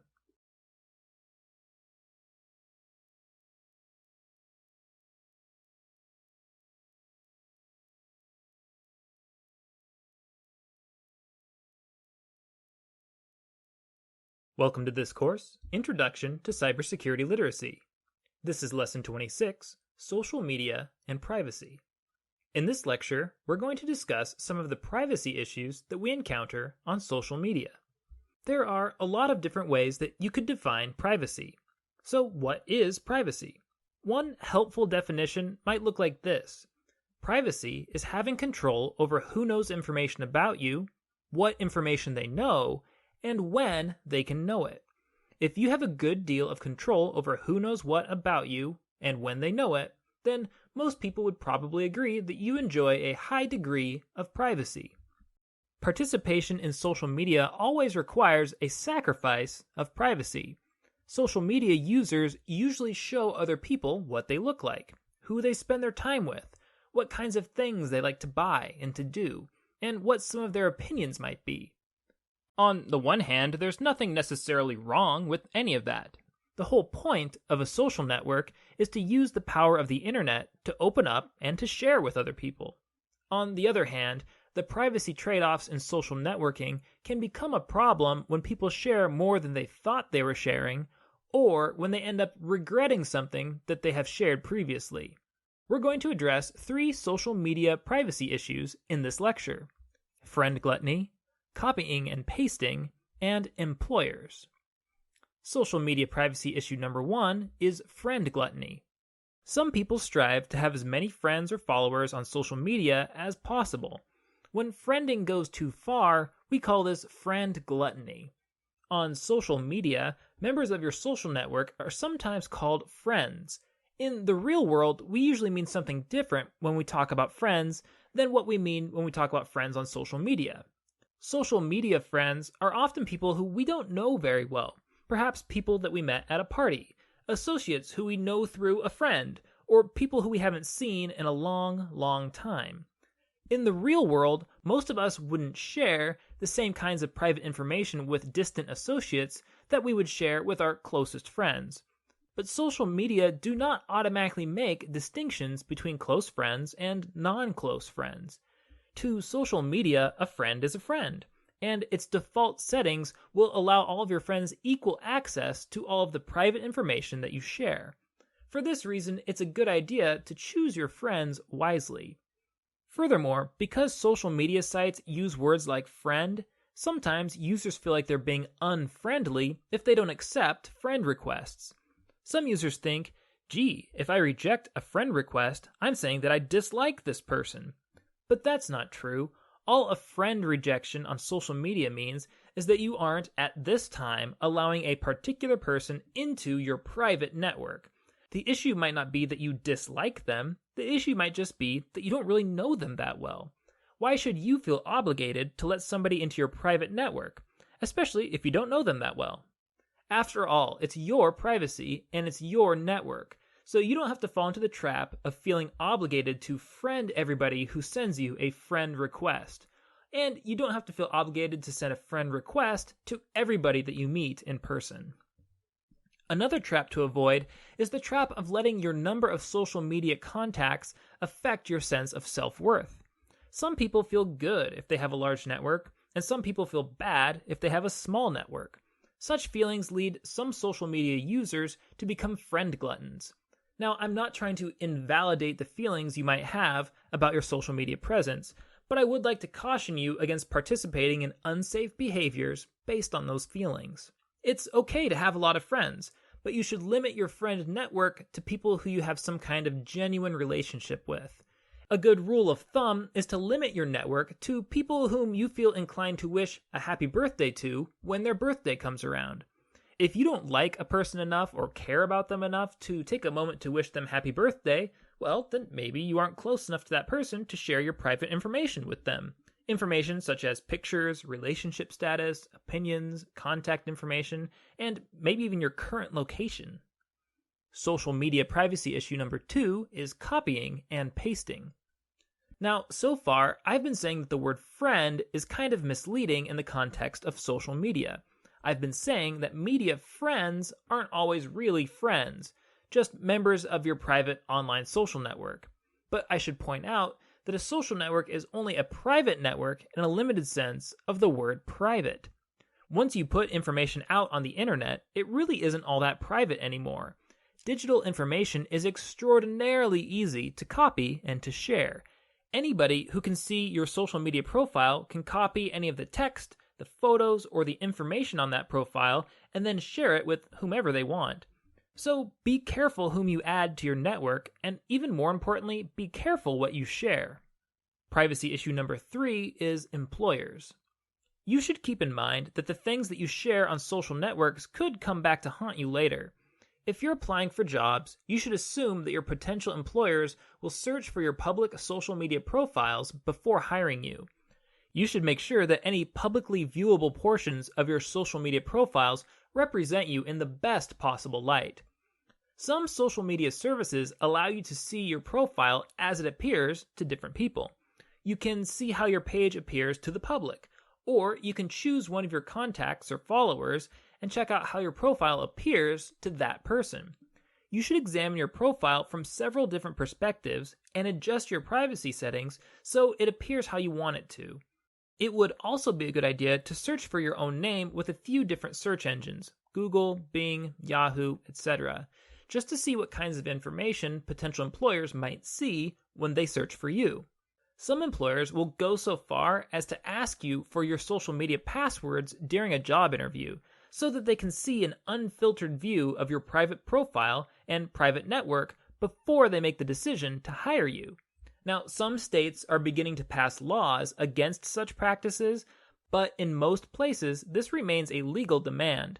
Many of you, I'm sure, wouldn't want to share your password with your employer, so it would be a good idea to prepare a courteous refusal to such requests before you go into an interview. You could say something like, "Oh, I'm sorry, I'm very cautious with private information like this. You're free to look at my public profile, but I have to keep my personal passwords to myself." If a potential employer will not accept a courteous no for an answer, then you'll have to make the difficult decision whether it's worth working for an employer like that. On the one hand, you might need the job. On the other hand, do you really want to work for somebody that doesn't respect your boundaries? Breaches of privacy on social networks can, of course, be embarrassing or upsetting, but they can also have severe, lasting effects on a person's career or social life. For example, in 2009, a Georgia high school teacher resigned after her district received an email complaint about content on her Facebook page. The email presented several pictures of the teacher holding alcoholic beverages while she was on vacation. The email was anonymous, but it claimed to come from a concerned parent. The teacher ended up resigning over the controversy. Since her resignation, this teacher has claimed that she had marked those vacation pictures as private, and she has also claimed that she was not friends with any of her students or with any of her students' parents. That might all be true, but still, somebody with access to her Facebook pictures clearly made copies of them and emailed them to her boss. One of her Facebook, quote, friends, whomever it was, made the decision to violate this teacher's privacy by spreading these pictures beyond their intended audience. Now, I'm not trying to say that this teacher is at fault or that she deserved to lose her job over such a trivial controversy, but this episode highlights many of the privacy issues that come up with social networking. It shows that Facebook friends aren't necessarily true friends. It shows that online information is easy to copy and to share. It shows you that you never really know what somebody will consider offensive or inappropriate. And it shows that some employers are very interested in the private information that you post online. Okay, let's review. In this lesson, we discussed 3 social media privacy issues: friend gluttony, copying and pasting, and issues with employers. In the next lesson, we'll discuss how these privacy trade-offs on social media can lead to trade-offs in personal security. In particular, we'll look at how burglars use social media to choose their targets, and we'll look at how some cyber attackers use social media to spread malware to users like you.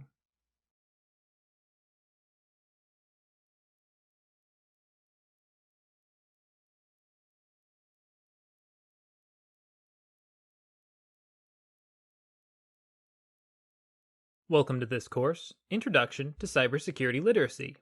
This is Lesson 27, Social Media and Security. In this lecture, we're going to discuss 2 issues of personal security that are related to the privacy trade-offs on social networks. We're going to see how some burglars use social networking to choose their victims, and we'll see how some cyber attackers use social media to spread malware to users like you. Social media security threat number 1 is burglars on social media. Did you know that many burglars are devoted researchers?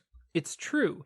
The more a burglar knows about a target, the better judgments a burglar can make about the potential risks and rewards of burglarizing that target. There are many kinds of information that burglars research, but the most important one is this: will anybody be home at the time of the burglary?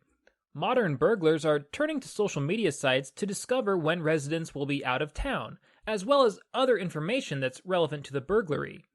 Just imagine all of the information that a clever burglar could pick up from a carelessly constructed social media profile. For example, let's consider an imaginary user named Cher. Cher posts a status update that says, "Can't wait to take the kids to Cartoonland theme park for spring break." A burglar who's scanning through social media pages might stumble across this status, and so he might take a closer look at Cher's page. Scrolling through Cher's profile, he sees that she gave her husband, Floyd, a new flat-screen TV for Christmas. He also sees that Floyd gave Cher a shimmering pearl necklace. "Wow, antique jewels, priceless," Cher writes in the caption of the picture. The burglar also sees that Cher has two small children in elementary school. There are several pictures of the outside of Cher's house, and the burglar is able to figure out the layout of the house from the pictures. Scrolling through a few more pictures, he sees that Cher's only pet is an adorable cat named Percy, with no evidence of a guard dog. The burglar finds that Cher hasn't posted her address on any of her social media accounts. So, the burglar looks up her address in a local directory, which only takes him a few seconds. The burglar takes a few more seconds to look up the nearest elementary school, and he uses that school's academic calendar to figure out which week Cher's children will have off for spring break. He sees that spring break begins the week of April 6th, and so he checks his schedule. He finds no scheduling conflicts, and so the burglar decides to watch Cher's house on the night of April 8th, and if nobody appears to be home, to rob it on the night of April 9th. When Cher and Floyd return from their Cartoonland theme park vacation, they find that the latch on the back window of their house has been broken. Inside, several precious items are missing, including Cher's jewelry, Floyd's flat-screen TV, the kids' piggy banks, and Percy the cat. That's an imaginary example, but real burglaries like this happen all the time.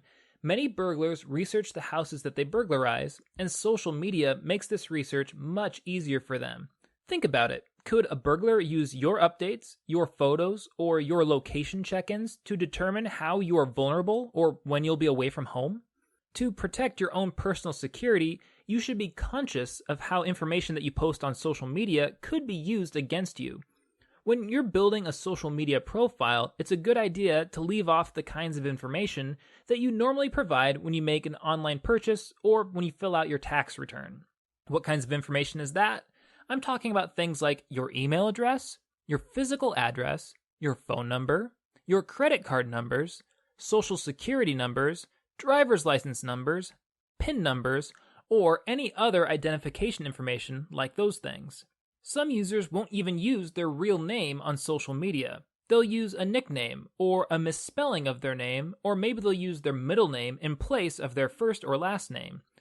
Using a different name adds an extra layer of security to your profile. Your real friends and family will know who you are, but anonymous stalkers won't be able to find you and to identify you quite so easily. You should examine your own social media profiles, especially the parts that are visible to the public, to friends of friends, or to people on shared networks like university networks or citywide networks. When you examine your profile, try to look at it with the eyes of a burglar. Delete information that a burglar could use against you. You should also look at your profile through the eyes of a hacker. Look especially for any information that a hacker could use to guess the answers to security questions that you use for online profiles. As I suggested in a previous lesson, you should tell lies when you set up the answers to your security questions, because telling lies makes security questions more difficult to guess. But if, for the sake of convenience, you decide to take the calculated risk of telling the truth on your security questions, you should remember to never accidentally post the answers to your security questions on your social media profiles. If your security question is, what is the name of your favorite pet? Don't go and post a picture of your cat on Facebook and then caption it, "This is Percy, the greatest pet of all time." Some experts also recommend that you not post plain headshots of yourself online. Headshots like the ones that appear on a passport or a driver's license. Such photos could be used to make fake IDs with your picture and your name on them. And remember, as the burglary example above shows, it's a very bad idea to post location check-ins or vacation photos that tell the world when your house is unoccupied. Your physical location is an important piece of security information, so be thoughtful about what you reveal about your location online. Of course, the whole point of using social media is that you want to share information with other people. So if you use social media, you're obviously not going to withhold absolutely everything about yourself. But you should train your brain to think like a crook. Before you post information on social media, consider how that information could be used against you. Social media security threat number 2 is phishing scams and malware. Let's take a moment now to consider malware and phishing. We've already talked about both of these topics in other lessons, But now let's look at how malware and phishing scams can be aided by social media. Several malware and phishing scams are common on social networking sites. For example, a worm called Kubeface that spread on Facebook appeared in 2008. Kubeface would first appear on one's Facebook feed as a curious, strange, or enticing link, something that was apparently posted by a friend. But when a user clicked on the link, the user would be directed to a website with either a drive-by download of the Kubeface worm or with a Trojan horse that disguised the Kubeface software as a safe file download. Once a user downloaded Kubeface from either of these two methods, Kubeface would use keylogging software to steal the user's Facebook credentials. Once Kubeface discovered the user's Facebook username and password, it would hijack the user's Facebook account, and it would use that account to post more links to the malicious Kubeface website. Worms like Kubeface do not infect your computer directly through Facebook. Instead, they infect it through other web pages shared on Facebook. On Facebook and other social media services, you should be careful what you click on. You can't be sure whether or not a friend really posted something on her Facebook account unless you happen to be looking over her shoulder when she posts it. If you are remotely suspicious of something that a Facebook friend shared with you, you can just call that friend on the phone and ask them about it. You don't have to click on it. So, although Kubeface uses Facebook, Kubeface isn't really native to Facebook because it directs users to outside web pages. There is another kind of software, however, that is native to Facebook that you should be careful about, and that software is applications. Be cautious with Facebook applications or any other social media applications. Applications such as games always require users to grant the application access to some of the user's profile information. Legitimate applications use this information to direct targeted advertisements toward users. That may not be pleasant, but it's generally not a security breach. There are several illegitimate applications, however, that simply harvest your information for sale, for identity theft, or for phishing scams. Illegitimate applications could take many forms, and so you should research all applications before you agree to install them or to share any information with them. And with any application that you install, it's a good security practice to withhold whatever permissions you possibly can from the application. You should also be cautious with advertisements. Scammers will sometimes use targeted ads on social media to direct users to phishing websites. If an ad tells you that you have won an amazing prize, or if it offers you a deal that's too good to be true, like a $1 iPad or airfare that's been discounted at 90% off, then you should ignore that ad. If you click on an ad like that, it will probably direct you to a phishing website, which will claim that you must enter private, sensitive information in order to claim your prize.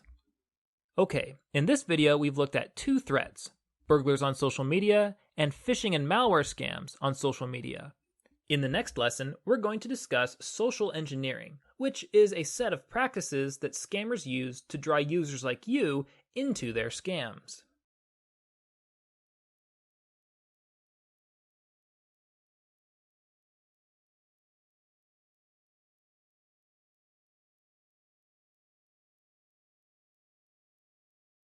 Welcome to this course, Introduction to Cybersecurity Literacy.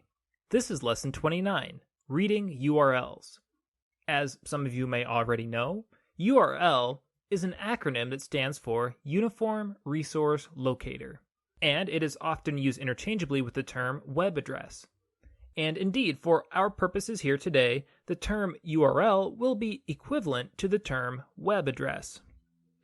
One place where you will encounter web addresses is in the address bar of your web browser. It's helpful to be able to read web addresses because it's the only sure way to know which web page you're actually looking at. Take this login page, for example. A criminal web developer could easily make a counterfeit copy of this web page and set it up to steal your username and your password. But although criminal web developers can copy the content of legitimate web pages, as we see here, they cannot copy the URLs associated with those web pages. That's because every web page gets a unique URL. So if you can trust a URL, then you can trust the web page that's associated with it. You will also encounter URLs whenever you hover your mouse pointer over a hyperlink anywhere in your web browser. For example, in Firefox, the URL associated with a hyperlink pops up in the bottom left corner of the browser window whenever you hover over a hyperlink. The browser is telling you that clicking on this link would be the same thing as typing this URL into your browser's address bar and clicking enter. Let's click on the link. We can see that clicking on the link navigates to the URL associated with the link. So it's a good idea to learn to read URLs so that you can tell where you're going before you click on a hyperlink. This is an important security skill because a lot of cybercriminals will try to lead you to illegitimate web pages through hyperlinks in emails or pop-up advertisements or that sort of thing. Let's go back to that login page and practice reading some URLs. When you're reading a URL, the most important thing to do is to find the domain name of the URL. Why, you might ask? Because if you can trust the domain name, then you can trust the web page. The domain name is the name given to a chunk of web space owned and controlled by some entity. Nobody but the owner of a given domain name can publish web pages using that domain name. So here's how you find a domain name. First, ignore the http:// bundle at the beginning of the URL. If all we're interested in is the domain name, then that bundle is irrelevant to us. Now, begin at the far left of the remaining URL, and then scan over to the right until you come to a slash. Now, count back 2 periods. 1 period, 2 periods. The material between the first slash and that second period back from it is the domain name. You may have noticed that my web browser, and in this case I'm using Firefox, has already highlighted the domain name for me. It's in a darker text than the rest of the URL. This is a helpful feature, but you can't always rely on your browser to highlight domain names for you. For example, in my version of Firefox, the browser does not highlight the domain name for the URL associated with a hyperlink. So let's practice finding the domain name in this hyperlink. First, we'll ignore the http:// bundle at the beginning. Then, starting at the far left of the remaining URL, we scan right until we encounter a slash. Then we count back 2 periods. 1 period, 2 periods. The material between the first slash and that second period back from it is the domain name. Let's take a look at a couple more examples where the web designers use some different URL conventions. Here's the homepage for Iowa State University. This URL makes it very easy for us to ignore the http:// bundle at the beginning because there just is no such bundle here. We would begin on the far left of the URL and scan right until we encounter a slash. But for this URL, there are no slashes. If there isn't a slash, just scan over to the end of the URL. Now count back 2 periods. 1 period, 2 periods. The material between the end of the URL and the second period back from it is the domain name. Let's look at one more example. Here's the homepage for longurl.org. As we just saw, when there is no http:// bundle at the beginning of the URL, we just start at the far left side of the URL. Then we scan right until we encounter a slash. Then we count back 2 periods. 1 period and there is no second period here. If there is no second period, just stop when you run out of material entirely. In this case, the material between the first slash and the beginning of the URL constitutes the domain name. Okay, now it's your turn. I'm going to show you 4 web pages, and based on the URLs, you're going to determine which one is trustworthy. We're going to assume that the domain name iastate.edu is a trustworthy domain name, and that's because it is in real life. Here are the 4 web pages, and here's the domain name that you're looking for. Pause the video now and find the page with the correct domain name. Unpause whenever you're ready. Did you find it? Let's check. The first thing you must do is ignore the http:// bundle at the beginning of the URL. Then Starting at the far left of the remaining URL, scan right until you encounter the first slash. Now count back 2 periods. 1 period, 2 periods. The material between the first slash and the second period back from it is the domain name. So in this case, the trustworthy web page is the one on the bottom right. Let's do another exercise. Let's imagine that you bank online at something called westvalleybank.com.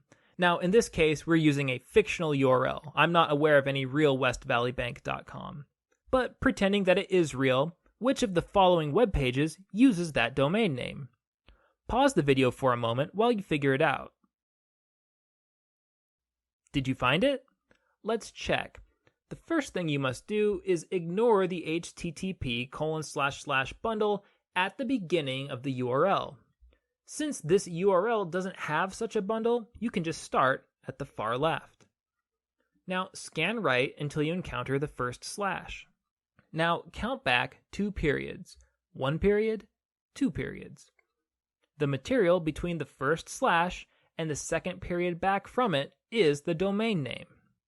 In this case, the trustworthy web page is the one on the top right.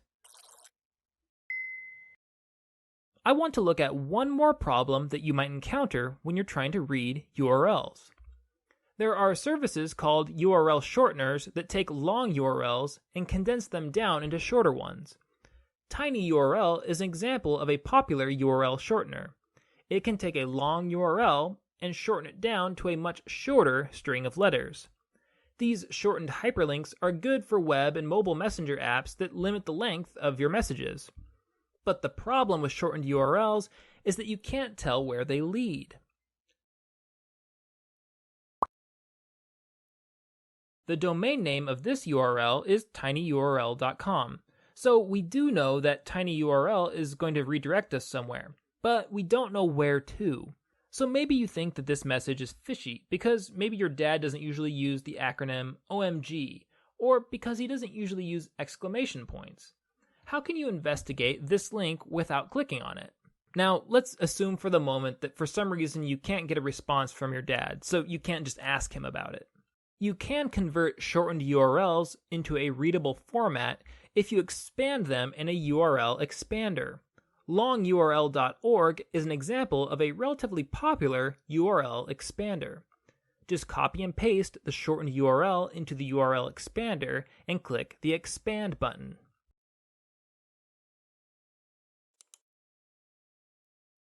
The URL expander will display the full URL, and you can find the domain name.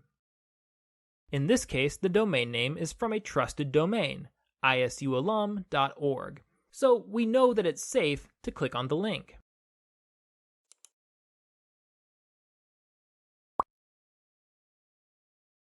Alright, that's all I have for you on reading URLs. In the next lesson, we'll talk about some of the social threats that we face online.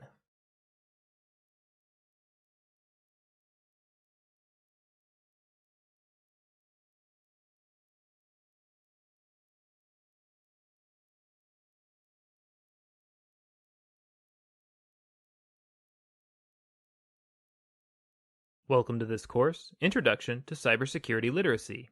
This is Lesson 30, Interpersonal Issues Online. So far in this course, we have focused on threats to electronic information. We haven't talked much about social human issues. In this lecture, we'll focus on some of the interpersonal issues that we face online. We could go on practically forever if we tried to identify and discuss every single one of them, so I'm going to limit myself to just 5 broad topics: anonymity, missing the communication context, privacy, everlasting information, and credibility. I'll define each of these topics in more detail as we go. Interpersonal issue number 1 is anonymity. People tend to feel anonymous when they're online, and they tend to feel like they're interacting with anonymous electronic strangers rather than flesh and blood peers. This anonymity can be empowering in a way. It allows some shy people to discuss problems or concerns that they may never have discussed otherwise. Sometimes these discussions can be productive or even life-changing. But Anonymity clearly has its disadvantages too. For some reason, anonymous people will say terrible, inflammatory things that they would never say in person to somebody who is just standing there. It seems that anonymity empowers our whole selves, both the good and the bad parts of us. Countless online conversations have ground to a halt or deteriorated into angry name-calling because the anonymous participants in the conversation treated each other as faceless strangers rather than respected flesh and blood peers. This is a serious problem. Remember that people online are people. As a rule of thumb, you should be more polite online, not less polite. Anonymity is an illusion anyway. Unless you have a high level of computer and networking knowledge, everything you do online can potentially be traced back to you. Your fake login name or your fake email account may make you anonymous to other casual computer users in an online comment thread, but they won't protect you from a high-level hacker or from a full-fledged federal investigation. You would be best served to assume that everything you do online can be traced back to you. Interpersonal issue number 2 is missing the communication context. The physical context of communication is very important to getting a message across. Facial expressions, gestures, and other body language can have a profound influence on the meaning of any given sentence. So can your tone of voice. Consider the sentence, "Why did you leave the party early?" It could mean a lot of different things depending on how you read it. Why did you leave the party early? Or, why did you leave the party early? Or, why did you leave the party early? Can you think of other ways that you could deliver that sentence so that it takes on other meanings? The point I'm getting at is that all of those subtle differences in body language and tone of voice that we rely on in face-to-face communication, those disappear when we begin to rely on written communication online. Sure, we can use capital letters or emojis to add emotion and emphasis to our writing, but those tools can only go so far. It's incredibly easy to misread somebody's intention in their writing, especially if we ourselves are cranky or suspicious when we're reading their writing. This is probably another reason why so many online discussions deteriorate into name-calling. The participants in the discussion may already disagree on some point, which puts up their guard. Once their guard is up, they tend to read each other's statements in the worst way possible. When you're reading what somebody else has written online, it's a good idea to read it in the best light possible.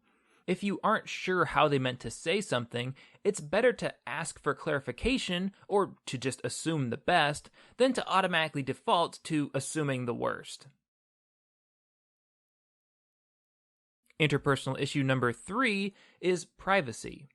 We have talked about privacy a lot in previous lessons, but the basic ideas bear repeating. Nothing you do online is really private. Now, institutions like banks have a lot of legal and economic motivation to keep your information private, but even powerful institutions like banks can't always safeguard your privacy. Not perfectly, anyway.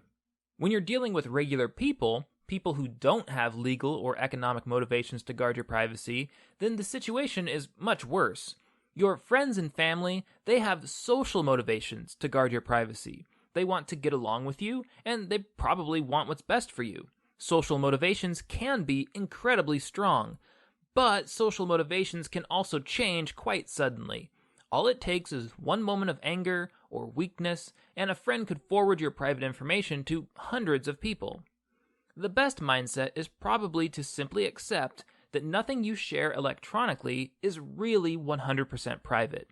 If you have pictures, secrets, or opinions that you want to keep to yourself, then you probably just shouldn't share them electronically. Interpersonal issue number 4 is everlasting information. The internet is made up of millions and millions of computers spread across the entire globe. When something gets published on the internet, it tends to end up on several computers in different locations. And over time, there's really no telling where that file will be copied or where it will end up being saved. For this reason, it's extraordinarily difficult to delete anything that has been published online. Even private files like emails or photos uploaded to social media accounts usually persist in some form on some computer somewhere long after the user decides to delete those files. So be careful about what you upload online because, frankly, the internet is forever. Interpersonal issue number 5 is credibility.